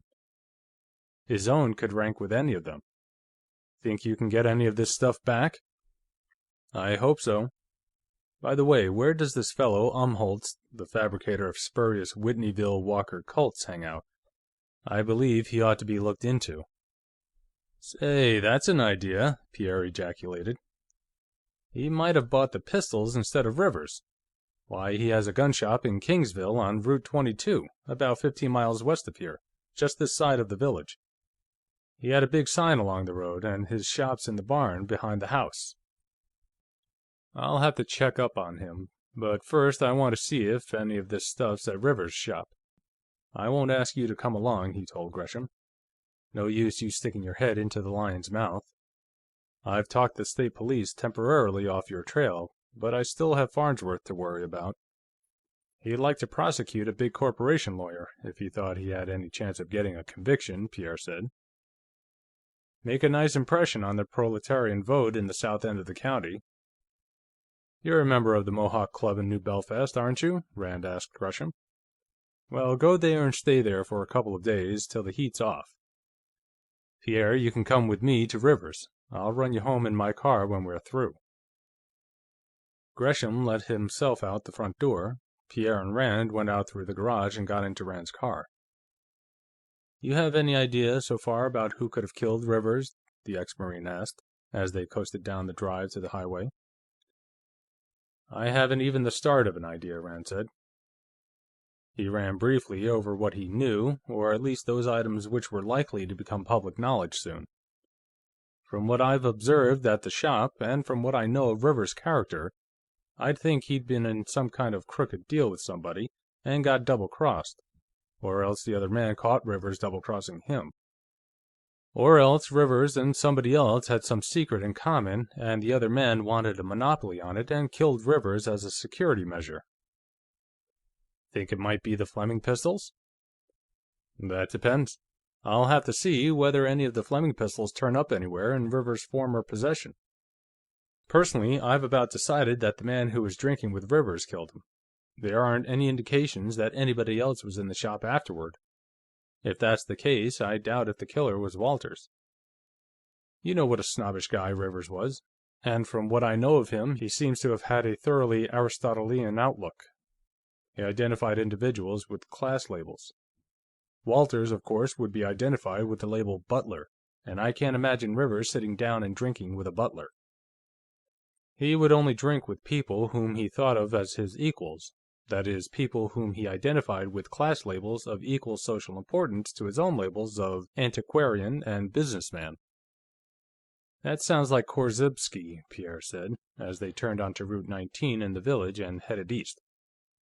"You've read Science and Sanity?" Rand nodded. "Yes, I first read it in the 1933 edition, back about 1936. I've been rereading it every couple of years since. The principles of general semantics come in very handy in my business, especially in criminal investigation work like this.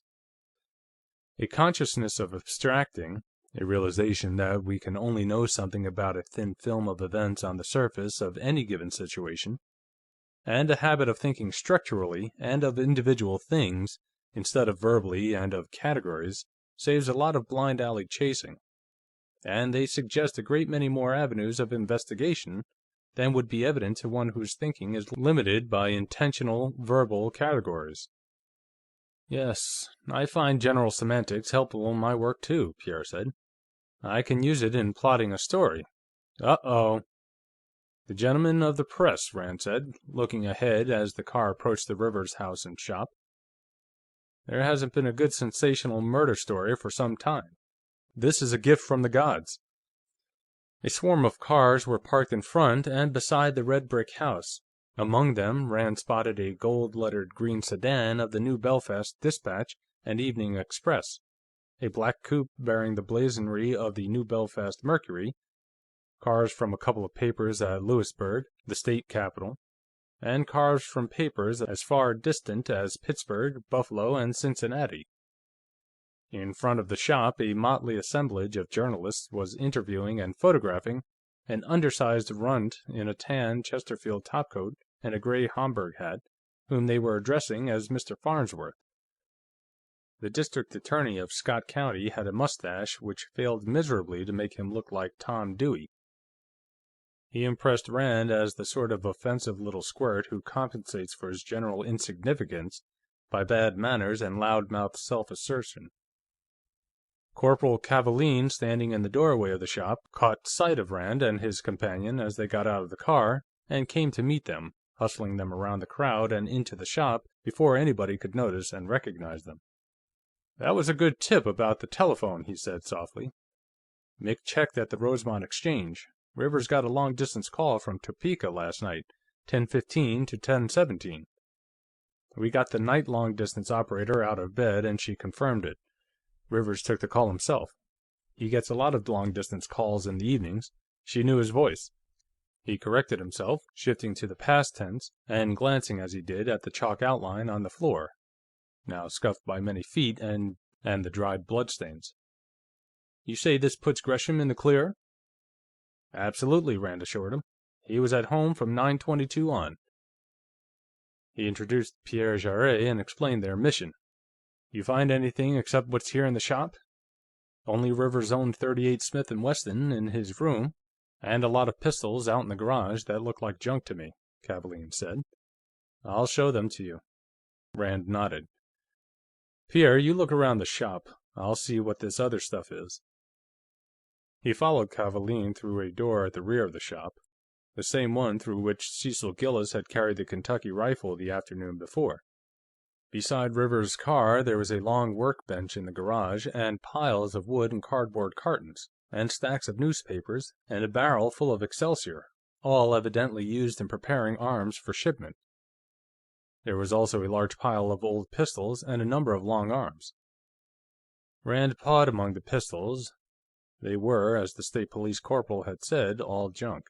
The sort of things a dealer has to buy at times in order to get something really good. Many of them had been partially dismantled for parts. When he was certain that the heap of junk weapons didn't conceal anything of value, he returned to the shop. Pierre was waiting for him by Rivers' desk. He shook his head. "Not a thing," he reported. "I found a couple of out-and-out fakes, and about 10 or 15 that had been altered in one way or another, and a lot of reblued stuff, but nothing from Fleming's collection. What did you find?"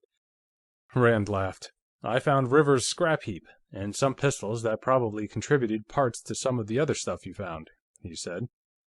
"Of course, all we can say is that the stuff isn't here. Rivers could have bought it and stored it outside somewhere, but even so, I'm not taking the Fleming butler too seriously as a suspect for the murder." "What's this about Fleming's butler?" a voice broke in. "Have you been withholding information from me?" Rand turned to find that Farnsworth had left the press conference in front and crept-soled up on him from behind. "I withheld a theory, which seems to have come to nothing," he replied. Kavaalen told the D.A. who Rand was. "He's cooperating with us," he added. "Sergeant McKenna instructed us to give him every consideration." "It seems that a number of valuable pistols were stolen from the collection of the late Lane Fleming," Rand said. "We suspected that the butler had stolen them and sold them to Rivers. I thought it possible that he might also have killed Rivers to silence him about the transaction. None of the stolen items have turned up here, so there's nothing to connect the thefts with the death of Rivers." "Good heavens, you certainly didn't suspect a prominent and respected citizen like Mr. Rivers of receiving stolen goods?" Farnsworth demanded, aghast. "Who respects him?" Rand hooted. "Rivers was a notorious swindler. He had that reputation among arms collectors all over the country. He was expelled from membership in the National Rifle Association for misrepresentation and fraud. Why, he even swindled Lane Fleming on a pair of fake pistols a week or so before Fleming's death. And the very reason why your man Olsen was inclined to suspect Stephen Gresham was that he had had trouble with Rivers about a crooked deal Rivers had put over on him. Fortunately, Mr. Gresham has since been cleared of any suspicion, but—" "Who says he's been cleared?" Farnsworth snapped. "He's still a suspect." "Sergeant McKenna says so," Corporal Kavaalen declared. "He has been cleared. I guess we just didn't get around to telling you about that." He went on to explain about the long-distance call that had furnished Stephen Gresham's alibi. "And Gresham was at home from 9:22 on," Rand added. "There are 8 witnesses to that. His wife and daughter, myself, Captain Jarrett here, and his fiancée, Miss Lawrence, Philip Cabot, Adam Trehearne, Colin MacBride." Farnsworth looked bewildered. "Why wasn't I told about that?" he demanded sulkily. "Sergeant McKenna's been too busy, and I didn't think of it," Kavaalen said insolently. "I'm not supposed to report to you anyhow. Why didn't your man Olsen tell you? He was with us when we checked with the telephone company." Farnsworth tried to ignore that by questioning Pierre about the time of Gresham's arrival home, then turned to Rand and wanted to know what the latter's interest in the case was. Rand told him about his work in connection with the Fleming collection, producing Humphrey Goode's letter of authorization. Farnsworth seemed impressed in about the same way as the coroner, Kirchner, but he was still puzzled. "But I understood that you had been retained by Stephen Gresham to investigate this murder," he said. "So you did talk to Olsen after I saw him," Rand pounced. "Odd he didn't mention this telephone thing." "Why, yes, that's true. My agency handles all sorts of business. The two operations aren't mutually exclusive. For a while, I even thought they might be related, but now—" he shrugged. "Well, you believe now that Rivers had nothing to do with the pistols you say were stolen from the Fleming collection?" Farnsworth asked. Rand shook his head ambiguously. Farnsworth took that for a negative answer to his question, as he was intended to. "And you say Mr. Gresham has been completely cleared of any suspicion of complicity in this murder?" "Mr. Rand's helping us. We want him to stick around till the case is closed," Corporal Cavalier threw in, perceiving the drift of Farnsworth's questions. "He and Sergeant McKenna have worked together before. He's given us a lot of good tips." "You understand," Rand took over, "Mr. Gresham didn't retain me merely to help him clear himself. I don't accept that kind of retainers. I was retained to find the murderer of Arnold Rivers, and I intend to continue working on this case until I do. I hope that the same friendly spirit of mutual cooperation will exist between your office and my agency as exists between me and the State Police. I certainly don't want to have to work at cross purposes with any of the regular law enforcement agencies." "Oh, certainly, of course." Farnsworth didn't seem to like the idea, but there was no apparent opening for objection. He and Rand exchanged mendacious compliments, pledged close cooperation, and did practically everything but draw up and sign a treaty of alliance. Then Farnsworth and Corporal Cavalier accompanied Rand and Pierre Jarrett to the front door. Some of the reporters who were ravening outside must have spotted Rand as he had entered. They were all waiting for him to come out and set up a monstrous ululation when he appeared in the doorway. With Farnsworth beaming approval, Rand assured the press that he was no more than a mere spectator, that the State Police and the efficient District Attorney of Scott County had the situation well in hand, and that an arrest was expected within a matter of hours. Then he and Pierre hurried to his car and drove away. End of Chapter 13.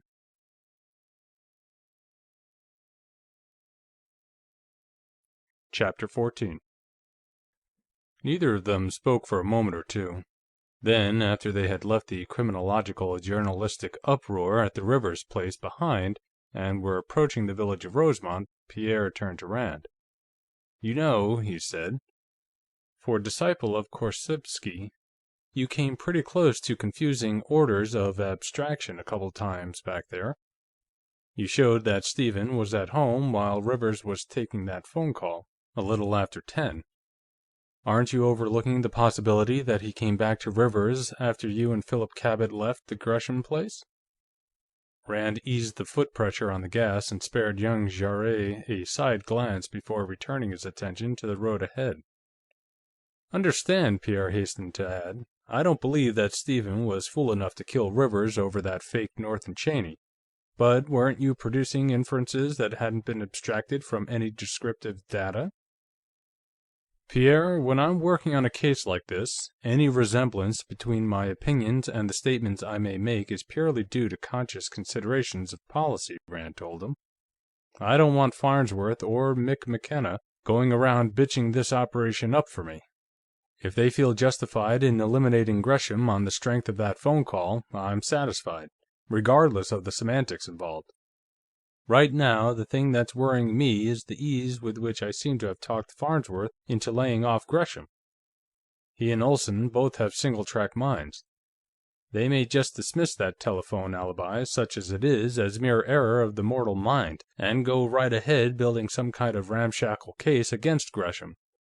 Since they picked him for their entry, they won't want to have to scratch him. Damn, I wish I could think of where Walters could have sold those pistols."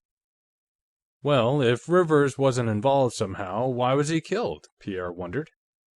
Hey, maybe Walter sold the pistols to Umholtz. He's just as big a crook as Rivers was, only not quite so smart. Rand nodded thoughtfully. Maybe so, and suppose Rivers found out about it and tried to declare himself in on it. That stuff would be worth at least $10,000. I doubt if whoever bought it paid Walters more than $2. In the Umholtz-Rivers income bracket, the difference might be worth killing for. That's right, and Umholtz was in the infantry, in the other war. He served in the 28th Division. He was trained to use a bayonet. And he'd picked that short Mauser. It has about the same weight and balance as a 1903 Springfield. Well, you know, the killer wouldn't need to have been trained to use a bayonet, Rand pointed out. Mick McKenna made that point this afternoon. There have been a lot of war movies that showed bayonet fighting. Pretty nearly everybody knows about the technique that was used. And against an unarmed and probably unsuspecting victim like Rivers, a great deal of proficiency wouldn't be needed. He slowed the car. "Up this road?" he asked. "Yes, that's my place, over there." Pierre pointed to a white-walled, red-roofed house that lay against the hillside, about a mile ahead, making a vivid spot on the dull grays and greens of the early April landscape. It consisted of a square, two-story block, with one-story wings projecting to give it an L-shaped floor plan. It reminded Rand of farmhouses he had seen in Sicily during the war. "Come on in and see my stuff if you have time," Pierre invited, as Rand pulled to a stop in the driveway. "I think I told you what I collect. Personal combat arms, both firearms and edge weapons." They entered the front door, which opened directly into a large parlor, a brightly colored, cheerful room. A woman rose from a chair where she had been reading. She was somewhere between 45 and 50, but her figure was still trim, and she retained much of what in her youth must have been great beauty. "Mother, this is Colonel Rand," Pierre said. "Jeff, my mother." Rand shook hands with her and said something polite. She gave him a smile of real pleasure. "Pierre has been telling me about you, Colonel," she said. There was a faint trace of French accent in her voice. "I suppose he brought you here to show you his treasures?" "Yes. I collect arms, too. Pistols," Rand said. She laughed. "You gun collectors, you're like women looking at somebody's new hat. Will you stay for dinner with us, Colonel Rand?" "Why, I'm sorry I can't. I have a great many things to do, and I'm expected for dinner at the Flemings'. I really wish I could, Mrs. Jarrett. Maybe some other time." They chatted for a few minutes, then Pierre guided Rand into one of the wings of the house. "This is my workshop, too," he said. "Here's where I do my writing." He opened the door and showed Rand into a large room. On one side, the wall was blank. On the other, it was pierced by two small casement windows. The far end was of windows for its entire width, from within 3 feet of the floor almost to the ceiling. There were bookcases on either long side, and on the rear end, and over them hung Pierre's weapons. Rand went slowly around the room, taking everything in. Very few of the arms were of issue military type, and most of these showed alterations to suit individual requirements. As Pierre had told him the evening before, the emphasis was upon weapons which illustrated techniques of combat. At the end of the room, lighted by the wide windows, was a long desk which was really a writer's assembly line, with typewriter, reference books, stacks of notes and manuscripts, and a big dictionary on a stand beside a comfortable swivel chair. "What are you writing?" Rand asked. "Science fiction. I do a lot of stories for the pulps," Pierre told him. "Space trails, and other worlds, and wonder stories. Mags like that. Most of it's standardized formula stuff, what's known to the trade as space operas. My best stuff goes to Astonishing. Parenthetically, you mustn't judge any of these magazines by their names. It seems to be a convention to use hyperbolic names for science fiction magazines, a heritage from what might be called an earlier and ruder day. What I do for Astonishing is really hard work, and I enjoy it. I'm working now on one for them based on J.W. Dunne's time theories, if you know what they are." "I think so," Rand said. Polydimensional time, isn't it? Based on an effect Dune observed and described. Dreams obviously related to some waking event, but preceding rather than following the event to which they are related. I read Dune's experiment with time some years before the war, and once, when I had nothing better to do, I recorded dreams for about a month. I got a few doubtful to fair examples and 2 unmistakable Dune effect dreams. I never got anything that would help me pick a race winner or spot a rise in the stock market, though. Well, you know, there's a case on record of a man who had a dream of hearing a radio narration of the English Derby of 1933, including the announcement that Hyperion had won, which he did, Pierre said. The dream was 6 hours before the race, and tallied very closely with the phraseology used by the radio narrator. Here. He picked up a copy of Tyrrell's Science and Psychical Phenomena and leafed through it. "Did this fellow cash in on it?" Rand asked. "No, he was a Quaker, and violently opposed to betting. Here."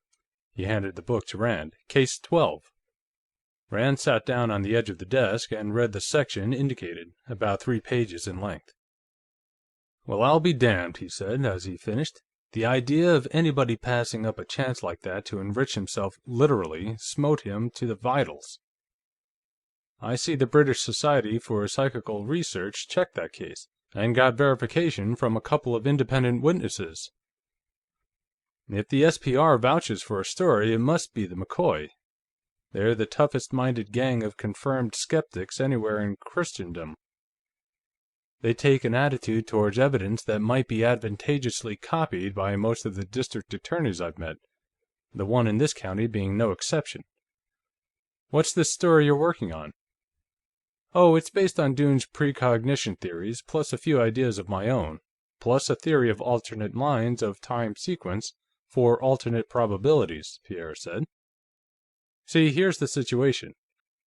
Half an hour later, they were still arguing about a multidimensional universe when Rand remembered Dave Ritter, who should be at the Rosemont Inn by now. He looked at his watch, saw that it was 5:45, and inquired about a telephone. "Yes, of course, out here." Pierre took him back to the parlor, where he dialed the inn, and inquired if a Mr. Ritter from New Belfast were registered there yet. He was. A moment later, he was speaking to Ritter.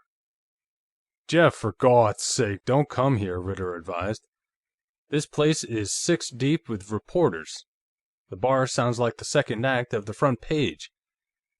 Tony Ash and Steve Drake from the Dispatch and Express, Harry Bentz from the Mercury, Joe Rawlings, the AP man from Louisburg, Christ only knows who all. This damn thing's going to turn into another Hall Mills case. Look, meet me at the beer joint about 2 miles on the New Belfast side of Rosemont, on Route 19. The white with red trimmings place with the big Pabst sign out in front. I'll try to get there without letting a couple of reporters hide in the luggage trunk." "Okay, see you directly." Rand hung up, spent the next few minutes breaking away from Pierre and his mother, and went out to his car. Trust Dave Ritter, he thought, to pick some place where malt beverages were sold for a rendezvous. Dave's coupe was parked inconspicuously behind the red-trimmed roadhouse. Opening his glove box, Rand took out the 2 percussion revolvers and shoved them under his trench coat, one on either side, pulling up the belt to hold them in place. As he went into the roadhouse, he felt like Damon Runyon's 12-gun tweenie. He found Ritter in the last booth, engaged in finishing a bottle of beer. Rand ordered bourbon and plain water, and Ritter ordered another beer. "I have the stuff Tip left with Kathy," Ritter said, taking out a couple of closely typed sheets and handing them across the table. "He said this was the whole business." Rand glanced over them. Tipton had neatly and concisely summarized the provisions of Lane Fleming's will, and had also listed all Fleming's life insurance policies, with beneficiaries, including a partnership policy on the lives of Fleming, Dunmore, and Anton Varsic, paying each of the survivors $25,000. "I see Gladys and Geraldine and Nelda each get a third of Fleming's premix stock," Rand commented. "But before they can have the certificates transferred to them, they have to sign over their voting power to the board of directors." Evidently, Fleming didn't approve of the feminine touch in business. "Yeah, isn't that a dandy?" Ritter asked. "The directors are elected by a majority vote of the stockholders. They now have the voting power of a majority of the stock. That makes the present board self-perpetuating, and responsible only to each other." "So it does, but that wasn't what I was thinking of. According to Tip, the board is 100% in favor of the merger with National Milling and Packaging. We'll have to suppose Fleming knew that. There must have been considerable intramural acrimony on the subject while he was still alive. Now, since he opposed the merger, if he had intended committing suicide, he would have made some other arrangement, wouldn't he?" "At least one would suppose so." "Well then," Rand asked, "why, since he is so worried about these suicide rumors, doesn't Goode use the one argument which would utterly disprove them? Or is there some reason why he doesn't want to call attention to the fact that Fleming's death is what makes the merger possible?" "Well, that would be calling attention to the fact that the merger made Fleming's death necessary," Ritter pointed out. He poured more beer into his glass. "While we're on it, what's the angle on this butler's livery I was supposed to bring? I brought my tux, and I borrowed a striped vest from the Theatrical Property Exchange, and I brought that Dago .380 of yours. But what makes you think the Flemings are going to be needing a new butler? You going to poison the one they have?" "The one they have has been exceeding his duties," Rand said. "He was supposed to clean the pistol collection. Not content with that, he's been cleaning it out. I know it was the butler." He went, at length, into his reasons for thinking so, and described the modus operandi of the thefts. "Now, all this is just theory, so far, but when I'm able to prove it, I'm going to put the arm on this Walters, if it's right in the middle of dinner and he only has the roast half served. And I want you ready to step into the vacancy thus created. I'm going to be busy as a pup in a fireplug factory, and I'll need some checking-upping done inside the Fleming household." He went on in meticulous detail to explain about the Rivers murder. "I'll have some work for you before you're ready to start bundling, too." Disencumbering himself of the 2 percussion revolvers, he laid them on the table. "I want you to take these and show them to this barbecue man. Get from him a positive statement, preferably in writing, as to which, if either, he sold to Lane Fleming. You might show your agency card and claim to be checking up on some stolen pistols that have been recovered. Then, if he identifies the Leech & Rigdon, take the Colt and show it to Elmer Umholtz. You want to be careful how you handle him. We may want him for puncturing Rivers, though I'm inclined to doubt that, as of now. Get him to tell you, yes or no, whether he reblued it and replated the backstrap and trigger guard, and if he did it for Rivers, and if so, when. I know that's been done. The bluing is too dark for a Civil War period job. The frame, which ought to be case-hardened in colors, has been blued like the barrel and cylinder. The cylinder engraving is almost obliterated, and you can see a few rust pits that have been blued over. But I want to know if this gun was ever in Rivers' shop. That's the important thing." "Uh-huh. Got the addresses?" Rand furnished them, and Ritter noted them down. The waitress wandered back to see if they wanted anything else. She gave a small squeak of surprise when she saw the 2 big 6-shooters on the table. Rand and Ritter repeated their orders, and when she brought back the drinks, the Colt and the Leech Rigdon were out of sight. "The way I see it, everybody who's within a light year of this Rivers killing is trying to pin the medal on somebody else," Ritter was saying. "The Lawrence girl was afraid young Jarrett had done it. Right away, she sicked you onto Gillis. Gillis didn't lose any time putting McKenna and Farnsworth onto Gresham. Gresham's the only one who didn't have a patsy ready. You're supposed to dig one up for him. And Jarrett, the first chance he gets, introduces Umholtz." He stared into his beer as though he thought ultimate verity might be lurking somewhere under the suds. "Do you think it might be possible that Rivers bumped Fleming off in spite of his getting killed later?" he asked. "Anything's possible," Rand replied. "Except where some structural contradiction is involved, like scoring 13 with one throw of a pair of dice. Yes, he could have." The way the Flemings leave their garage open as long as any of the cars are out, anybody could have sneaked into the house from the garage and gone up to the library to the gunroom. The only question in my mind is whether Rivers would have known about that.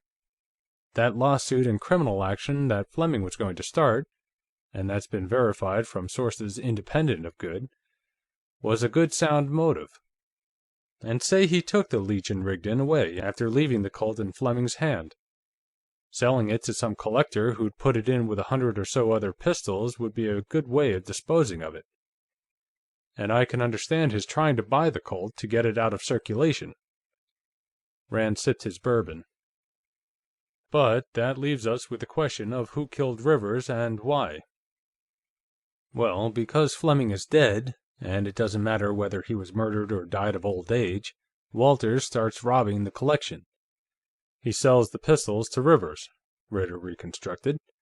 And as Rivers doesn't want them around his shop till they've had time to cool off, he stores them with this Umholtz character, who seems to have been in plenty of crooked deals with Rivers in the past.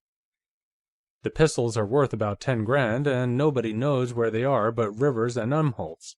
And if Rivers drops dead all of a sudden, nobody will know where they are except Umholtz, and in a couple of years he can get them sold off and have the money all to himself. Yes, Dave, that's good sound murder, too. And Rivers would sit down and drink with Umholtz, and Umholtz could take that Mauser out of the rack right in front of Rivers, and Rivers wouldn't suspect a thing till it was too late. Of course, it depends upon two unverified assumptions. One, that the pistols were sold to Rivers, and two, that Rivers stored them with Umholtz. And three, that Walters stole the pistols in the first place, Ritter added. You know, it's possible that somebody else in that house might have stolen them. Yes. As I said, anything's possible within structural limits, but possibilities exist on different orders of probability. We can't try to consider all the possibilities in any case, because they are indefinitely numerous. The best we can do is screen out all the low-order probabilities, list the high-order probabilities, and revise our list when and as new data comes to light. Well, I've told you why I think Walters is a good suspect. From what I've seen of that household, I think Walters was personally loyal to Lane Fleming, and I don't believe he feels any loyalty to anybody else there, with the exception of Gladys Fleming. He might keep quiet about the missing pistols if she were the thief. If Dunmore or Varsic or either of the girls had done the stealing, he'd tell Gladys, and she'd pass it on to me. She would be glad of anything that could be used against any of the others. And if, on the other hand, she had stolen the pistols herself, she wouldn't have wanted me poking around, and wouldn't have brought me in, at least not to handle the collection. Rand looked regretfully at his empty glass and decided against ordering another. "Dave, I just thought of something," he said. "How do you think this would work?" He told Ritter what he had thought of. Ritter drank beer slowly and meditatively. "It just might work," he considered. "I've seen that gag work 100 times. Hell, I've used something like that myself at least 50 times, and so have you. And I don't think Walters would be familiar enough with dick practice to see what you were doing. But if it turns out that Walters didn't sell the pistols to Rivers at all, what then?" "Well, if he sold them to Umholtz, Pierre Jarret's theory is still valid until disproved," Rand said. "And if he didn't sell them either to Rivers or Umholtz, we'll have to conclude that Rivers and Fleming were killed by the same person, the Rivers killing being a security measure. That is, unless we find that Rivers was killed by Pierre Jarret, which is a sort of medium-high order probability. Jarret and the girl left Gresham's early enough for him to have killed Rivers. They were both pretty hard hit by that $25,000 blockbuster Rivers had dropped on them. Give me back that Colt, Dave. All you have to do is get an identification on the Leech & Rigdon from the barbecue man. I'm going to let Mick McKenna handle Umholtz one way or another after we've concluded the Walters experiment. Until then, we don't want to stir Umholtz up. At all." End of Chapter 14.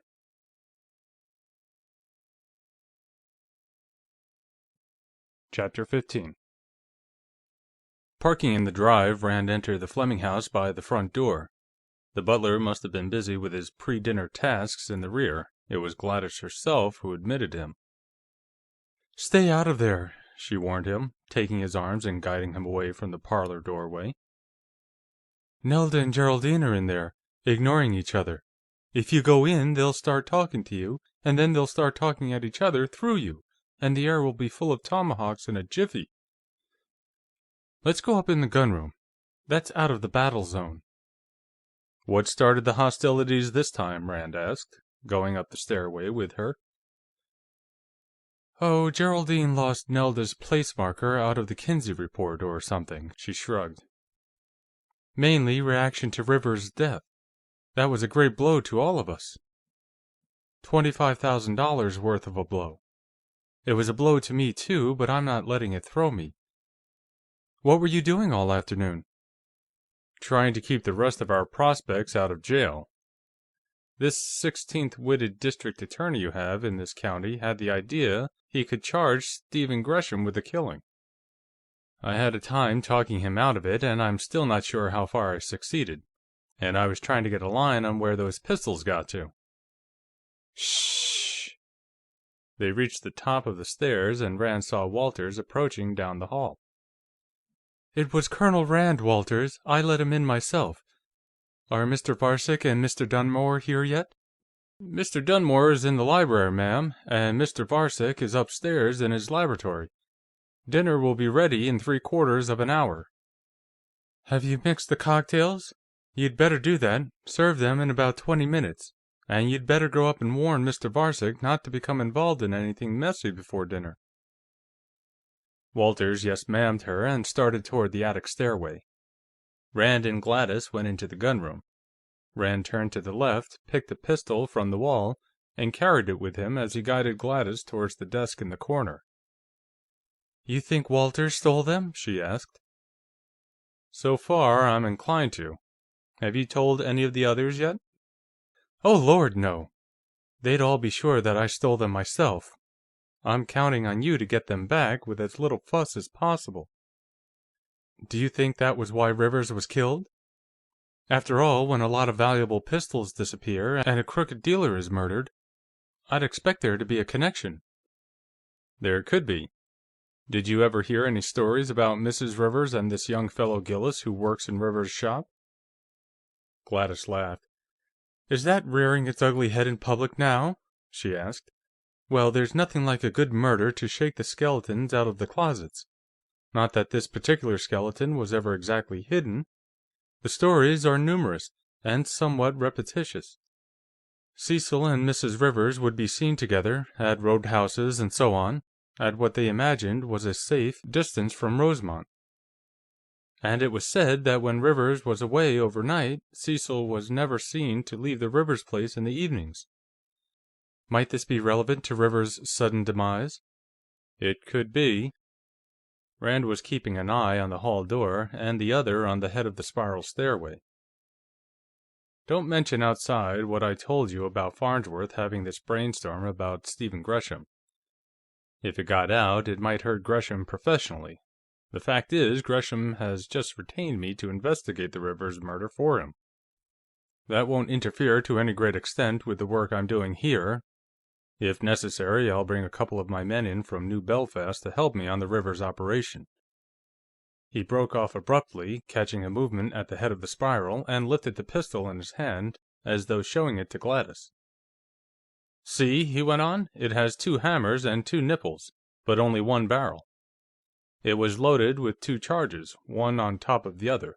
The bullet of the rear charge acted as the breech plug for the front charge." "Oh, Walters!" He affected to catch sight of the butler for the first time. "Bring me that .36 Walk revolver, will you?" "Yes, sir." Walters, crossing the room, veered to the right and went to the middle wall, bringing a revolver over to the desk. It was a percussion weapon with an abnormally long cylinder. "The cocktails are served," he announced. "We'll be down in a moment. You can put these back where they belong when you find time," Rand told him. "Now here," he said to Gladys. "This is the same idea, in a revolver. 6 chambers, 2 charges in each. In theory, it was a good idea, but in actual practice... Walters went out the hall door, presumably to call Varsic. Rand continued talking about the superposed load principle, as used in the Lindsay pistol and the Wallach revolver, until he was sure the butler was out of hearing. Gladys was looking at him in appreciative, if slightly punch-drunk delight. "I wondered why you brought that thing over here with you," she said. "Brother, was that a quick shift? You're really sure he's the one?" "I'm not really sure of anything, except of my own existence and eventual extinction," Rand told her. "It pretty nearly has to be somebody inside this house. I don't think anybody else here, yourself included, would know enough about arms to rob this collection as selectively as it has been robbed. Did you see what just happened here? I asked him for one of the most uncommon arms here, and he went straight and got it. He knows this collection as well as your husband did, and I assume he knows values almost as well. And of course, there was a musket, too. Mr. Fleming didn't collect long arms, or he'd have had one. It embodied the same principle as the pistol. The legend is that this man Lindsay's brother was a soldier. He was supposed to have been killed by Indians who drew the fire of the detail he was with, and then charged them when their muskets were empty." Rand shrugged. "Actually, the superposed load principle is ancient. There's a 16th-century wheel-lock pistol in the Metropolitan Museum in New York, firing 2 shots from the same barrel." Varsic and the butler, who had entered by the hall door, went across the gunroom and down the spiral. Rand laid down the pistol and escorted Gladys after them. Dunmore and Geraldine were in the library when they went down. Geraldine, mildly potted, was reclining in a chair, sipping her drink. Dunmore was still radiating his synthetic cheerfulness. "Get many of the pistols listed, Colonel?" he hailed Rand, with jovial condescension. "No." Rand poured 2 cocktails, handing one to Gladys. "I went to Arnold Rivers' place this morning, on a little unfinished business, and damn near tripped over Rivers' corpse. I spent the rest of the day getting myself disinvolved from the ensuing uproar," he told Dunmore. "You heard about it, of course." "Yes, of course. Horrible business. I hope you didn't get mixed up in it any more than you had to. After all, you're working for us, and if the police knew that, we'd be bothered too. Look here, you don't think some of these other people who were after the collection might have killed Rivers to keep him from outbidding them?" Nelda, entering from the hallway, caught the last part of that. "Good God, Fred!" she shrieked at him. "Don't say things like that! Maybe they did, but wait till they've bought the collection and paid for it before you start accusing them." "I'm not accusing anybody," Dunmore growled back at her. "I don't know enough about it to make any accusations. All I'm saying is—" "Well, don't say it, then, if you don't know what you're talking about," his wife retorted. In spite of this start, dinner passed in relative quiet. For the most part, they talked about the remaining chances of selling the collection, about which nobody was optimistic. Rand tried to build up morale with pictures of large museums and important dealers, all fairly slavering to get their fangs into the Fleming collection, but to little avail. A pall of gloom had settled, and he was forced to concede that he had at last found somebody who had a valid reason to mourn the sudden and violent end of Arnold Rivers. Dinner finished, he went up to the gunroom and began compiling his list. He found a yardstick and thumbtacked it to the edge of the desk to get overall and barrel lengths, and used a pair of inside calipers and a decimal-inch rule from the workbench to get calibers. Sticking a sheet of paper into the portable, he began on the wheel locks, leaving spaces to insert the description of the stolen pistols when recovered. When he had finished the wheel locks, he began on the snap-haunces, then did the miguelet locks. He had begun on the true flintlocks when Walters, who had finished his own dinner, came up to help him. Rand put the butler to work fetching pistols from the racks and replacing those he had already listed. After a while, Dunmore strolled in. "You say you found Rivers' body yourself, Colonel Rand?" he asked. Rand nodded, finished what he was typing, and looked up. "Why, yes. There were a few details I wanted to clear up with him, and I called at his shop this morning. I found him lying dead inside." He went on to describe the manner in which Rivers had met his death. The radio and newspaper accounts were accurate enough in the main. There were a few details omitted, at the request of the police, of course. "Well, you didn't get involved in it, though?" Dunmore inquired anxiously. "I mean, you're not taking any part in the investigation? After all, we don't want to be mixed up in anything like this." "In that case, Mr. Dunmore, let me advise you not to discuss the matter of Rivers' offer to buy this collection with anybody outside," Rand told him. "So far, the police and the district attorney's office both seem to think that Rivers was killed by somebody whom he'd swindled in a business deal. Of course, they know about the collection being for sale, and Rivers offering to buy it." "They do?" Dunmore asked sharply. "Did you tell them that?" "Naturally. I had to account for my presence at Rivers' shop this morning," Rand replied. "I don't know if the idea has occurred to them that somebody might have killed Rivers to eliminate a rival bidder for this collection or not. I wouldn't say anything, if I were you, that might give them the idea." The extension phone rang shrilly. Walters picked it up, spoke into it, and listened for a moment. "Yes, Miss Lawrence, he's right here. You wish to speak to him?" He handed the phone across the desk to Rand. "Miss Karen Lawrence for you, Colonel Rand." Rand took the phone. Before he had time to say hello, the antique shop girl demanded of him, "Colonel Rand, you must tell me the truth. Did you have anything to do with Pierre Jarrett's being arrested?" "What?" Rand barked. Then he softened his voice. "No, on my honor, Miss Lawrence. I knew nothing about it until this moment. Who did it? Olsen?"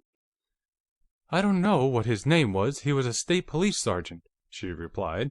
"He and another state policeman came to the Jarrett house about half an hour ago, charged Pierre with the murder of Arnold Rivers, and took him away. His mother phoned me about it a few minutes ago." "That goddamn two-faced Jesuitical bastard!" Rand exploded. "Where are you now?" "Here, at my shop. Mrs. Jarrett is coming here.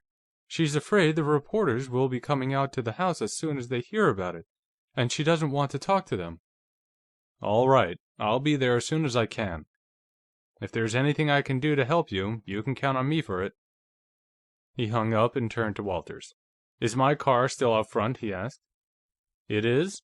Good. I'll be gone for a while. Tell the others I have something to attend to."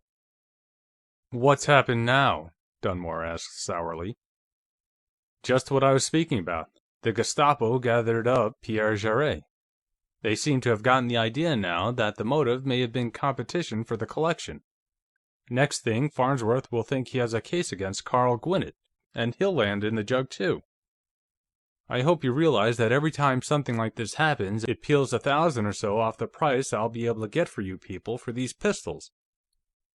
Dunmore didn't try to ask how that would happen, for which Rand was duly thankful. He accepted the statement uncritically. Walters was staring at Rand in horror, saying nothing. Rand picked up the outside phone and dialed the same number he had called from the Rivers place that morning.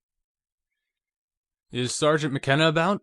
"He is? Fine. I'd like to speak to him." "Oh, hello, Mick. Jeff Rand." McKenna chuckled out of the receiver.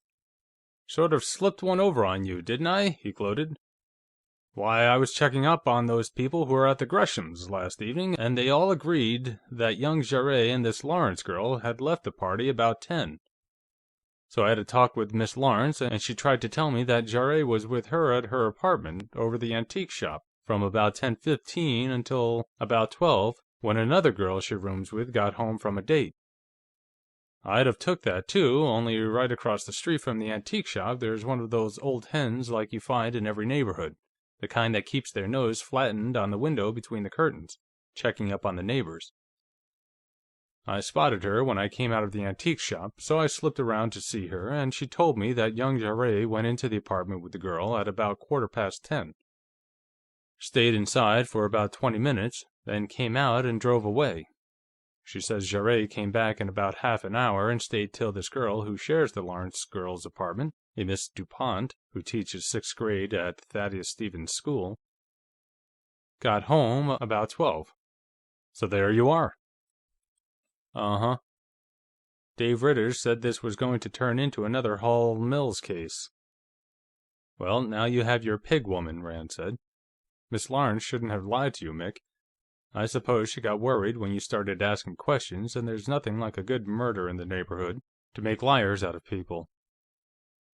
"And damn well I know that," McKenna agreed.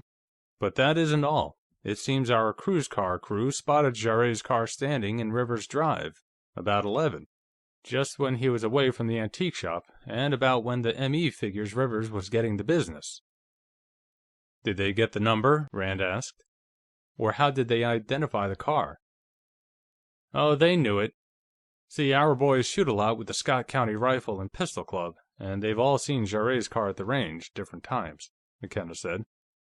"A gray 1947 Plymouth Coupe. Like I say, they knew the car, and they knew Jarrett collects guns, and the lights were on inside the shop, and the shades were drawn, so they didn't think anything of it at the time. See, they went to bed about 10 this morning and didn't get up till after 5, so I didn't find out about it till after supper." Rand shrugged, and managed to get some of the shrug into his voice. "Can be, at that," he said. "I hope you're not making a mistake, Mick. If you are, his lawyer's going to crucify you. What are you using for motive?" "Rivers was outbidding this crowd Jarrett and this girl were in with. They all told me about that," McKenna said. "And he and the girl were planning to use their end of the collection to go into the arms business after they got married. Rivers got in the way." McKenna, at the other end of the line, must have shrugged too. After all, for about 4 years they'd been training Jarrett to overcome resistance with the bayonet, so he did just that. "Maybe so. You find out anything about that other matter I was interested in?" "You mean the pistols? Uh-uh. We went over Rivers' place with a fine-tooth comb, and questioned young Gillis about it, and we didn't get a thing." "You sure those pistols went to Rivers?" "I'm not sure of anything at all," Rand replied, looking at his watch. "You going to be in, say, in a couple of hours? I want to have a talk with you." "Sure, I'll be around all evening," McKenna assured him. "If we don't have another murder." Rand hung up. He pulled the sheet out of the typewriter, laid it face down on the other sheets he had finished, and laid a long 17th-century Flemish flintlock on top for a paperweight, memorizing the position of the pistol relative to the paper under it. "Put those pistols back on the wall," he told Walters, indicating several he had laid aside after listing. "Leave the others there. I'm not finished with them yet. I'll be back before too long, if I don't find any more bodies." End of chapter 15.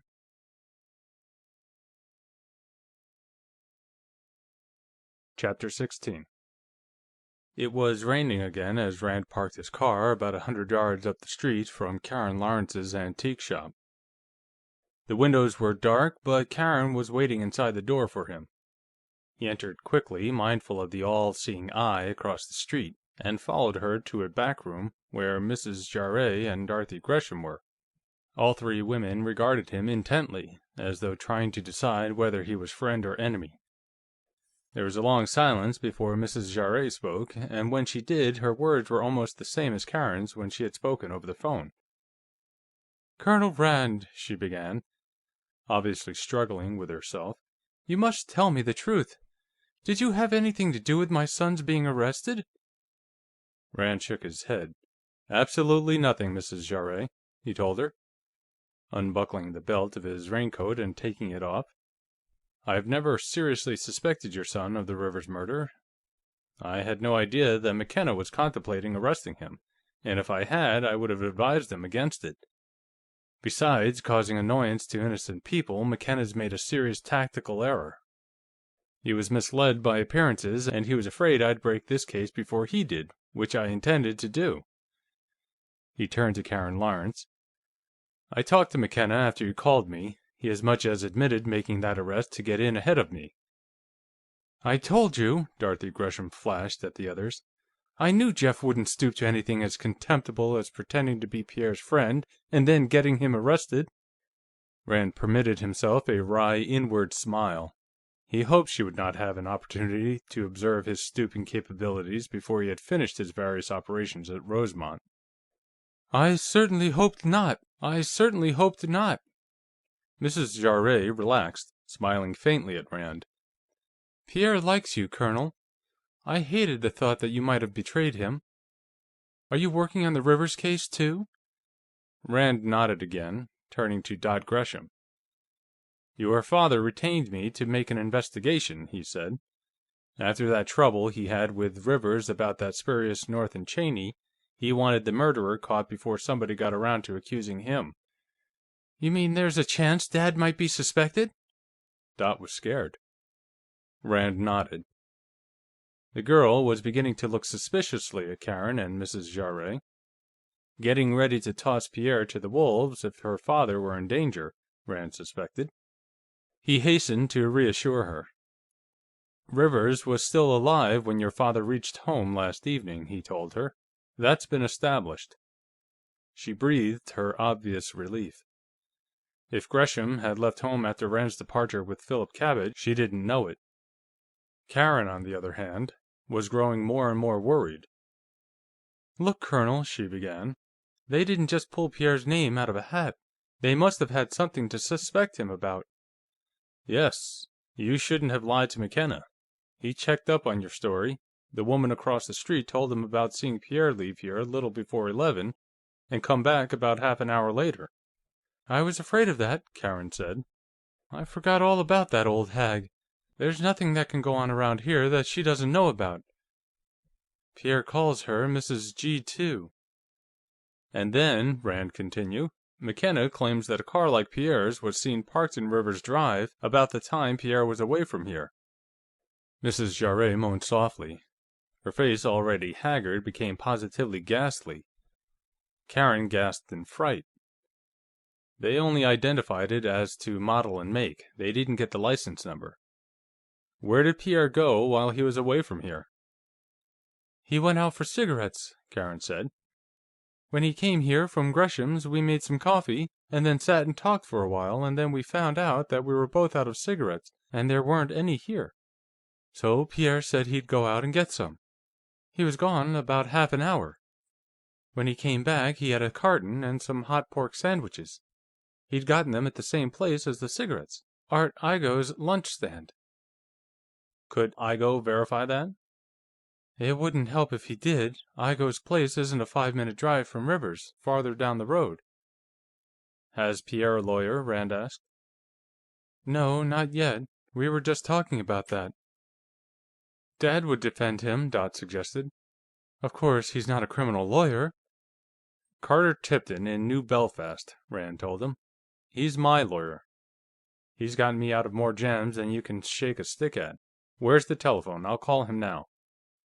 "You think he'd defend Pierre?" "Unless I'm badly mistaken, Pierre isn't going to need any trial defense," Rand told them. "He will need somebody to look after his interests, and we'll try to get him out on a writ as soon as possible." He looked at his watch. It was 10 minutes to 9. It was hard to say where Carter Tipton would be at the moment. His manservant would probably know. Karen showed him the phone, and he started to put through a person-to-person call. It was 11 o'clock before he backed his car into the Fleming garage, and the rain had returned to a wet, sticky snow. All the Flemings' cars were in, but Rand left the garage doors open. He also left his hat and coat in the car. After locating and talking to Tipton, and arranging for him to meet Dave Ritter at the Rosemont Inn, he had gone to the State Police substation, where he had talked at length with Mick McKenna. He had been compelled to tell the State Police sergeant a number of things he had intended keeping to himself. When he was through, McKenna went so far as to admit that he had been a trifle hasty in arresting Pierre Jarrett. Rand suspected that he was mentally kicking himself with hobnailed boots for his premature act. He also submitted, for McKenna's approval, the scheme he had outlined to Dave Ritter, and obtained a promise of cooperation. When he entered the Fleming library, en route to the gunroom, he found the entire family assembled there. With them was Humphrey Goode. As he came in, they broke off what had evidently been an acrimonious dispute and gave him their undivided attention. Geraldine, relaxed in a chair, was smoking. For once, she didn't have a glass in her hand. Gladys occupied another chair. She was smoking, too. Nelda had been pacing back and forth like a caged tiger. At Rand's entrance, she turned to face him, and Rand wondered whether she thought he was Clyde Beatty or a side of beef. Goode and Dunmore sat together on the sofa, forming what looked like a bilateral offensive and defensive alliance, and Varcek, looking more than ever like Rudolf Hess, stood with folded arms in one corner. "Now see here, Rand," Dunmore began as soon as the detective was inside the room. "We want to know just exactly for whom you're working around here, and I demand to know where you've been since you left here this evening." "And I," Goode piped up, "must protest most strongly against your involvement in this local murder case. I am informed that, while in the employ of this family, you accepted a retainer from another party to investigate the death of Arnold Rivers." "That's correct," Rand informed him. Then he turned to Gladys. "Just for the record, Mrs. Fleming, do you recall any stipulation to the effect that the business of handling this pistol collection should have the exclusive attention of my agency? I certainly don't recall anything of the sort." "No, of course not," she replied. "As long as the collection is sold to the best advantage, I haven't any interest in any other business of your agency, and have no right to have." She turned to the others. "I thought I made that clear to all of you." "You didn't answer my question," Dunmore yelled at him. "I don't intend to. You aren't my client, and I'm not answerable to you." "Well, you carry my authorization," Goode supported him. "I think I have a right to know what's being done." "As far as the collection's concerned, yes. As for the Rivers murder, or my armored car service, or any other business of the Tri-State Agency, no." "Well, you made use of my authorization to get that revolver from Kirchner," Goode began. "Ah!" Rand cried. "So that concerns the Rivers murder, does it? Well, when did you find that out, now? When Kirchner called you, you had no objection to his giving me that revolver. What changed your mind for you? Didn't you know that Rivers was dead then?" Rand watched Goode, trying to assimilate that. "Or didn't you think I knew?" Goode cleared his throat noisily, twisting his mouth. The others were looking back and forth from him to Rand in obvious bewilderment. They realized that Rand had pulled some kind of rabbit out of a hat, but they couldn't understand how he'd done it. "What I mean is that since then, you have allowed yourself to become involved in this murder case. You have let it be publicly known that you are a private detective working for the Fleming family," Goode orated. "How long, then, will it be before it will be said, by all sorts of irresponsible persons, that you are also investigating the death of Lane Fleming?" "Well?" Rand asked patiently. "Are you afraid people will start calling that a murder, too?" Gladys was looking at him apprehensively, as though she were watching him juggle 4 live hand grenades. "Is anybody saying that now?" Varcek asked sharply. "Not that I know of," Rand lied. "But if Goode keeps on denying it, they will." "You know perfectly well," Goode exploded, "that I am alluding to these unfounded and mischievous rumors of suicide, which are doing the Premix Company so much harm." "My God, Mr. Rand, can't you realize—" "Oh, come off it, Goode," Varcek broke in amusedly. "We all, Colonel Rand included, know that you started those rumors yourself. Very clever to start a rumor by denying it, but scarcely original. Dr. Goebbels was doing it almost 20 years ago." "My God, is that true?" Nelda demanded. "You mean he's been going around starting all these stories about Father committing suicide?" She turned on Goode like an enraged panther. "Why, you lying old son of a bitch!" she screamed at him. "Of course. He wants to start a selling run on Premix," Varcek explained to her. "He's buying every share he can get his hands on. We all are." He turned to Rand. "I'd advise you to buy some, if you can find any, Colonel Rand. In a month or so, it's going to be a really good thing." "I know about the merger. I am buying," Rand told him. "But are you sure of what Goode's been doing?" "Of course," Gladys put in contemptuously.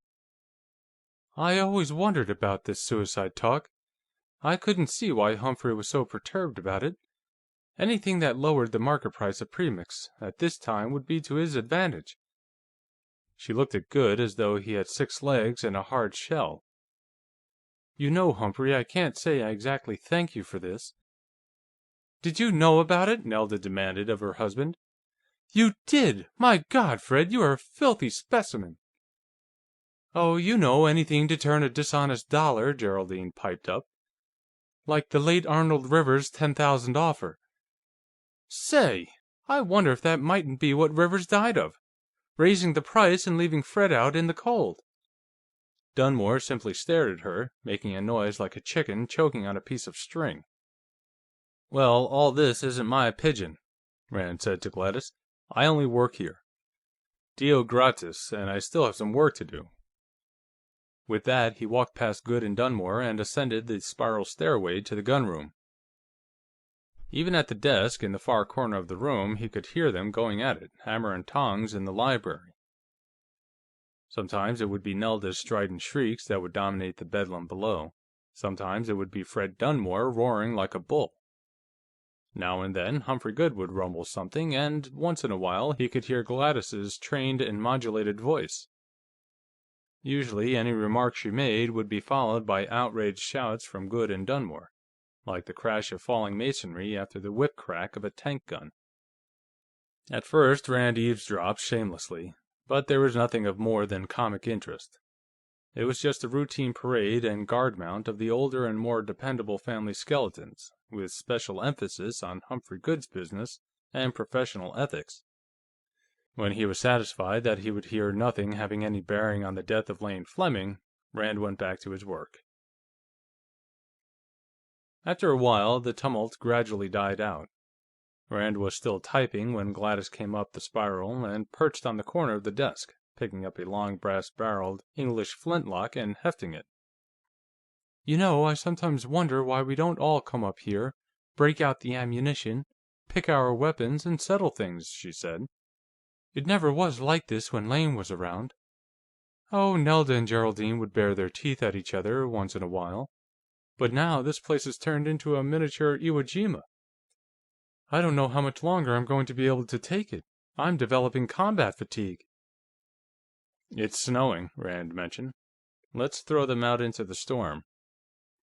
"I can't. I have to give Nelda and Geraldine a home as long as they live," she replied.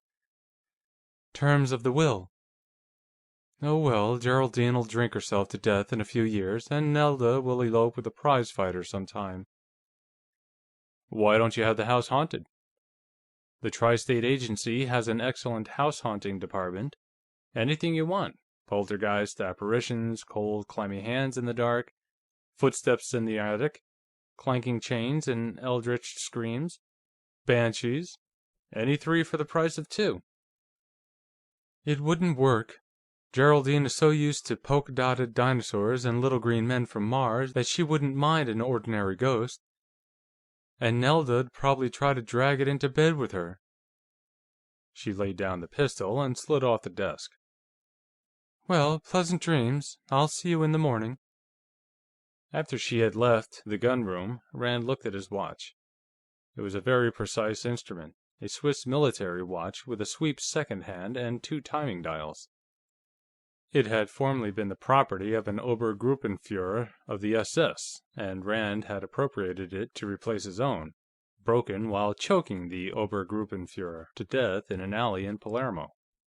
He zeroed the timing dials and pressed the start button.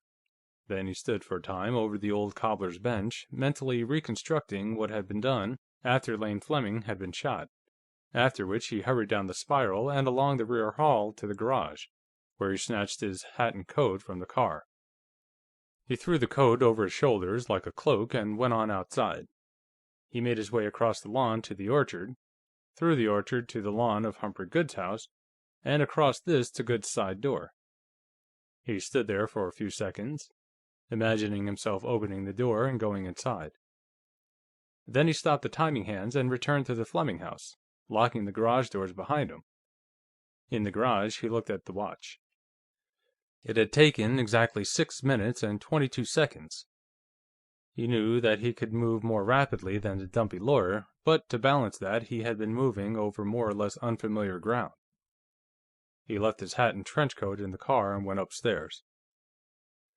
Undressing, he went into the bathroom in his dressing gown, spent about 20 minutes shaving and taking a shower, and then returned to his own room. End of Chapter 16.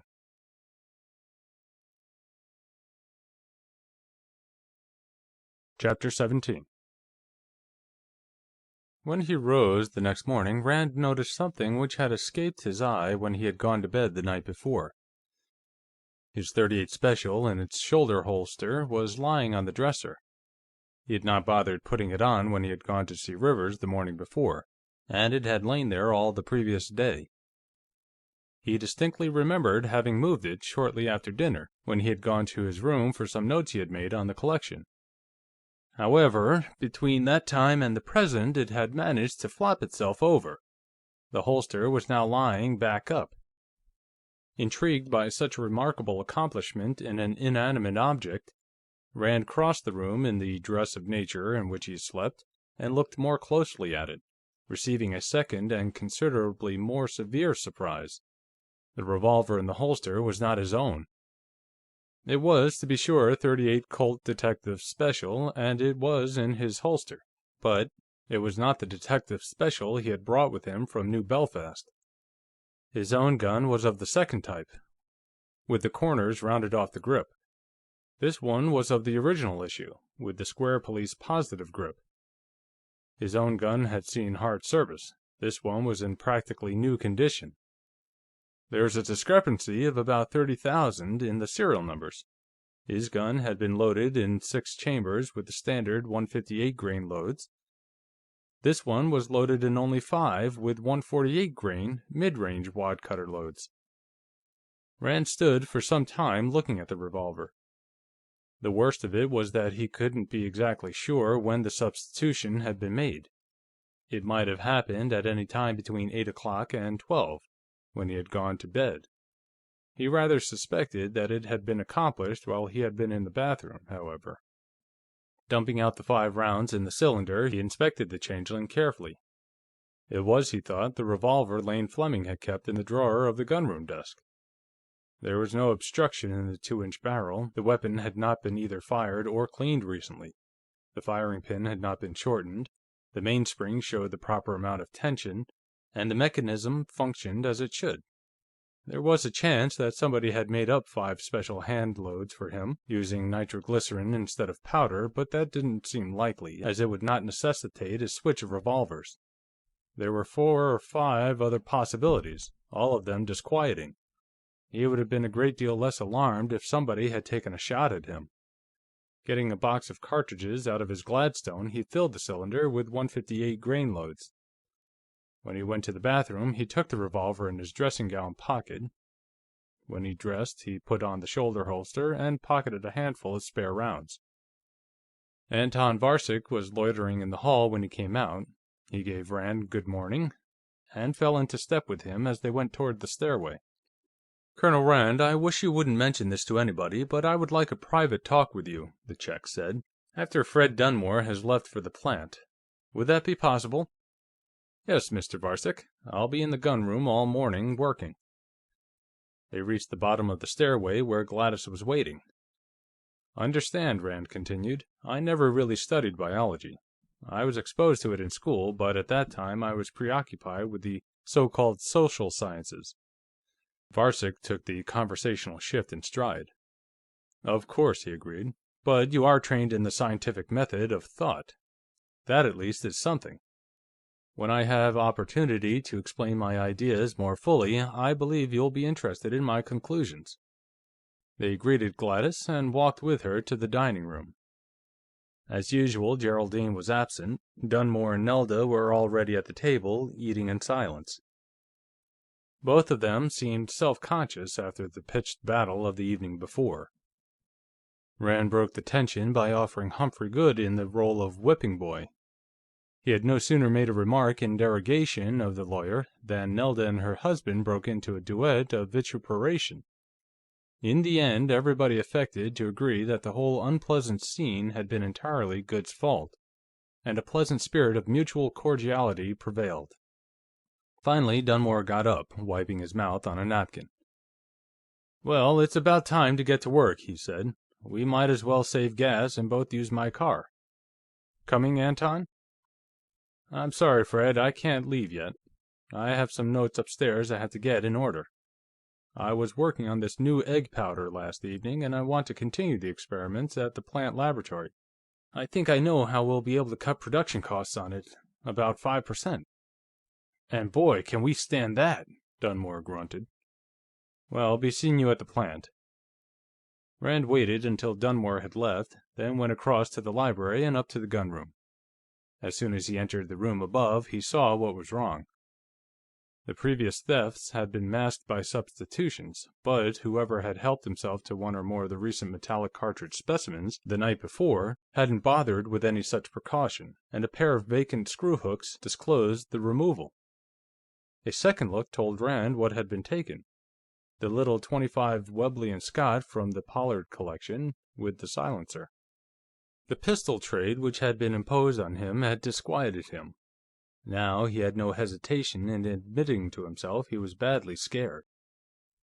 Whoever had taken that little automatic had had only one thought in mind: noiseless and stealthy murder. Very probably with one Colonel Jefferson Davis Rand in mind as the prospective corpse. He sat down at the desk and started typing, at the same time trying to keep the hall door and the head of the spiral stairway under observation. It was an attempt which was responsible for quite a number of typographical errors. Finally, Anton Varcek came in from the hallway, approached the desk, and sat down in an armchair. "Colonel Rand," he began in a low voice, "I have been thinking over a remark you made last evening. Were you serious when you alluded to the possibility that Lane Fleming had been murdered?" "Well, the idea had occurred to me," Rand understated, keeping his right hand close to his left coat lapel. "I take it you have begun to doubt that it was an accident?" "I would doubt a theory that a skilled chemist would accidentally poison himself in his own laboratory," Varcek replied. "I would not, for instance, pour myself a drink from a bottle labeled HNO3, in the belief that it contained vodka. I believe that Lane Fleming should be credited with equal caution about firearms." "Yet you were the first to advance the theory that the shooting had been an accident," Rand pointed out. "I have a strong dislike for firearms." Varcek looked at the pistols on the desk as though they were so many rattlesnakes. "I have always feared an accident, with so many in the house. When I saw him lying dead, with a revolver in his hand, that was my first thought. First thoughts are so often illogical, emotional." "And you didn't consider the possibility of suicide?" "No, absolutely not." The Czech was emphatic. "The idea never occurred to me, then or since. Lane Fleming was not the man to do that. He was deeply religious, much interested in church work, and aside from that, he had no reason to wish to die. His health was excellent, much better than that of many men 20 years his junior. He had no business worries. The company is doing well, we had large government contracts during the war, and no reconversion problems afterward. We now have more orders than we have plant capacity to fill, and Mr. Fleming was consulting with architects about plant expansion.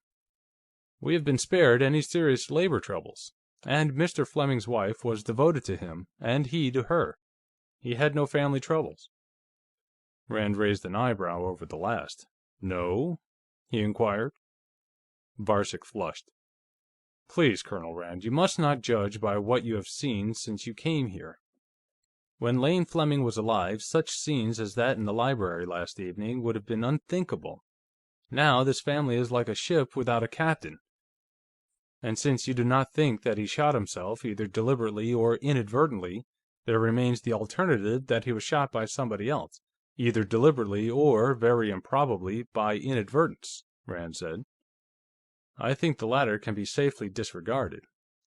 Let's agree that it was murder, and go on from there." Varcek nodded. "You are investigating it as such?" he asked. "I am appraising and selling this pistol collection," Rand told him wearily. I am curious about who killed Fleming, of course. For my own protection, I like to know the background of situations in which I am involved. But do you think Humphrey Goode would bring me here to stir up a lot of sleeping dogs that might awake and grab him by the pants seat? Or did you think that uproar in the library last evening was just a prearranged act?" "I had not thought of Humphrey Goode. It was my understanding that Mrs. Fleming brought you here." "Mrs. Fleming wants her money out of the collection as soon as possible," Rand said. "To reopen the question of her husband's death and start a murder investigation wouldn't exactly expedite things. I'm just a more or less innocent bystander who wants to know whether there's going to be any trouble or not. Now, you came here to tell me what happened on the night of Lane Fleming's death, didn't you?" "Yes." "We had finished dinner at about 7, Varcek said. Lane had been up here for about an hour before dinner, working on his new revolver. He came back here immediately after he was through eating. A little later, when I had finished my coffee, I came upstairs by the main stairway. The door of this room was open, and Lane was inside, sitting on that old shoemaker's bench, working on the revolver. He had it apart, and he was cleaning a part of it. The round part, where the loads go. The drum, is it? Cylinder." "How was he cleaning it?" Rand asked. "He was using a small brush, like a test tube brush. He was scrubbing out the holes, the chambers. He was using a solvent that smelled something like banana oil." Rand nodded. He could visualize the progress Fleming had made. If Varcek was telling the truth, and he remembered what Walters had told him, the last flicker of possibility that Lane Fleming's death had been accidental vanished. "I talked with him for some 10 minutes or so," Varcek continued, "about some technical problems at the plant. All the while, he kept on working on this revolver, and finished cleaning out the cylinder, and also the barrel. He was beginning to put the revolver together when I left him and went up to my laboratory. About 15 minutes later, I heard the shot. For a moment, I debated with myself as to what I had heard, and then I decided to come down here. But first I had to take a solution off a Bunsen burner, where I had been heating it, and take the temperature of it, and then wash my hands because I had been working with poisonous materials. I should say all this took me about 5 minutes. When I got down here, the door of his room was closed and locked. That was most unusual, and I became really worried. I pounded on the door and called out, but I got no answer. Then Fred Dunmore came out of the bathroom attached to his room, with nothing on but a bathrobe. His hair was wet, and he was in his bare feet and making wet tracks on the floor." From there on, Varcek's story tallied closely with what Rand had heard from Gladys and from Walters. Everybody's story tallied where it could be checked up on. "You think the murderer locked the door behind him when he came out of here?" Varcek asked. "I think somebody locked the door, sometime. It might have been the murderer, or it might have been Fleming at the murderer's suggestion.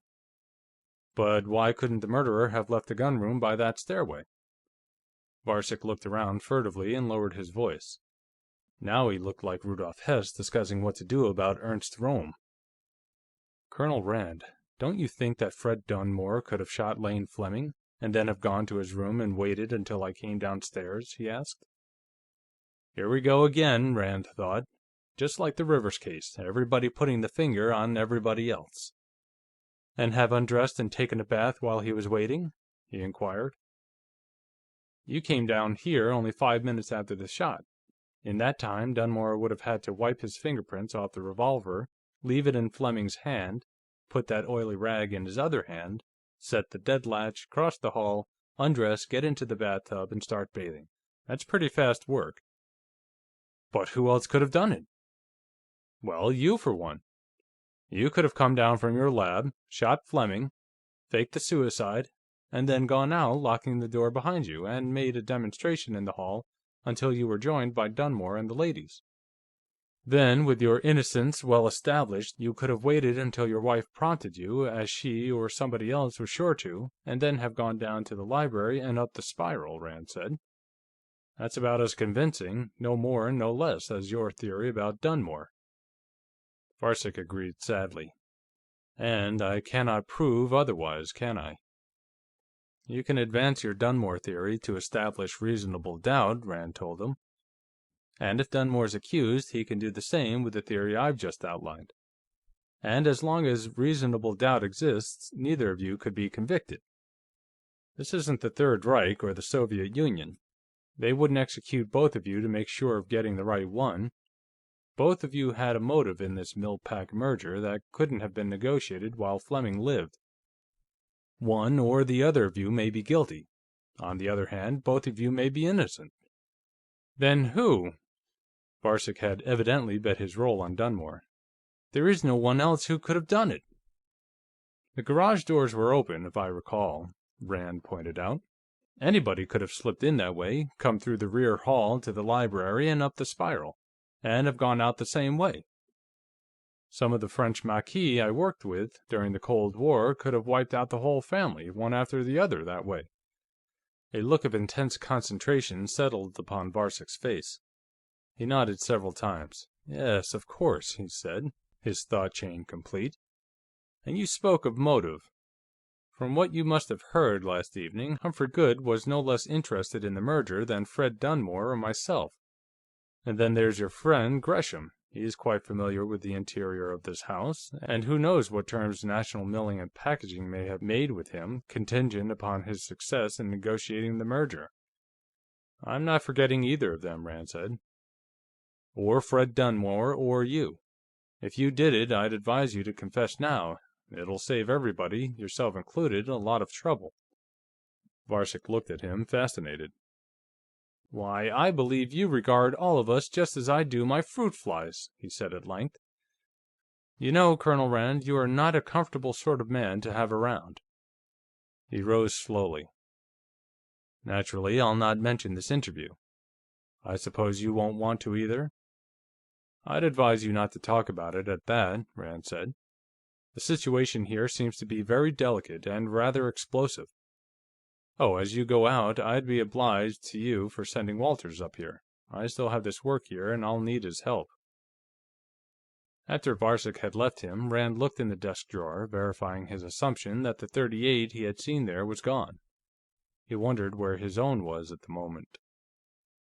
When the butler arrived, he was put to work bringing pistols to the desk, carrying them back to the racks, taking measurements, and the like. All the while, Rand kept his eye on the head of the spiral stairway. Finally, he caught a movement and saw what looked like the top of a peak-crowned gray felt hat between the spindles of the railing. He eased the detective special out of its holster and got to its feet. "All right," he sang out. "Come on up." Walters looked, obviously startled, at the revolver that had materialized in Rand's hand, and at the two men who were emerging from the spiral. He was even more startled, it seemed, when he realized that they wore the uniform of the State Police. "What's the meaning of this, sir?" he demanded of Rand. "You're being arrested," Rand told him. "Just stand still, now." He stepped around the desk and frisked the butler quickly, wondering if he were going to find a .25 Webley & Scott automatic or his own .38 Special. When he found neither, he holstered his temporary weapon. "If this is your idea of a joke, sir, permit me to say that it isn't. It's no joke, son," Sergeant McKenna told him. "In this country, a police officer doesn't have to recite any incantation before he makes an arrest, any more than he needs to read any riot act before he can start shooting. But it won't hurt you to warn you that anything you say can be used against you." "At least I must insist upon knowing why I'm being arrested," Walters said icily. "Oh, don't you know?" McKenna asked. "Why, you're being arrested for the murder of Arnold Rivers." For a moment, the butler retained his professional glacial disdain, and then the bottom seemed to drop suddenly out of him. Rand suppressed a smile at this minor verification of his theory. Walters had been expecting to be accused of larceny, and was prepared to treat the charge with contempt. Then he had realized, after a second or so, what the State Police sergeant had really said. "Good God, gentlemen!" He looked from Mick McKenna to Corporal Cavaline to Rand, and back again in bewilderment. "You surely can't mean that!" "We can, and we do," Rand told him. "You stole about 25 pistols from this collection after Mr. Fleming died, and sold them to Arnold Rivers. Then, when I came here and started checking up on the collection, you knew the game was up. So, last evening, you took out the station wagon and went to see Rivers, and you killed him to keep him from turning state's evidence and incriminating you. Or maybe you killed him in a quarrel over the division of the loot. I hope for your sake that it was the latter. If it was, you may get off with second-degree murder. But if you can't prove that there was no premeditation, you're tagged for the electric chair." But I didn't kill Mr. Rivers," Walter stammered. "I barely knew the gentleman. I saw him once or twice when he was here to see Mr. Fleming, but outside of that..." "Outside of that, you sold him about 25 of these pistols, and got a like number of junk pistols from him for replacements." He took the list Pierre Jarret and Stephen Gresham had compiled out of his pocket and began reading. Italian wheel-lock pistol, late 16th or early 17th century. Pair Italian snap-ounce pistols, by Lazzarino Caminazzo. He finished the list and put it away. "I think we've missed one or two, but that'll do for the time." "But I didn't sell those pistols to Mr. Rivers," Walter expostulated. "I sold them to Mr. Carl Gwinnett. I can prove it." That Rand had not expected. "Go on," he jeered. "I suppose you have receipts for all of them. Fences always do that, of course." "But I did sell them to Mr. Gwinnett. I can take you to his house if you get a search warrant, and show you where he has them hidden in the garret. He was afraid to offer them for sale until after this collection had been broken up and sold. He still has every one of them." McKenna spat out an obscenity. "Aren't we ever going to have any luck?" he demanded. "Jarret out on a writ this morning, and now this." "But he ain't in the clear," Kavaalen argued.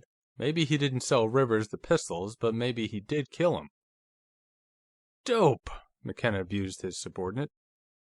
"If he didn't sell Rivers the pistols, why would he kill him?" "He's only said he sold them to Gwinnett," Rand pointed out. Then he turned to Walters.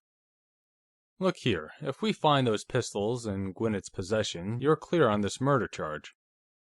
There's still a slight matter of larceny, but that doesn't involve the electric chair. You take my advice and make a confession now, and then accompany these officers to Gwinnett's place and show them the pistols. If you do that, you may expect clemency on the theft charge, too."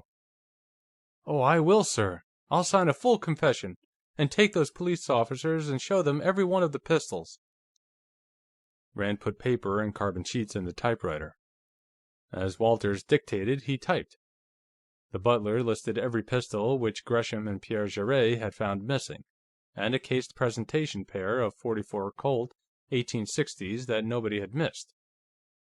He signed the triplicate copies willingly. He didn't seem to mind signing himself into jail, as long as he thought he was signing himself out of the electric chair. The book in which Fleming had recorded his pistols he still had. He had removed it from the gunroom and was keeping it in his room.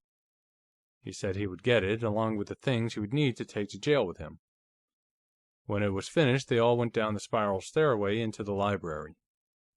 Nelda was standing at the foot of it. Evidently, she had been listening to what had been going on upstairs.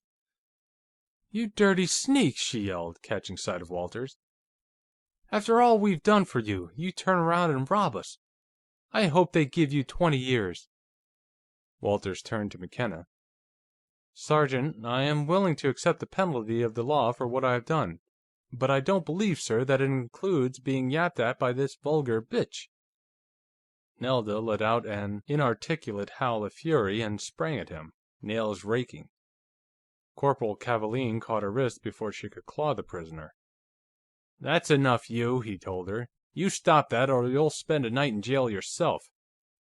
She jerked her arm loose from his grasp and flung out of the library. As she went out, Gladys entered. Rand, who had been bringing up in the rear, stepped down from the stairway. "He confessed," he said softly.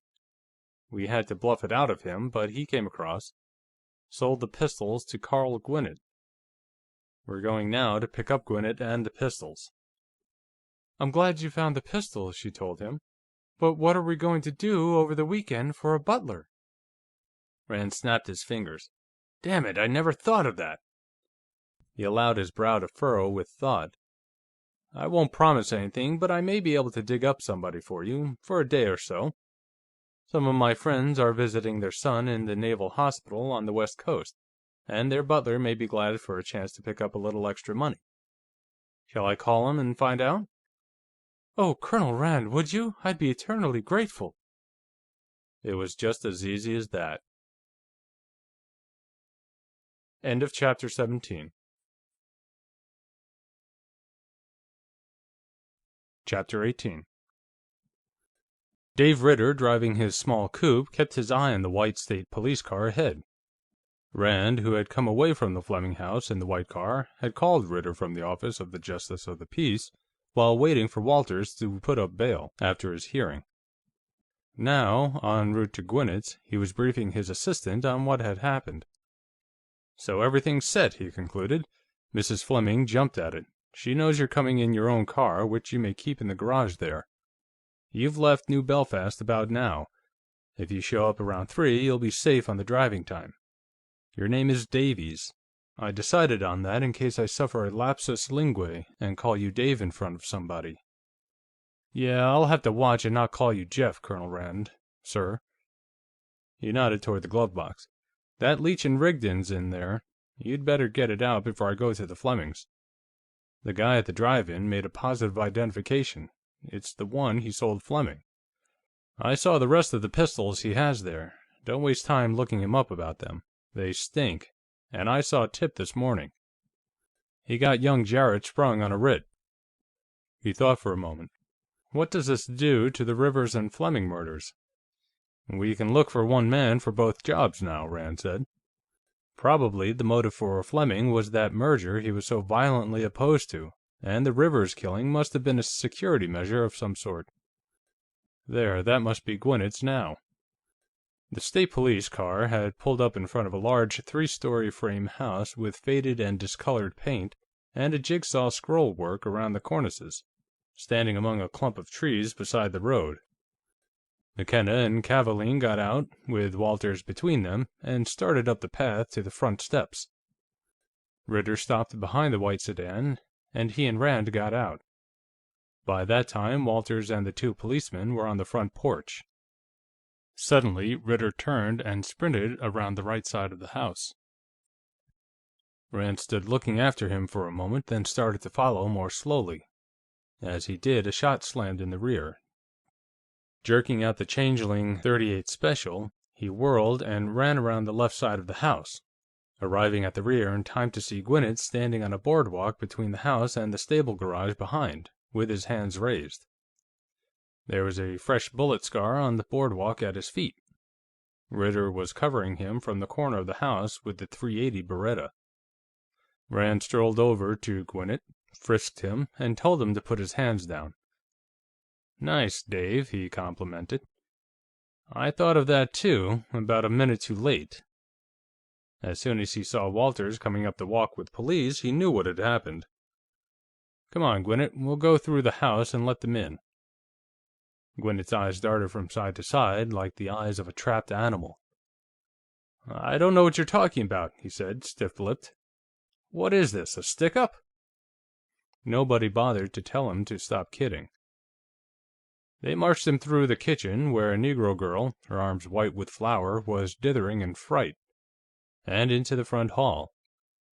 A woman in a faded house dress had just admitted the 2 officers and the former Fleming butler. "You goddamn rat!" Gwinnett yelled at Walters as soon as he saw him. "For God's sake, Carl," the woman begged. "Don't make things any worse than they are. Keep quiet." "All right, Gwinnett," McKenna said. "We're arresting you. Receiving stolen goods, and accessory to larceny. We have a search warrant. Want to see it?" "So you have a search warrant," Gwinnett said. "So go ahead and search.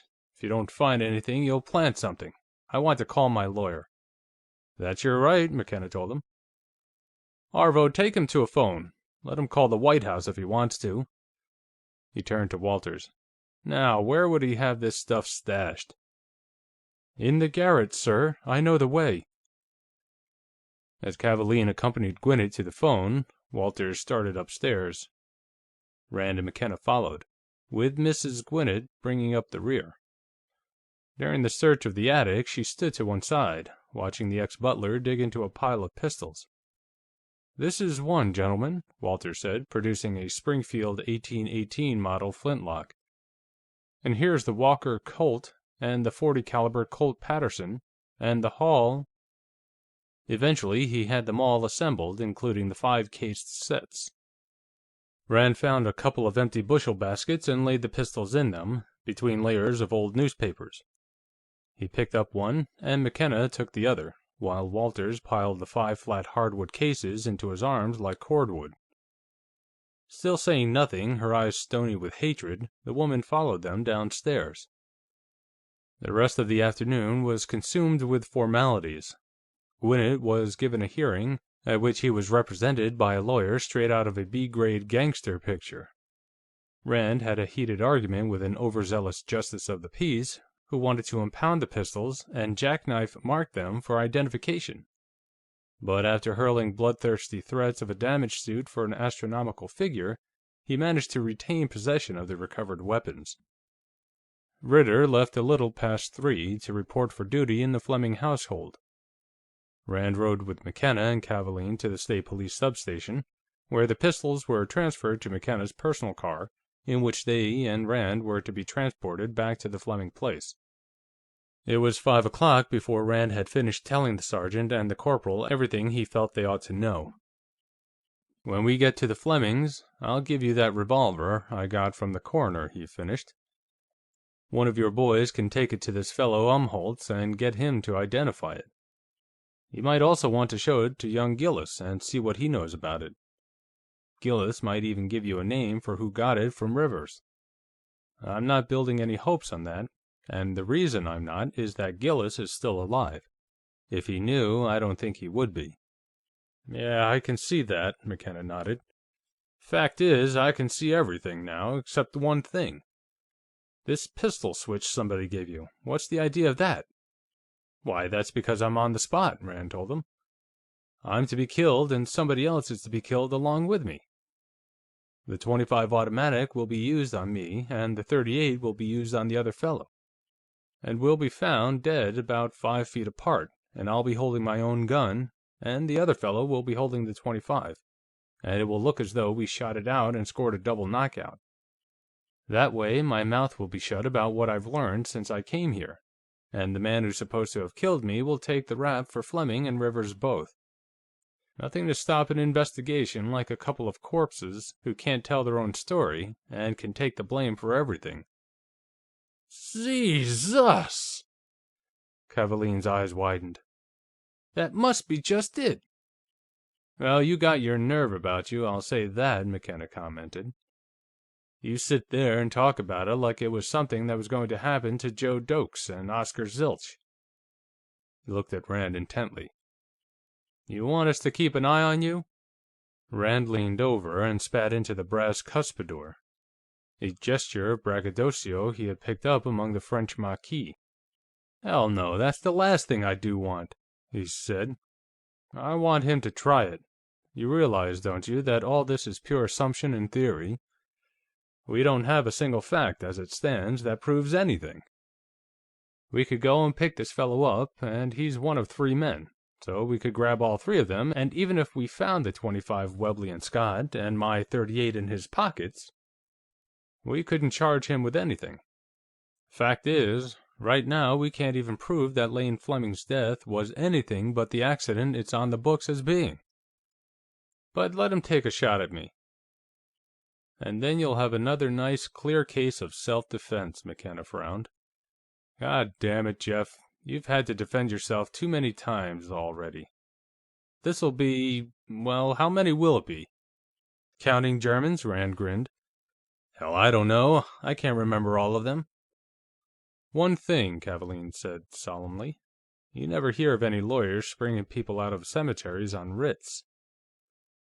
"Look, Jeff," McKenna said at length, "if it's the way you think, this guy won't dare kill you instantly, will he? Seems to me, the way the script reads, this other guy shoots you, and you shoot back and kill him, and then you die, isn't that it?" Rand nodded. "I'm banking on that. He'll try to give me a fatal, but not instantly fatal wound, and that means he'll have to take time to pick his spot. The reason I've managed to survive these people against whom I've had to defend myself has been that I just don't give a damn where I shoot a man. A lot of good police officers have gotten themselves killed because they tried to wing somebody and took a second or so longer about shooting than they should have." "Something in that, too," McKenna agreed. "But what I'm getting at is this. I think I know a way to give you a little more percentage." He rose. "Wait a minute, I'll be right back." End of Chapter 18.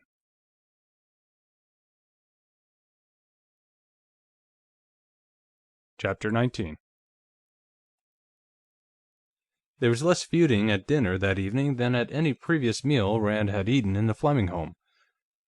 In the first place, everybody seemed a little awed in the presence of the new butler, who flitted in and out of the room like a ghost and, when spoken to, answered in a heavy BBC accent. Then the women, who carried on most of the hostilities, had re-erected their Front Populare, and were sharing a common pleasure in the recovery of the stolen pistols. And finally, there was a distant possibility that the swift and dramatic justice that had overtaken Walters and Gwinnett at Rand's hand was having a sobering effect upon somebody at the table. Dunmore, Nelda, Varsic, Geraldine, and Gladys had been intending to go to a party that evening, but at the last minute Gladys had pleaded indisposition and telephoned regrets. The meal over, Rand had gone up to the gunroom. Gladys drifted into the small drawing room off the dining room, and the others had gone to their rooms to dress. Rand was taking down the junk with which Walters had infiltrated the collection, and was listing and hanging up the recovered items when Fred Dunmore, wearing a dressing gown, strolled in. "I can't get over the idea of Walters being a thief," he sorrowed.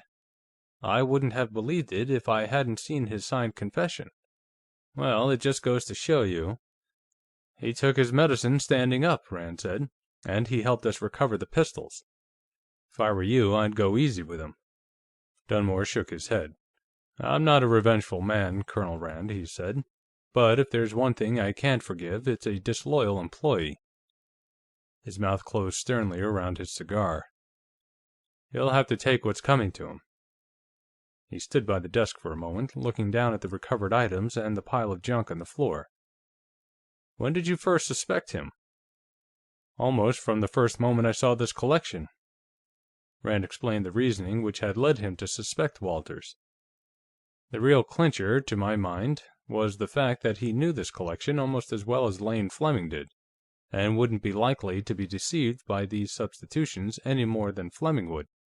Yet he said nothing to anybody, neither to Mrs. Fleming, nor Goode, nor myself.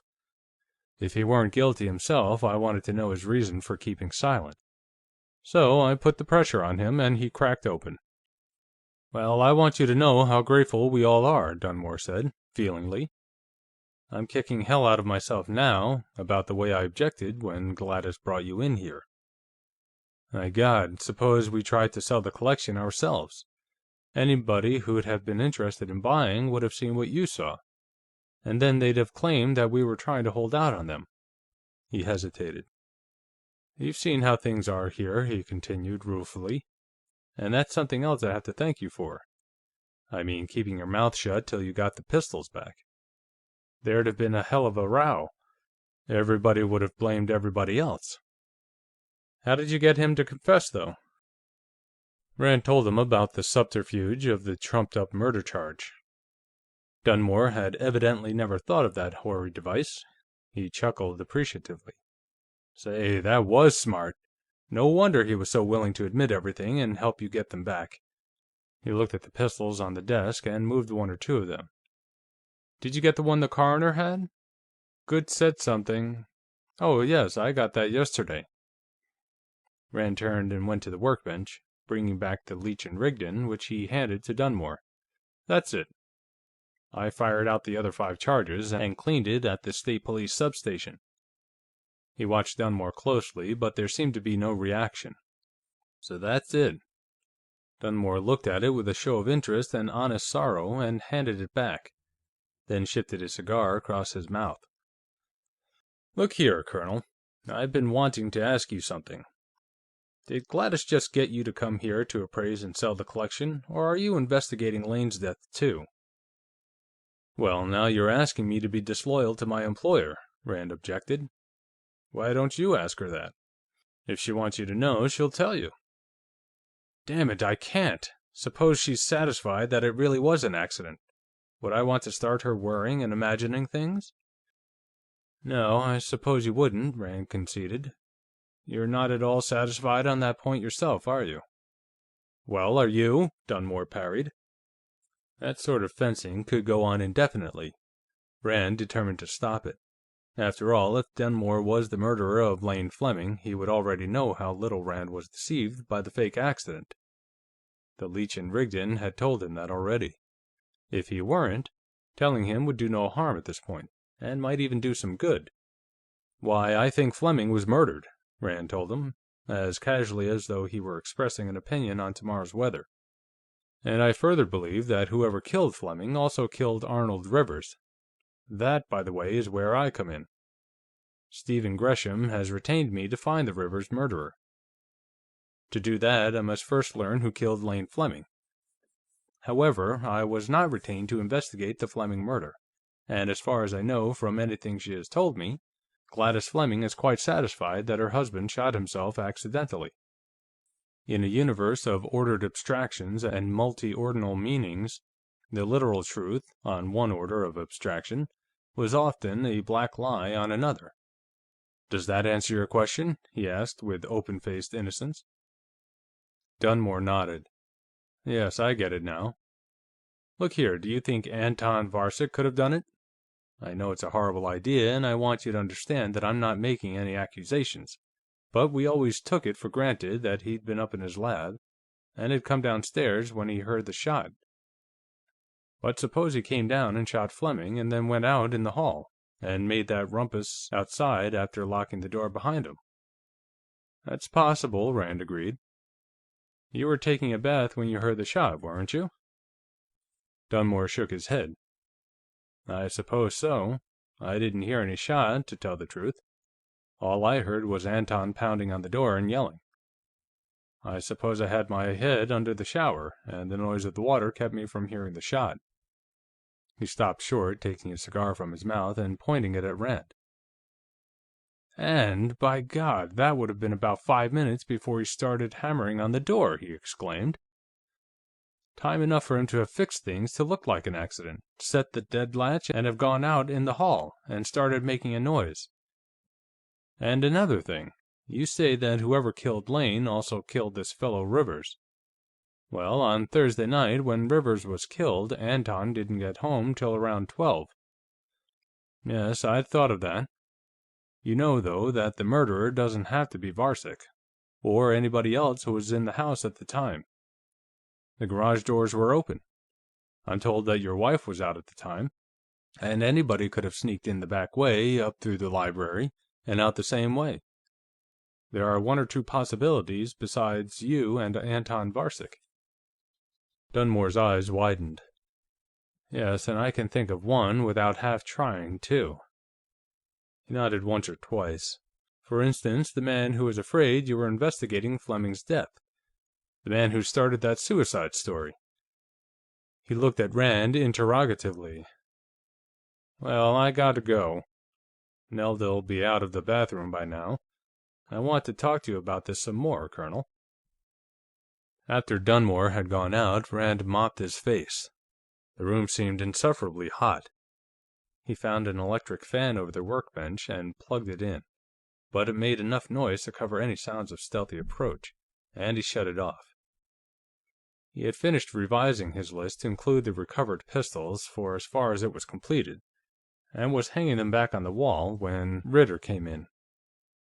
"House is clear now," his assistant said, stepping out of his P.G. Wodehouse character. Both pairs left in the Packard, Dunmore driving. "Man, what a cat-and-dog show this place is. It's a wonder our client isn't nuts." "You haven't seen anything. You ought to have been here last night. Where is our client, by the way?" "Downstairs." Ritter fished a cigarette out of his livery and appropriated Rand's lighter. If we hear her coming, you can grab this." He brushed a couple of Paterson Colts to one side and sat down on the edge of the desk, taking a deep drag on the cigarette. "What's the regular law doing, now that young Jarrett is out?" "I had a long talk with Mick McKenna," Rand said. "Fortunately, Mick and I have worked together before. I was able to tell him the facts of life, and he'll be a good boy now. When last heard from, Farnsworth was beginning to blow his hot breath on the back of Cecil Gillis's neck."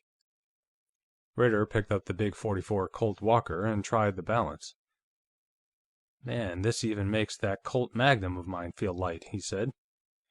"Say, Jeff, if Farnsworth's going after Gillis, it's probably on account of those stories about him and Mrs. Rivers. At least all that stuff would come out if he arrested him. Maybe we could get a fee out of Mrs. Rivers." "I'd thought of that. Unfortunately, Mrs. Rivers had a very convenient breakdown when she heard the news. She is now in a hospital in New York and won't be back until after the funeral. Prostrated with grief, or something. And this case is due to blow up like Hiroshima before then. Well, we can't get fees from everybody. That, of course, was one of the sad things of life to which one must reconcile oneself. I got a call from Pierre Jarret. Tip's staying at the Jarret place tonight. I thought it would be a good idea to have him within reach for a while." The private outside phone rang shrilly. Ritter let it go for several rings, then picked it up. "This is the Fleming residence," he stated, putting on his character again. "Oh, yes, indeed, sir. Colonel Rand is right here, sir. I'll tell him you're calling." He put a hand over the mouthpiece. "Humphrey Goode." Rand took the phone and named himself into it. "I would like to talk to you privately, Colonel Rand," the lawyer said, "on a subject of considerable importance to our, shall I say, mutual clients. Could you find time to drop over sometime this evening?" "Well, I'm very busy at the moment, Mr. Goode," Rand regretted. "There have been some rather deplorable developments here lately. The butler, Walters, has been arrested for larceny.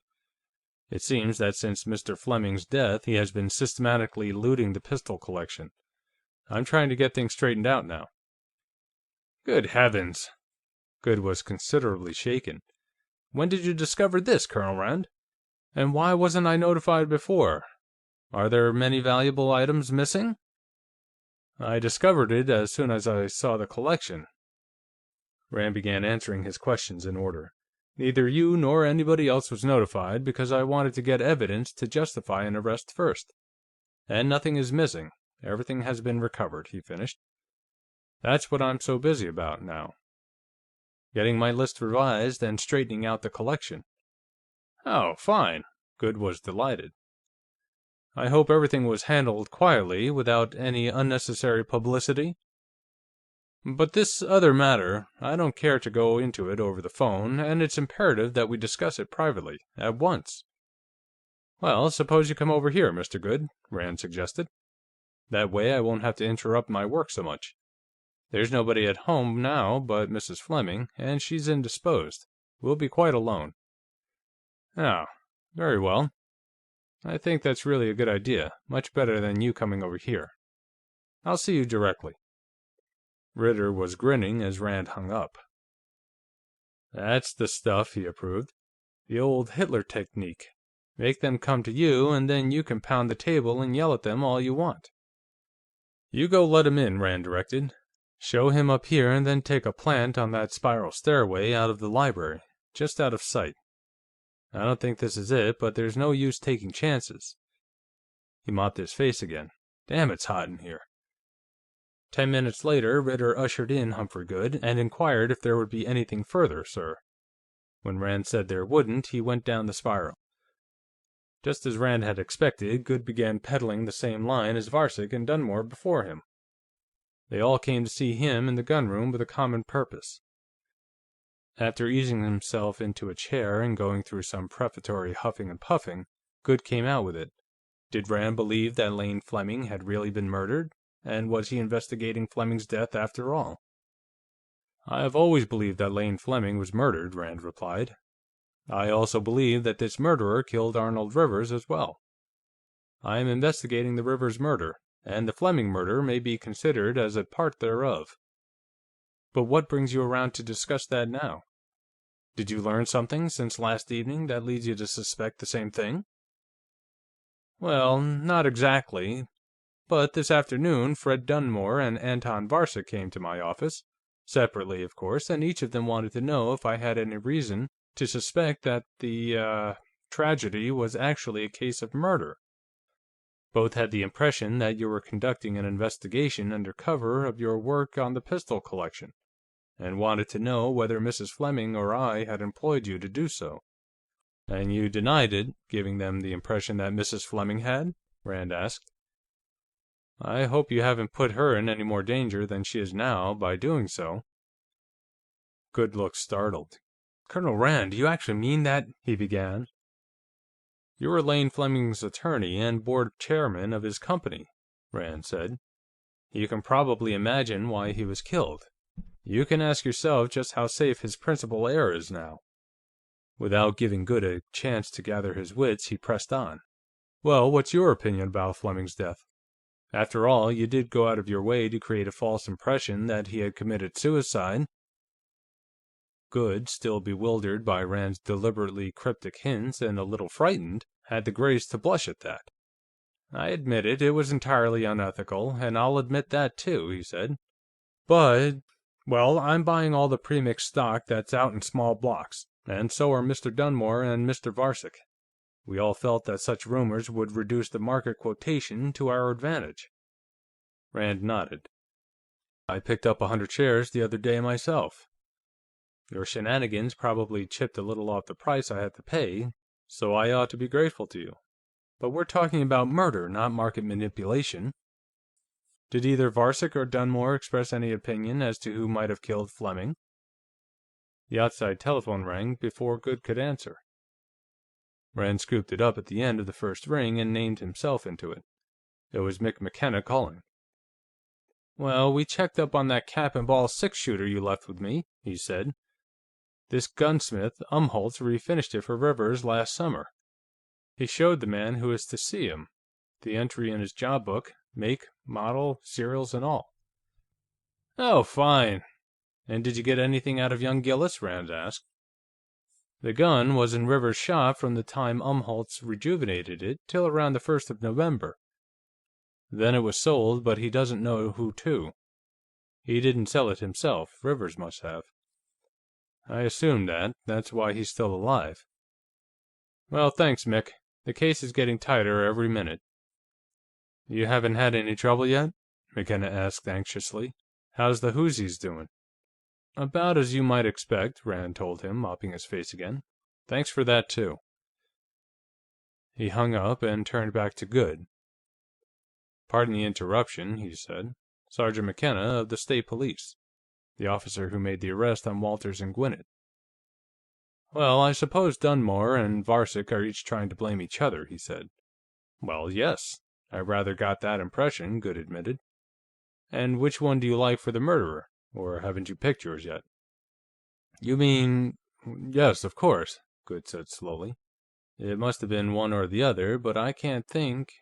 It's horrible to have to suspect either of them." For a moment, he stared unseeingly at the litter of high-priced pistols on the desk. Then: "Colonel Rand, Lane Fleming is dead, and nothing either of us can do will bring him back. To expose his murderer certainly won't. But it would cause a scandal that would rock the Premix Company to its very foundations. It might even disastrously affect the market as a whole." "Oh, come," Rand reproved.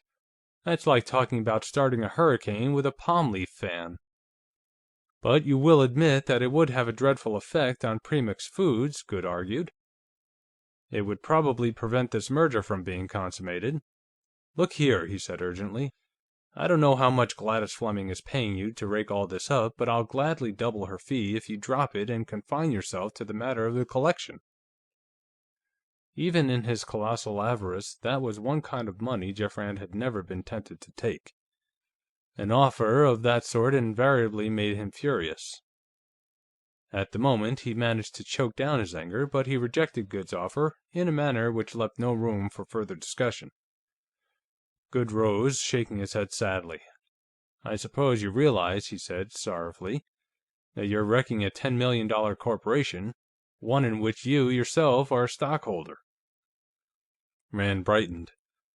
"And the biggest wrecking jobs I ever did before were a couple of petrol dumps and railroad bridge." He got to his feet along with the lawyer. "No need to call the butler, I'll let you out myself." He accompanied Goode down the front stairway to the door. Goode was still gloomy. "I made a mistake in trying to bribe you," he said, "but can't I appeal to your sense of fairness? Do you want to inflict serious losses on innocent investors merely to avenge one crime?" "I don't approve of murder," Rand told him.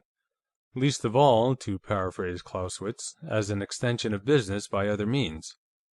You know, if we let Lane Fleming's killer get away with it, somebody might take that as a precedent and bump you off to win a lawsuit sometime. Ever think of that?" When he returned to the gunroom, he found Gladys Fleming occupying the chair lately vacated by the family attorney. She blew a smoke ring at him in greeting as he entered. "Now, what was Hump Goode up to?" she wanted to know. "I'm taking too much on myself," Rand evaded. "Maybe I should have turned Walters over for trial by family court-martial. How do you like Davies, by the way?" "Oh, he's cute," Gladys told him. "One of your operatives, isn't he?" "Now, what in the world gave you an idea like that?" he asked, as though humoring the vagaries of a child. "Well, I suspected something of the sort from the alacrity with which you produced him before Walters was out of the house," she said. "And nobody could be as perfect a stage butler as he is. But what really convinced me was coming into the library a little while ago and finding him squatting on the top of the spiral, covering Humphrey Goode with a small but particularly evil-looking automatic." "Oh, I climbed up and squatted beside him," she replied. "I got there just as you were telling Goode what he could do with his bribe. You know, with one thing and another, Goode's beginning to become unamusing." She smoked in silence for a moment. "I ought to be indignant with you, filling my house with spies," she said. "But under the circumstances, I'm afraid I'm thankful instead. Your op's a good egg, by the way. He's on his way to bring us some drinks." "I ought to be sore at you, retaining me into a mess like this, and telling me nothing," Rand told her. "What was the idea, anyhow? You wanted me to investigate your husband's murder all along, didn't you?" I hadn't a thing to go on," she replied. "I was afraid, if I came out and told you what I suspected, that you'd think it was just another case of feminine damn foolishness, and dismiss it as such. I knew it wasn't an accident. Lane didn't have accidents with guns, and if he'd wanted to kill himself, he'd have done it and left a note explaining why he had to. But I didn't have a single fact to give you. I thought that if you came here and started working on the collection, you'd find something." "You should have taken a chance and told me what you suspected," Rand said. "I've taken a lot of cases on flimsier grounds than this. The fact is, you practically told me it was murder when you were talking to me in my office." "Jeff, I never was what the soap operas call being in love with Lane," she continued. "But he was wonderful to me. He gave me everything a girl who grew up in a $16 apartment over a fruit store could want. Just as you'd step on a cockroach, because he got in the way of a business deal. I'm glad to be able to spend money to help catch whoever did it. It won't help him, but it'll make me feel a lot better. You will catch him, won't you?" Rand nodded. "I don't know whether he'll ever go to trial and be convicted," he said. "I don't think he will. But you can take my word for it, he won't get away with it. Tomorrow, I think the lid's going to blow off. Maybe you'd better be away from home when it does. Take Nelda and Geraldine with you and go somewhere. There's likely to be some uproar." "Well, Nelda and Geraldine and I are going to church in the morning," Gladys said. "It's a question of face. We have a rented pew. Lane was quite active in church work, and none of us are willing to let ourselves get squeezed out of it. We all go. Even Geraldine manages to drag herself to the Lord's house through an alcoholic fog. And we'll have to be back in time for dinner. It would look funny if we weren't." "Well, if nothing's happened by the time you get back, I want you to talk the girls into going somewhere with you in the afternoon. and stay away till evening. And don't get the idea that you could help me here," he added, stopping an objection. "I know what I'm talking about. The presence of any of you here would only delay matters and make it harder for me." Then Ritter came in, a cigarette in one corner of his mouth, carrying a tray on which there were a bottle of bourbon, a bottle of scotch, a siphon, and a couple of bottles of beer. End of chapter 19.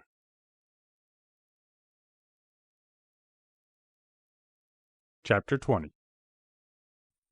The dining room was empty when Rand came down to breakfast the next morning. Taking the seat he had occupied the evening before, he waited until Ritter came out of the kitchen through the pantry. "Good morning, Colonel Rand," the perfect butler greeted him unctuously. "If I may say so, sir, you're a bit of an early riser. None of the family is up yet, sir." Rand jerked a thumb toward the kitchen. "Who's out there?" he hissed. "Just the cook, frying sausage and flipping pancakes. Premixed pancakes, of course. The maid sleeps out.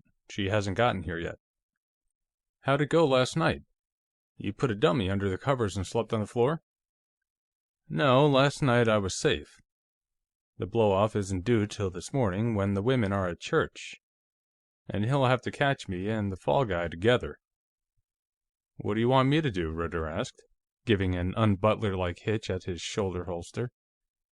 "I can stand on my official dignity and get out of any cleanup work till after dinner, and I won't have any butling to do till the women get home from church. Case Varsic and Dunmore, when they come in. See if either of them is rod-heavy. Find anything last night?" Ritter shook his head.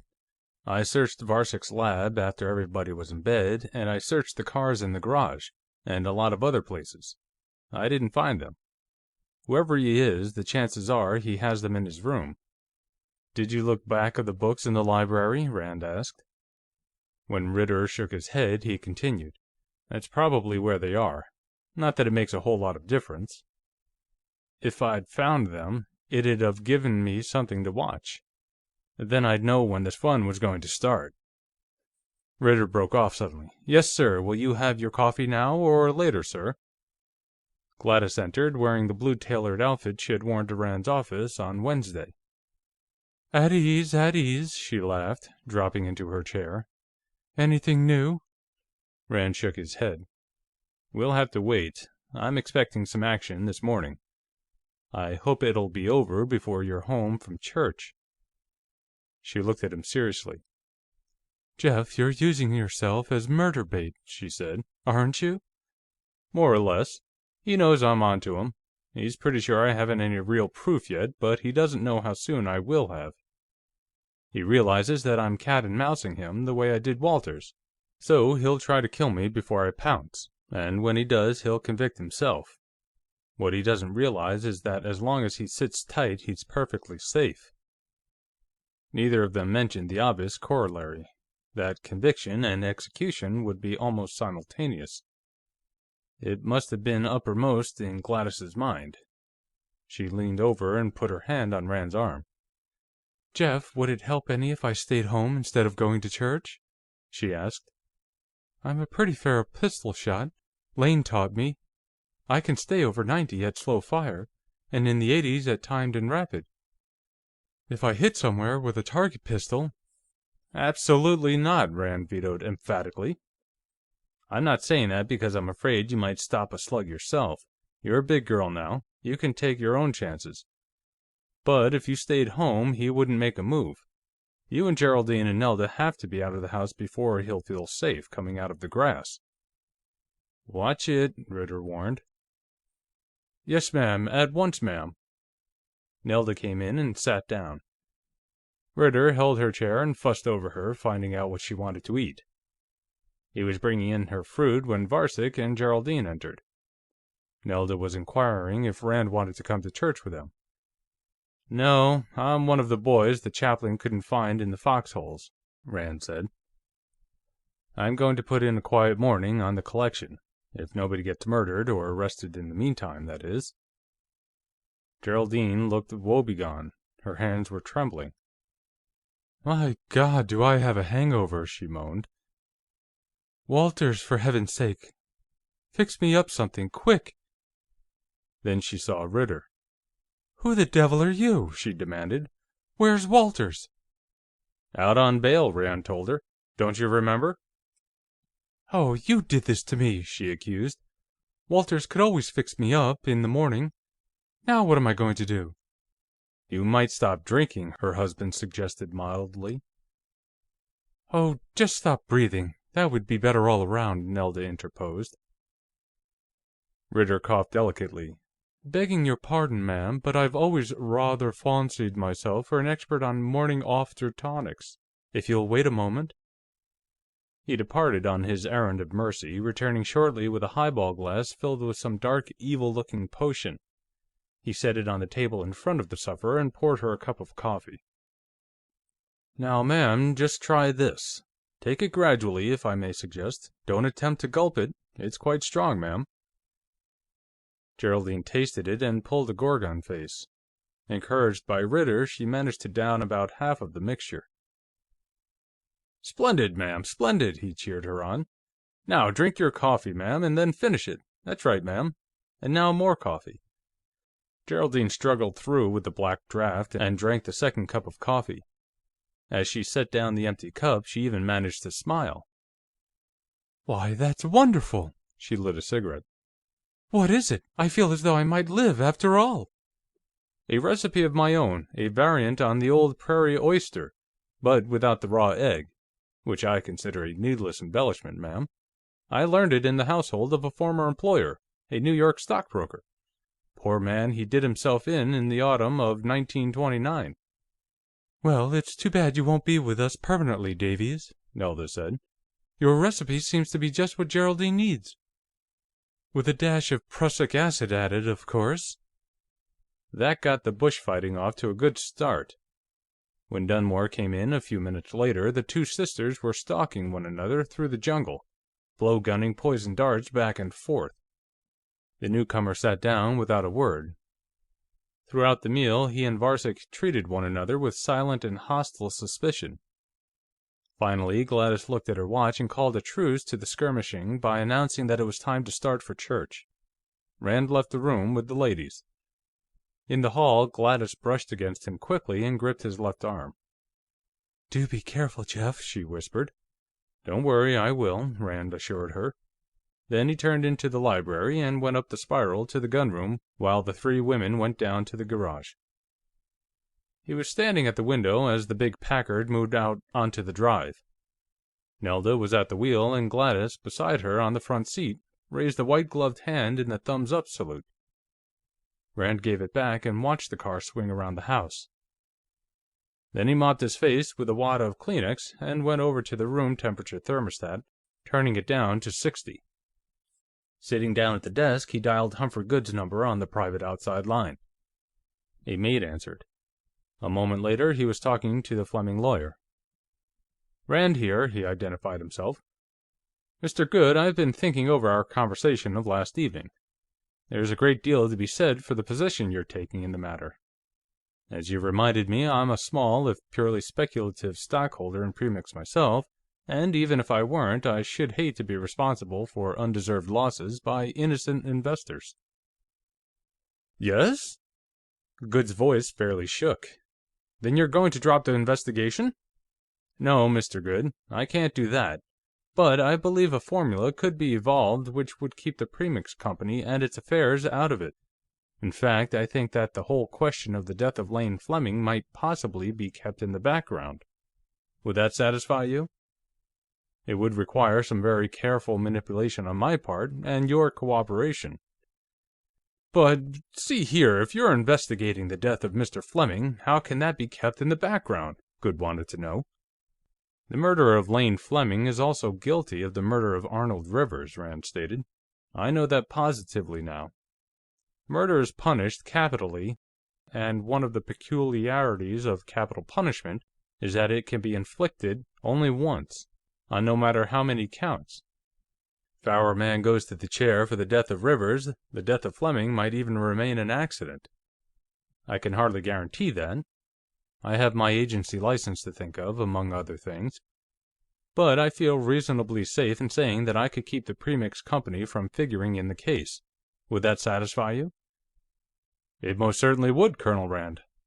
Good's voice shook even more. "Are you sure?" "I'm not sure of anything. It'll cost the Premix Company some money to get this done. I'll have certain expenses, for one thing, which could not very gracefully be itemized. And I will have to have your cooperation. Now, I want you to remain at home where I can reach you at any moment, for the rest of the day.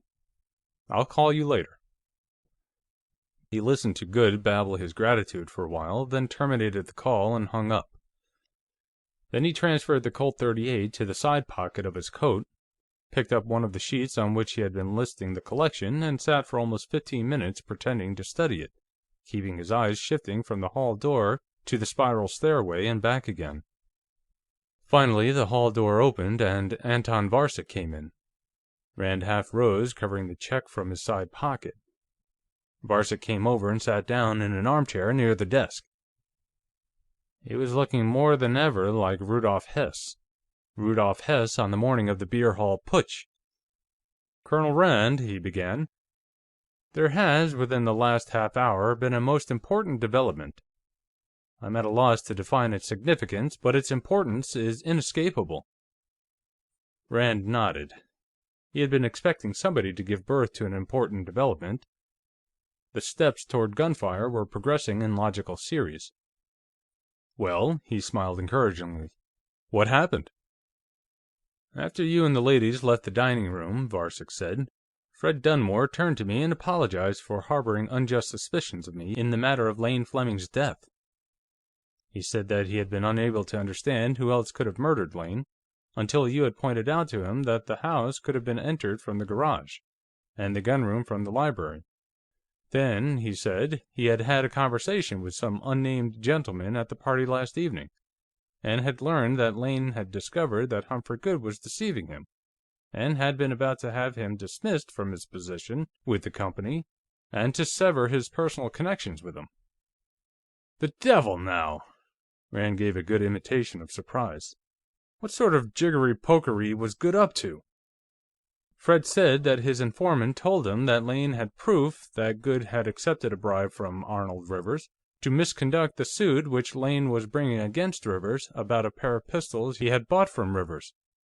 It seems that Goode was Rivers' attorney, also, and had been involved with him in a number of dishonest transactions, although the connection had been kept secret." "That's a new angle, now," Rand said. "I suppose that he killed Rivers in order to prevent the latter from incriminating him." "Why didn't Fred come to me with this?" he asked. "Eh?" Evidently, Varcek hadn't thought of that. "Why, I suppose he was concerned about the possibility of repercussions in the business world. After all, Goode is our board chairman, and maybe he thought that people might begin thinking that the murder had some connection with the affairs of the company." "That's possible, of course," Rand agreed. "And what's your own attitude?" "Colonel Rand, I cannot allow these facts to be suppressed," the Czech said. "My own position is too vulnerable. You've showed me that. Except for the fact that somebody could have entered the house through the garage, the burden of suspicion would lie on me and Fred Dunmore." "Well, do you want me to help with it?" Rand asked. "Yes, if you will. It would be helping yourself, also, I believe," Varcek replied. "Fred is downstairs now, in the library. I suggest that you and I go down and have a talk with him. Maybe you could show him the folly of trying to suppress any facts concerning Lane's death." "Yes, that would be both foolish and dangerous." Rand got to his feet, keeping his hand on the .38 Colt. "Let's go down and talk to him now." They walked side by side toward the spiral, Rand keeping on the right and lagging behind a little, lifting the stubby revolver clear of its pocket. Yet, in spite of his vigilance, it happened before he could prevent it. A lance of yellow fire jumped out of the shadows of the stairway, and there was a soft cough of a silenced pistol, almost lost in the click-click of the breech action. Rand felt something sledgehammer him in the chest, almost knocking him down. He staggered, then swung up the Colt he had drawn from his pocket and blazed 2 shots into the stairway. There was a clatter and the sound of feet descending into the library. He rushed forward, revolver poised, and then a shot boomed from below, followed by 3 more in quick succession. "Okay, Jeff," Ritter's voice called out. "War's over." He managed somehow to get down the steep spiral. The little .25 Webley and Scott was lying on the bottom step. He pushed it aside with his foot and cautioned Varcek, who was following, to avoid it. Ritter, still looking like the perfect butler in spite of the .380 Beretta in his hand, was standing in the hall doorway. On the floor, midway between the stairway and the door, lay Fred Dunmore. His tan coat and vest were turning dark in several places, and Rand's own detective special was lying a few inches from his left hand. "He came in here and shut the door," Ritter reported. "I couldn't follow him in, so I took a plant in the hall. When I heard you blasting upstairs, I came in just in time to see him coming down. You winged him in the right shoulder. He dropped the .25, and he had your gat in his left hand. When he saw mine, he threw one at me and missed.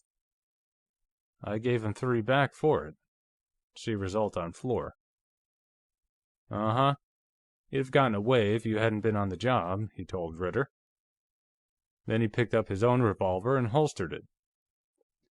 After a glance which assured him that Fred Dunmore was beyond any further action of any sort, he laid the square-butt detective special on the floor beside him. "You did all right, Dave," he said. "Now, nobody's going to have a chance to bamboozle a jury into acquitting him." He thought of his recent conversation with Humphrey Goode. "You did just all right," he repeated. "So it was Fred, then," he heard Varcek behind him say. "Then he was lying about this evidence against Goode." The Czech came over and stood beside Rand, looking down at the body of his late brother-in-law. "But why did he tell me that story, and why did he shoot at us when we were together?" "Both for the same general reason." Rand explained about the 2 pistols and the planned double killing. "With both of us dead, you'd be the murderer, and I'd be a martyr to law and order, and he'd be in the clear." Varcek regarded the dead man with more distaste than surprise. Evidently, his experiences in Hitler's Europe had left him with few illusions about the sanctity of human life, or the extent of human perfidy. Ritter holstered the Beretta and got out a cigarette. "I hope you didn't leave your lighter upstairs," he told Rand. Rand produced and snapped it, holding the flame out to his assistant. "Dave," he lectured, "the perfect butler always has a lighter in good working order. Lighting up the master is part of his duties. Remember that the next time you have a butling job." Ritter leaned forward for the light. "Dunmore was a better shot with his right hand than he was with his left," he commented. "He didn't come within a yard of me, and he scored a 12 o'clock center on you. Right through the necktie." Rand glanced down, then he burst into a roar of obscene blasphemy. $7.50 I paid for that tie, not 3 weeks ago," he concluded. "Does your grandmother make patchwork quilts? If she does, she can have it." "My God!" Varcek stared at Rand unbelievingly. "Why, he hit you! You're wounded!" "Only in the necktie," Rand reassured him. "I have a hole in my shirt, too." He reached under the latter garment and rummaged, as though to evict a small trespasser. When he brought out his hand, he was holding a battered .25 caliber bullet. He held it out to show Varcek and Ritter. "Sure," Ritter grinned at Varcek. "Didn't you know? Superman. I'm wearing a bulletproof vest. Mick McKenna loaned it to me yesterday," Rand enlightened Varcek. "I never wore one of the damn things before, and if I can help it, I'll never wear one again. I'm damn near stewed alive in it." "Think how hot you'd be right now if you hadn't been wearing it," Ritter reminded him. "Then you knew since yesterday that he would do this?" Varcek asked. "I knew one or the other of you would," Rand replied.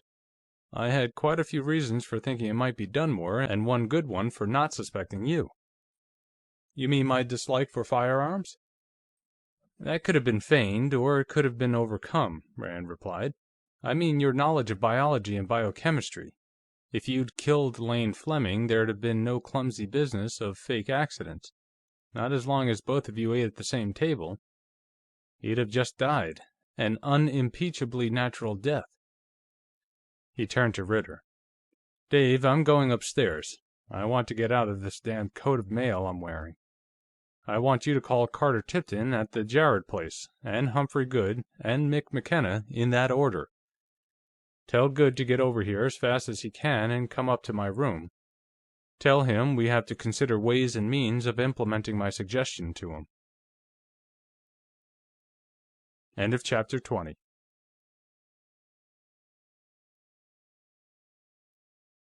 Chapter 21.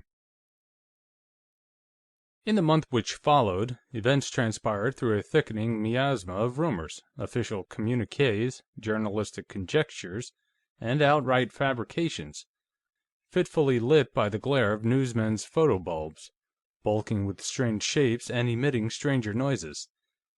There were the portentous rumblings of prepared statements and the hollow thumps of denials. There were soft murmurs of, "Now this is strictly off the record," followed by sibilant whispers. The unseen screws of political pressure creaked, and whitewash brushes slurped suavely. And there was an insistent yammering of bewildered and unanswered questions. Fred Dunmore really had killed Arnold Rivers, hadn't he? Or had he? Arnold Rivers had been double-crossing Dunmore. Or had Dunmore been double-crossing Rivers? Somebody had stolen 10, or was it $25,000 worth of old pistols? Or was it just $25,000? Or what, if anything, had been stolen? Was somebody being framed for something? Or was somebody covering up for somebody? Or what? And wasn't there something funny about the way Lane Fleming got killed last December? The surviving members of the Fleming family issued a few non-committal statements through their attorney, Humphrey Goode, and then the Iron Curtain slammed down. Mick McKenna gave an outraged squawk or so, then subsided. There was a series of pronunciamentos from the office of District Attorney Charles P. Farnsworth, all full of high-order abstractions and empty of meaning. The reporters converging on the Fleming house found it occupied by the state police, who kept them at bay. Harry Bentz of the New Belfast Evening Mercury, using a 30-power spotting scope from the road, observed Dave Ritter, whom he recognized, wearing a suit of butler's livery and standing in the doorway of the garage, talking to Sergeant McKenna, Carter Tipton, and Farnsworth. The Mercury exploited this scoop for all it was worth. On the whole, the Rosemont bayonet murder was, from a journalistic standpoint, an almost complete bust. There had been no arrest, no hearing, no protracted trial, no sensational revelations. Only one monolithic fact, officially attested and indisputable, loomed out of the murk.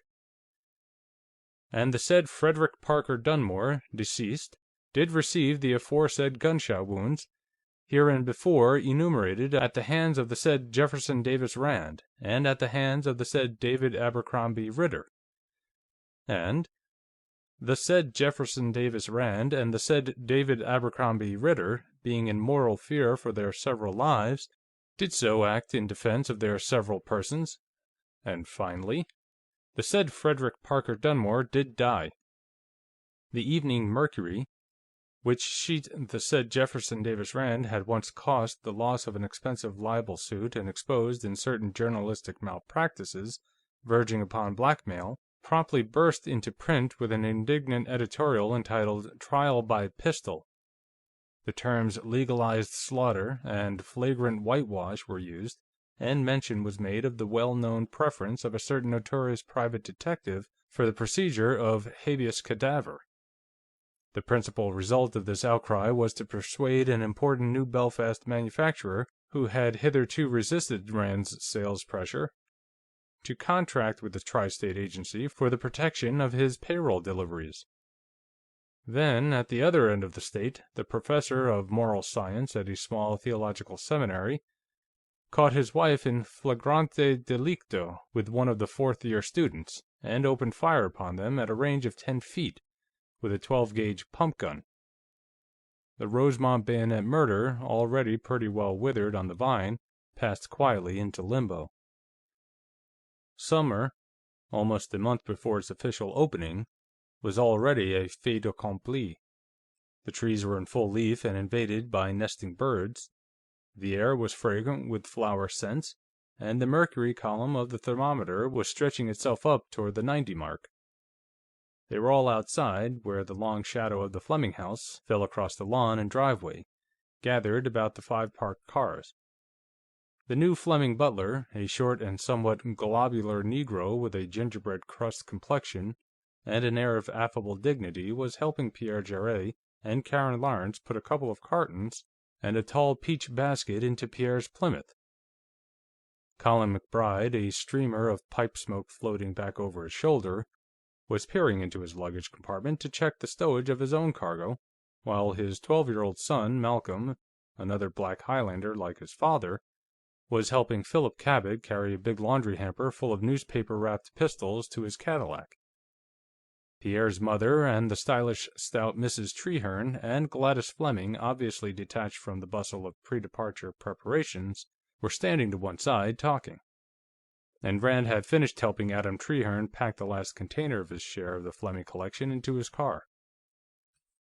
"I see Colin's about ready to leave, and I'm in his way," Trehearne said. He extended his hand to Rand. "No need hashing over how we all feel about this. If it hadn't been for you, that offer of Kendall's would have had us stopped as dead as Rivers had. $500 deader, in fact." Stephen Gresham, carrying a package-filled orange crate, joined him, setting down his burden. His wife and daughter, with another crate between them, halted beside him. "Haven't you got your stuff packed yet, Jeff?" Gresham asked. "Jeff's been helping everybody else," Irene Gresham burst out. "Come on, everybody, let's go help Jeff pack. You're going to have dinner with us, aren't you, Jeff?" "Oh, sorry. I have some more details to clear up. I'm having dinner here, with Mrs. Fleming," Rand regretted. "I'll pack my stuff later." Mrs. Jarrett, Mrs. Trehearne, and Gladys came over. One by one, the rest of the group converged upon them. Then, when the goodbyes had been said and the promises to meet again had been given, they parted. One by one, the cars moved slowly down the driveway to the road. Only Gladys and Rand standing at the foot of the front steps, and the gingerbread-brown butler were left. My, that was some party," the Negro chuckled, gathering up 3 empty pasteboard cartons and telescoping them together. "Dinner'll be ready in about half an hour, Mrs. Fleming. Shall I go mix the cocktails now?" "Yes, do that, Reuben. In the drawing room." She watched the servant carry the discarded containers around the house, then turned to Rand. "You know, not the least of your capabilities is your knack of finding servant replacements on short notice," she told him. "My general factotum, Buck Pendexter, is a prominent personage in New Belfast Colored Lodge circles," Rand said. "When your cook and maid quit on you the day of the blow-up, all I had to do was phone him, and he did the rest." He got out his cigarettes, offered them, and snapped his lighter. "I notice you're having cocktails in the drawing room now." "Yes, I suppose in time I'll stop imagining I see Fred Dunmore's blood on the library floor. I got used to what had happened in the gunroom last December. Shall we go in?" she asked, taking Rand's arm. The cocktails were waiting when they entered the drawing room off the dining room. The butler poured for them and put the glasses and the shaker on a low table by a lounge. "I'm afraid dinner's going to be a little later than I said, Mrs. Fleming," he apologized. "Things were kind of stirred up today, with all those people here." "That's all right, we can wait," she replied. "We won't need anything more, Reuben." Motioning Rand down on the lounge beside her, she handed him a glass and lifted her own. "Now," she began, "just what sort of skullduggery has been going on? As of Friday, the top offer for the collection was $25,500, from some dealer up in Massachusetts. And then, on Saturday, you came bounding in with Stephen Gresham's certified check for $26,000.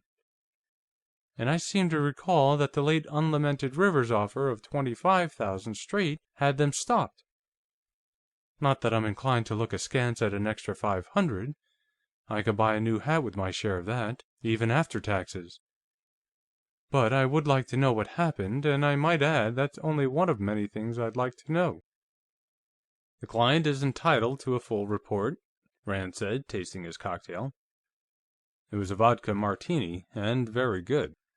"You know, none of that crowd are millionaires.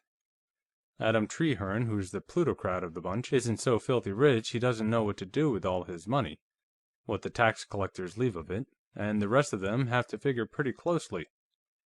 The most they could possibly scratch together was $22,000.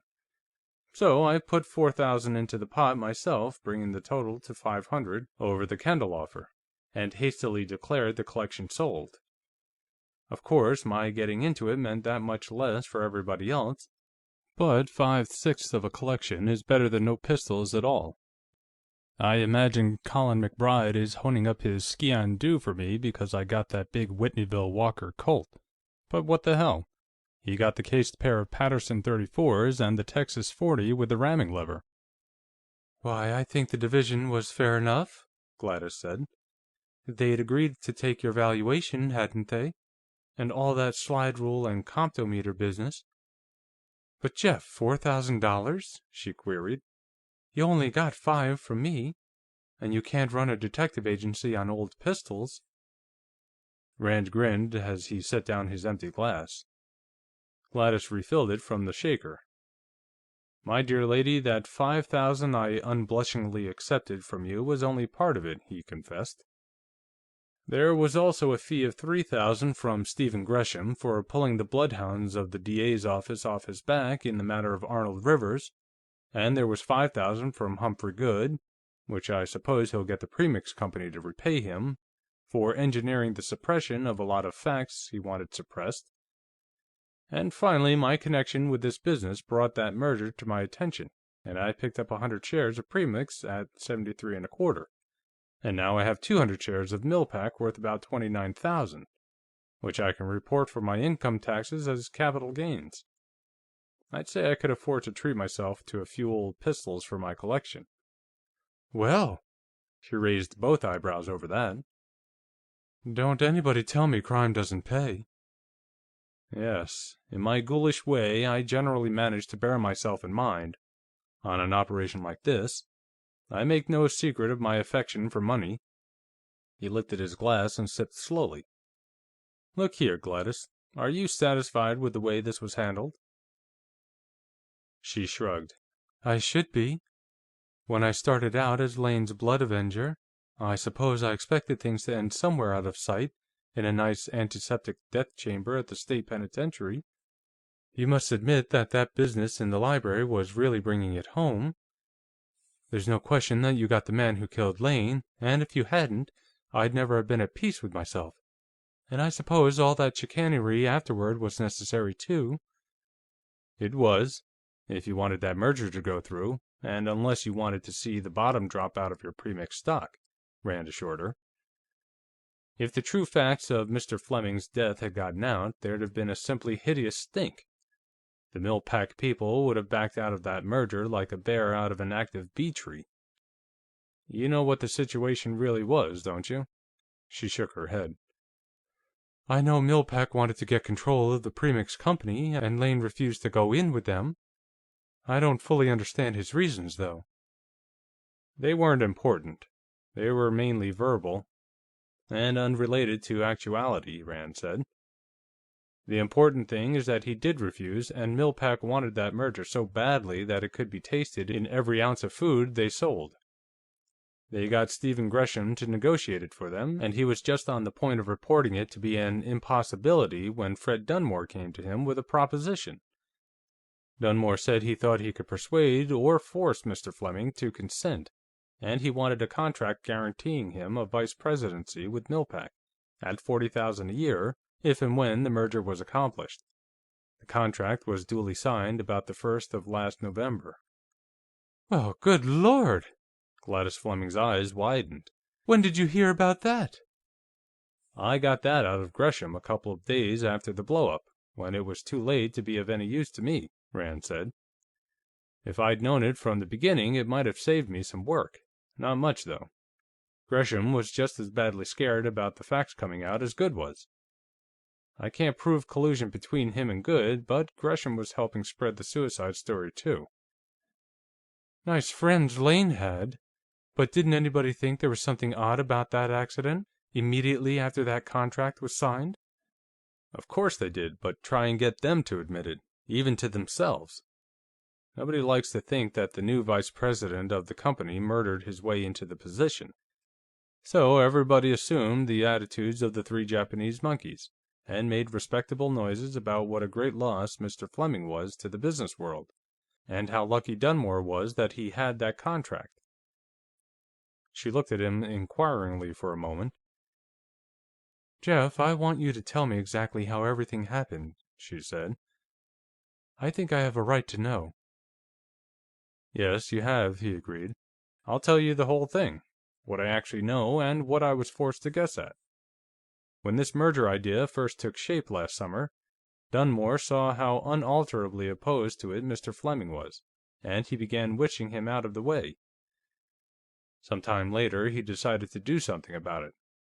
I suppose Anton Varcek gave him the idea in the first place, with his jabber about the danger of a firearms accident.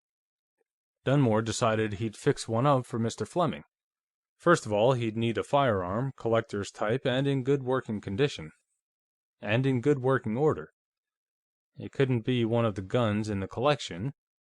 He'd have to keep it loaded all the time, waiting for an opportunity to use it. He couldn't take a weapon out of the collection because it would be missed, and he couldn't load one and hang it up again, because that would be discovered. So he had to get one of his own, and he got it from Arnold Rivers. "You know that? I mean, that's not just a guess?" "I know it. The gun he got from Rivers was a .36 Colt, 1860 Navy model, serial number 2444, Rand told her. Rivers had that gun last summer. He had it refinished by a gunsmith named Umholtz. After Umholtz refinished it, the gun was in Rivers' shop until November of last year, when it was sold by Rivers personally. And that was the revolver that was found in Lane Fleming's hand, and the one I got from the coroner, with a letter vouching for the fact that it had been so found." He finished his cocktail. Gladys picked up the shaker mechanically and refilled his glass. "Now, we have Dunmore with his .36 Colt, loaded with powder, caps and bullets from the ammunition supply in the gunroom, waiting for a chance to use it. And also, he has this mill-pack contract in his safe deposit box at the bank. That takes care of the weapon and the motive. Only the opportunity is needed, and that came on the 22nd of December, when Mr. Fleming brought home that Confederate Leech & Rigdon .36 he had just bought. It was just a piece of luck that both revolvers were alike in caliber and general type, but it wouldn't have made a lot of difference. Nobody was paying much attention to details, and Dunmore was on the scene to misdirect any attention anybody would pay to anything. Now we come to the mechanics of the thing, the modus operandi, or, as it is professionally known, the M.O. You remember what happened that evening. Nelda had gone out. You and Geraldine were listening to the radio in the parlor over there. Varcek had gone up to his lab. Mr. Fleming was alone in the gunroom working on his new revolver, and Fred Dunmore said he was going to take a bath. What he did, of course, was to draw a tub full of water, undress, put on his bathrobe and slippers, hide the .36 Colt under the bathrobe, and then go across the hall to the gunroom, where he found Mr. Fleming sitting on that cobbler's bench, putting the finishing touches on the Leech & Rigdon. So he fired at close range, wiped the prints off the Colt with an oily rag, put it in Lane Fleming's right hand, put the rag in his left, grabbed up the Leech & Rigdon, and scuttled back to his bathroom, deadlatching and shutting the gunroom door as he went out. This last, of course, was a delaying tactic to give him time to establish his bathtub alibi. He lifted the cocktail glass to his lips. These vodka martinis were strong, and 3 of them before dinner was leaning way over backward, maintaining the tradition of the hard-drinking private eye. But Gladys was working on her 3rd, and no client was going to drink him under. So, in the privacy of his bathroom, he kicked out of his slippers, threw off his robe, hid the Leech & Rigdon, probably in a space between the tub and the wall that I found while we were searching the house the night before the shooting of Dunmore, and jumped into the tub there to await developments. As soon as he heard Varcek's uproar in the hall, he could emerge, dripping bathwater and innocence, to find out what the fuss was all about. "Do you know anything about something called general semantics?" he asked suddenly. "Yes, before I married Lane, I went around with a radio ad writer," she told him. "He was a nice boy, but he'd get drunker than a boiled owl about once a month, and weep about his crimes against sanity and meaning. He'd recite long excerpts from his professional creations, and show how he had been deliberately objectifying words and identifying them with the things for which they stood, and confusing orders of abstraction and juggling multi-ordinal meanings. He was going to lend me his Koran, a book called Science and Sanity, and then he took a job with an ad agency in Chicago, and I got married, and—" Rand nodded. "Then you realize that the word is not the thing spoken of, and that the inference is not the description, and that we cannot know all about anything, etc.," he added hastily, like a papist signing himself with the cross. "Well, some considerable disregard of these principles seems to have existed in this case. Dunmore is seen in a bathrobe, his feet bare, and making wet tracks on the floor, his hair wet, etc. Straight away, one and all appear to have assumed that he was in the tub, splashing soapsuds around, while Lane Fleming was being shot. And Anton Varcek, who can be taken as an example of what S.I. Hayakawa was talking about when he spoke of people behaving like scientists inside but not outside their laboratories, saw Lane Fleming dead with an object labeled revolver in his hand, and because of his verbal identifications and semantic reactions, he immediately included the inference of an accident in his description of what he had seen. That was just an extra dividend of luck for Dunmore. It got the whole crowd of you thinking in terms of accidental shooting. Well, from there out, everything would have been a wonderful success for Dunmore, except for one thing. Arnold Rivers must have heard somehow that Lane Fleming had been shot with a Confederate .36 that he'd bought somewhere that day, and that the revolver was in the hands of this coroner of yours. So Arnold, with his big chisel well ground, went to see if he could manage to get it out of the coroner for a few dollars. And when he saw it, lo, it was the .36 Colt he'd sold to Dunmore about a month before." Gladys set down her glass. "So," she said, "things begin to explain themselves." "You may say so, indeed," Rand told her. "And what do you suppose Rivers did with this little item of information? Why, as nearly as I can reconstruct it, he did a very foolish thing. He tried to blackmail a man who had committed a murder. He told Fred Dunmore he'd keep his mouth shut about the .36 Colt if Dunmore would get him the Fleming collection. He wanted that instead of cash because he could get more out of it in a few years than Dunmore could ever scrape. And in the meantime, the prestige of handling that collection would go a long way toward repairing his rather dilapidated reputation. Fred should have bumped him off right then. It would have been the cheapest and easiest way out, and he'd probably be alive and uncaught today if he had. But he was willing to pay $10,000 to save himself the trouble, and that's what he told you Rivers had offered for the collection. The $10,000 Dunmore told you Rivers was willing to pay was really the $10,000 he was willing to pay himself to keep Rivers quiet. Then I was introduced into the picture, and as you know, one of my first acts was to go to Rivers' shop and sneer scornfully at Rivers' supposed offer of $10,000. And right away, Rivers upped it to $25,000. You'll recall, no doubt, that Mr. Fleming had a life insurance policy, one of these partnership mutual policies which gave both Dunmore and Varcek exactly $25,000 apiece. I assume that Rivers had found out about that.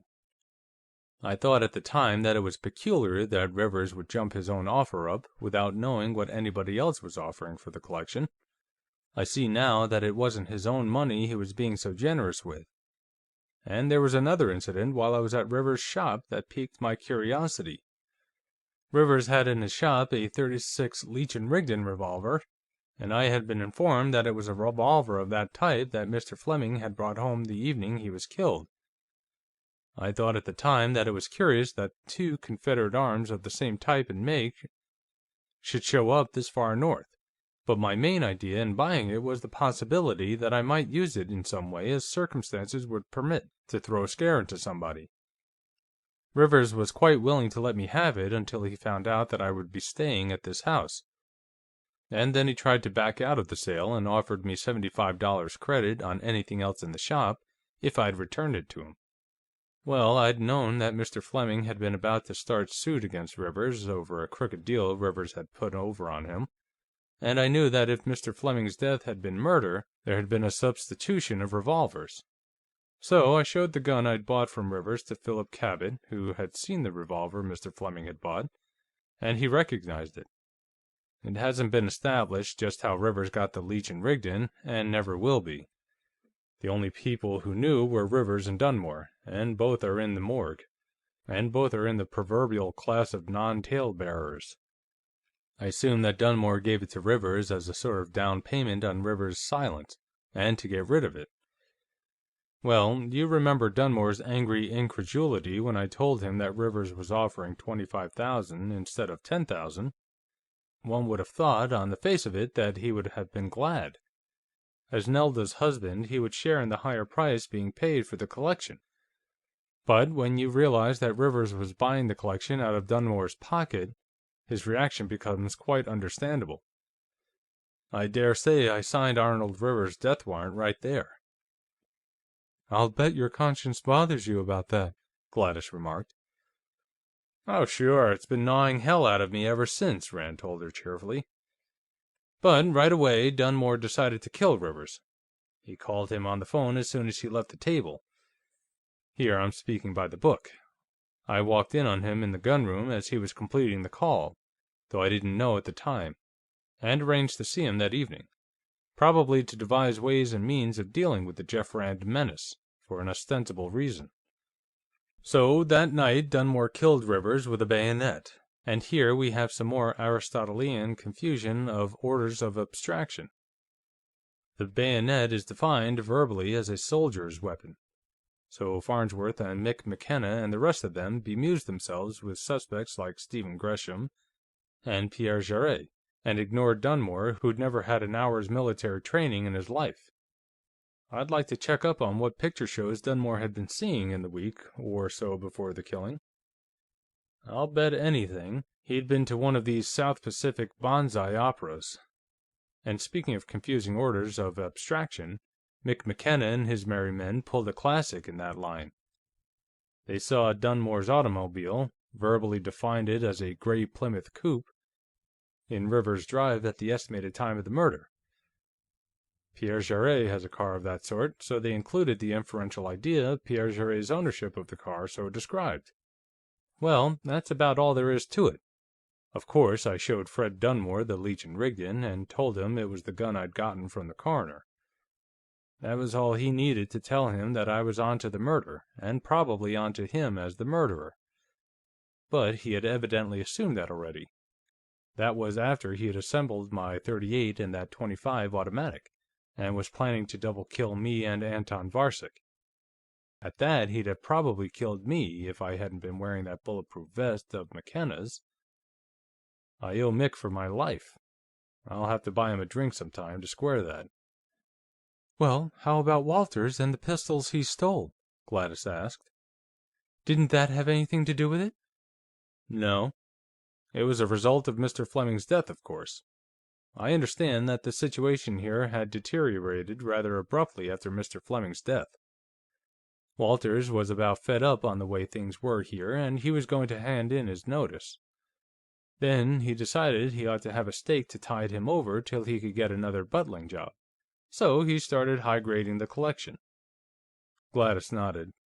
"I suppose he decided, after Lane's death, that he didn't owe anybody here anything. Too bad he didn't wait, though. The situation has remedied itself, and that's something else I owe you." "Yes?" "I noticed there was nobody here but you," Rand mentioned.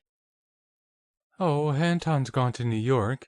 The Rockefeller Foundation is financing the major part of his research work, and he's well enough off to finance the rest himself.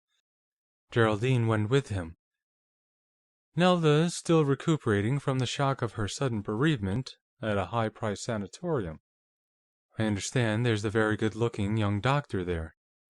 And she's been talking about going to New York herself, in order, as she puts it, to lead her own life.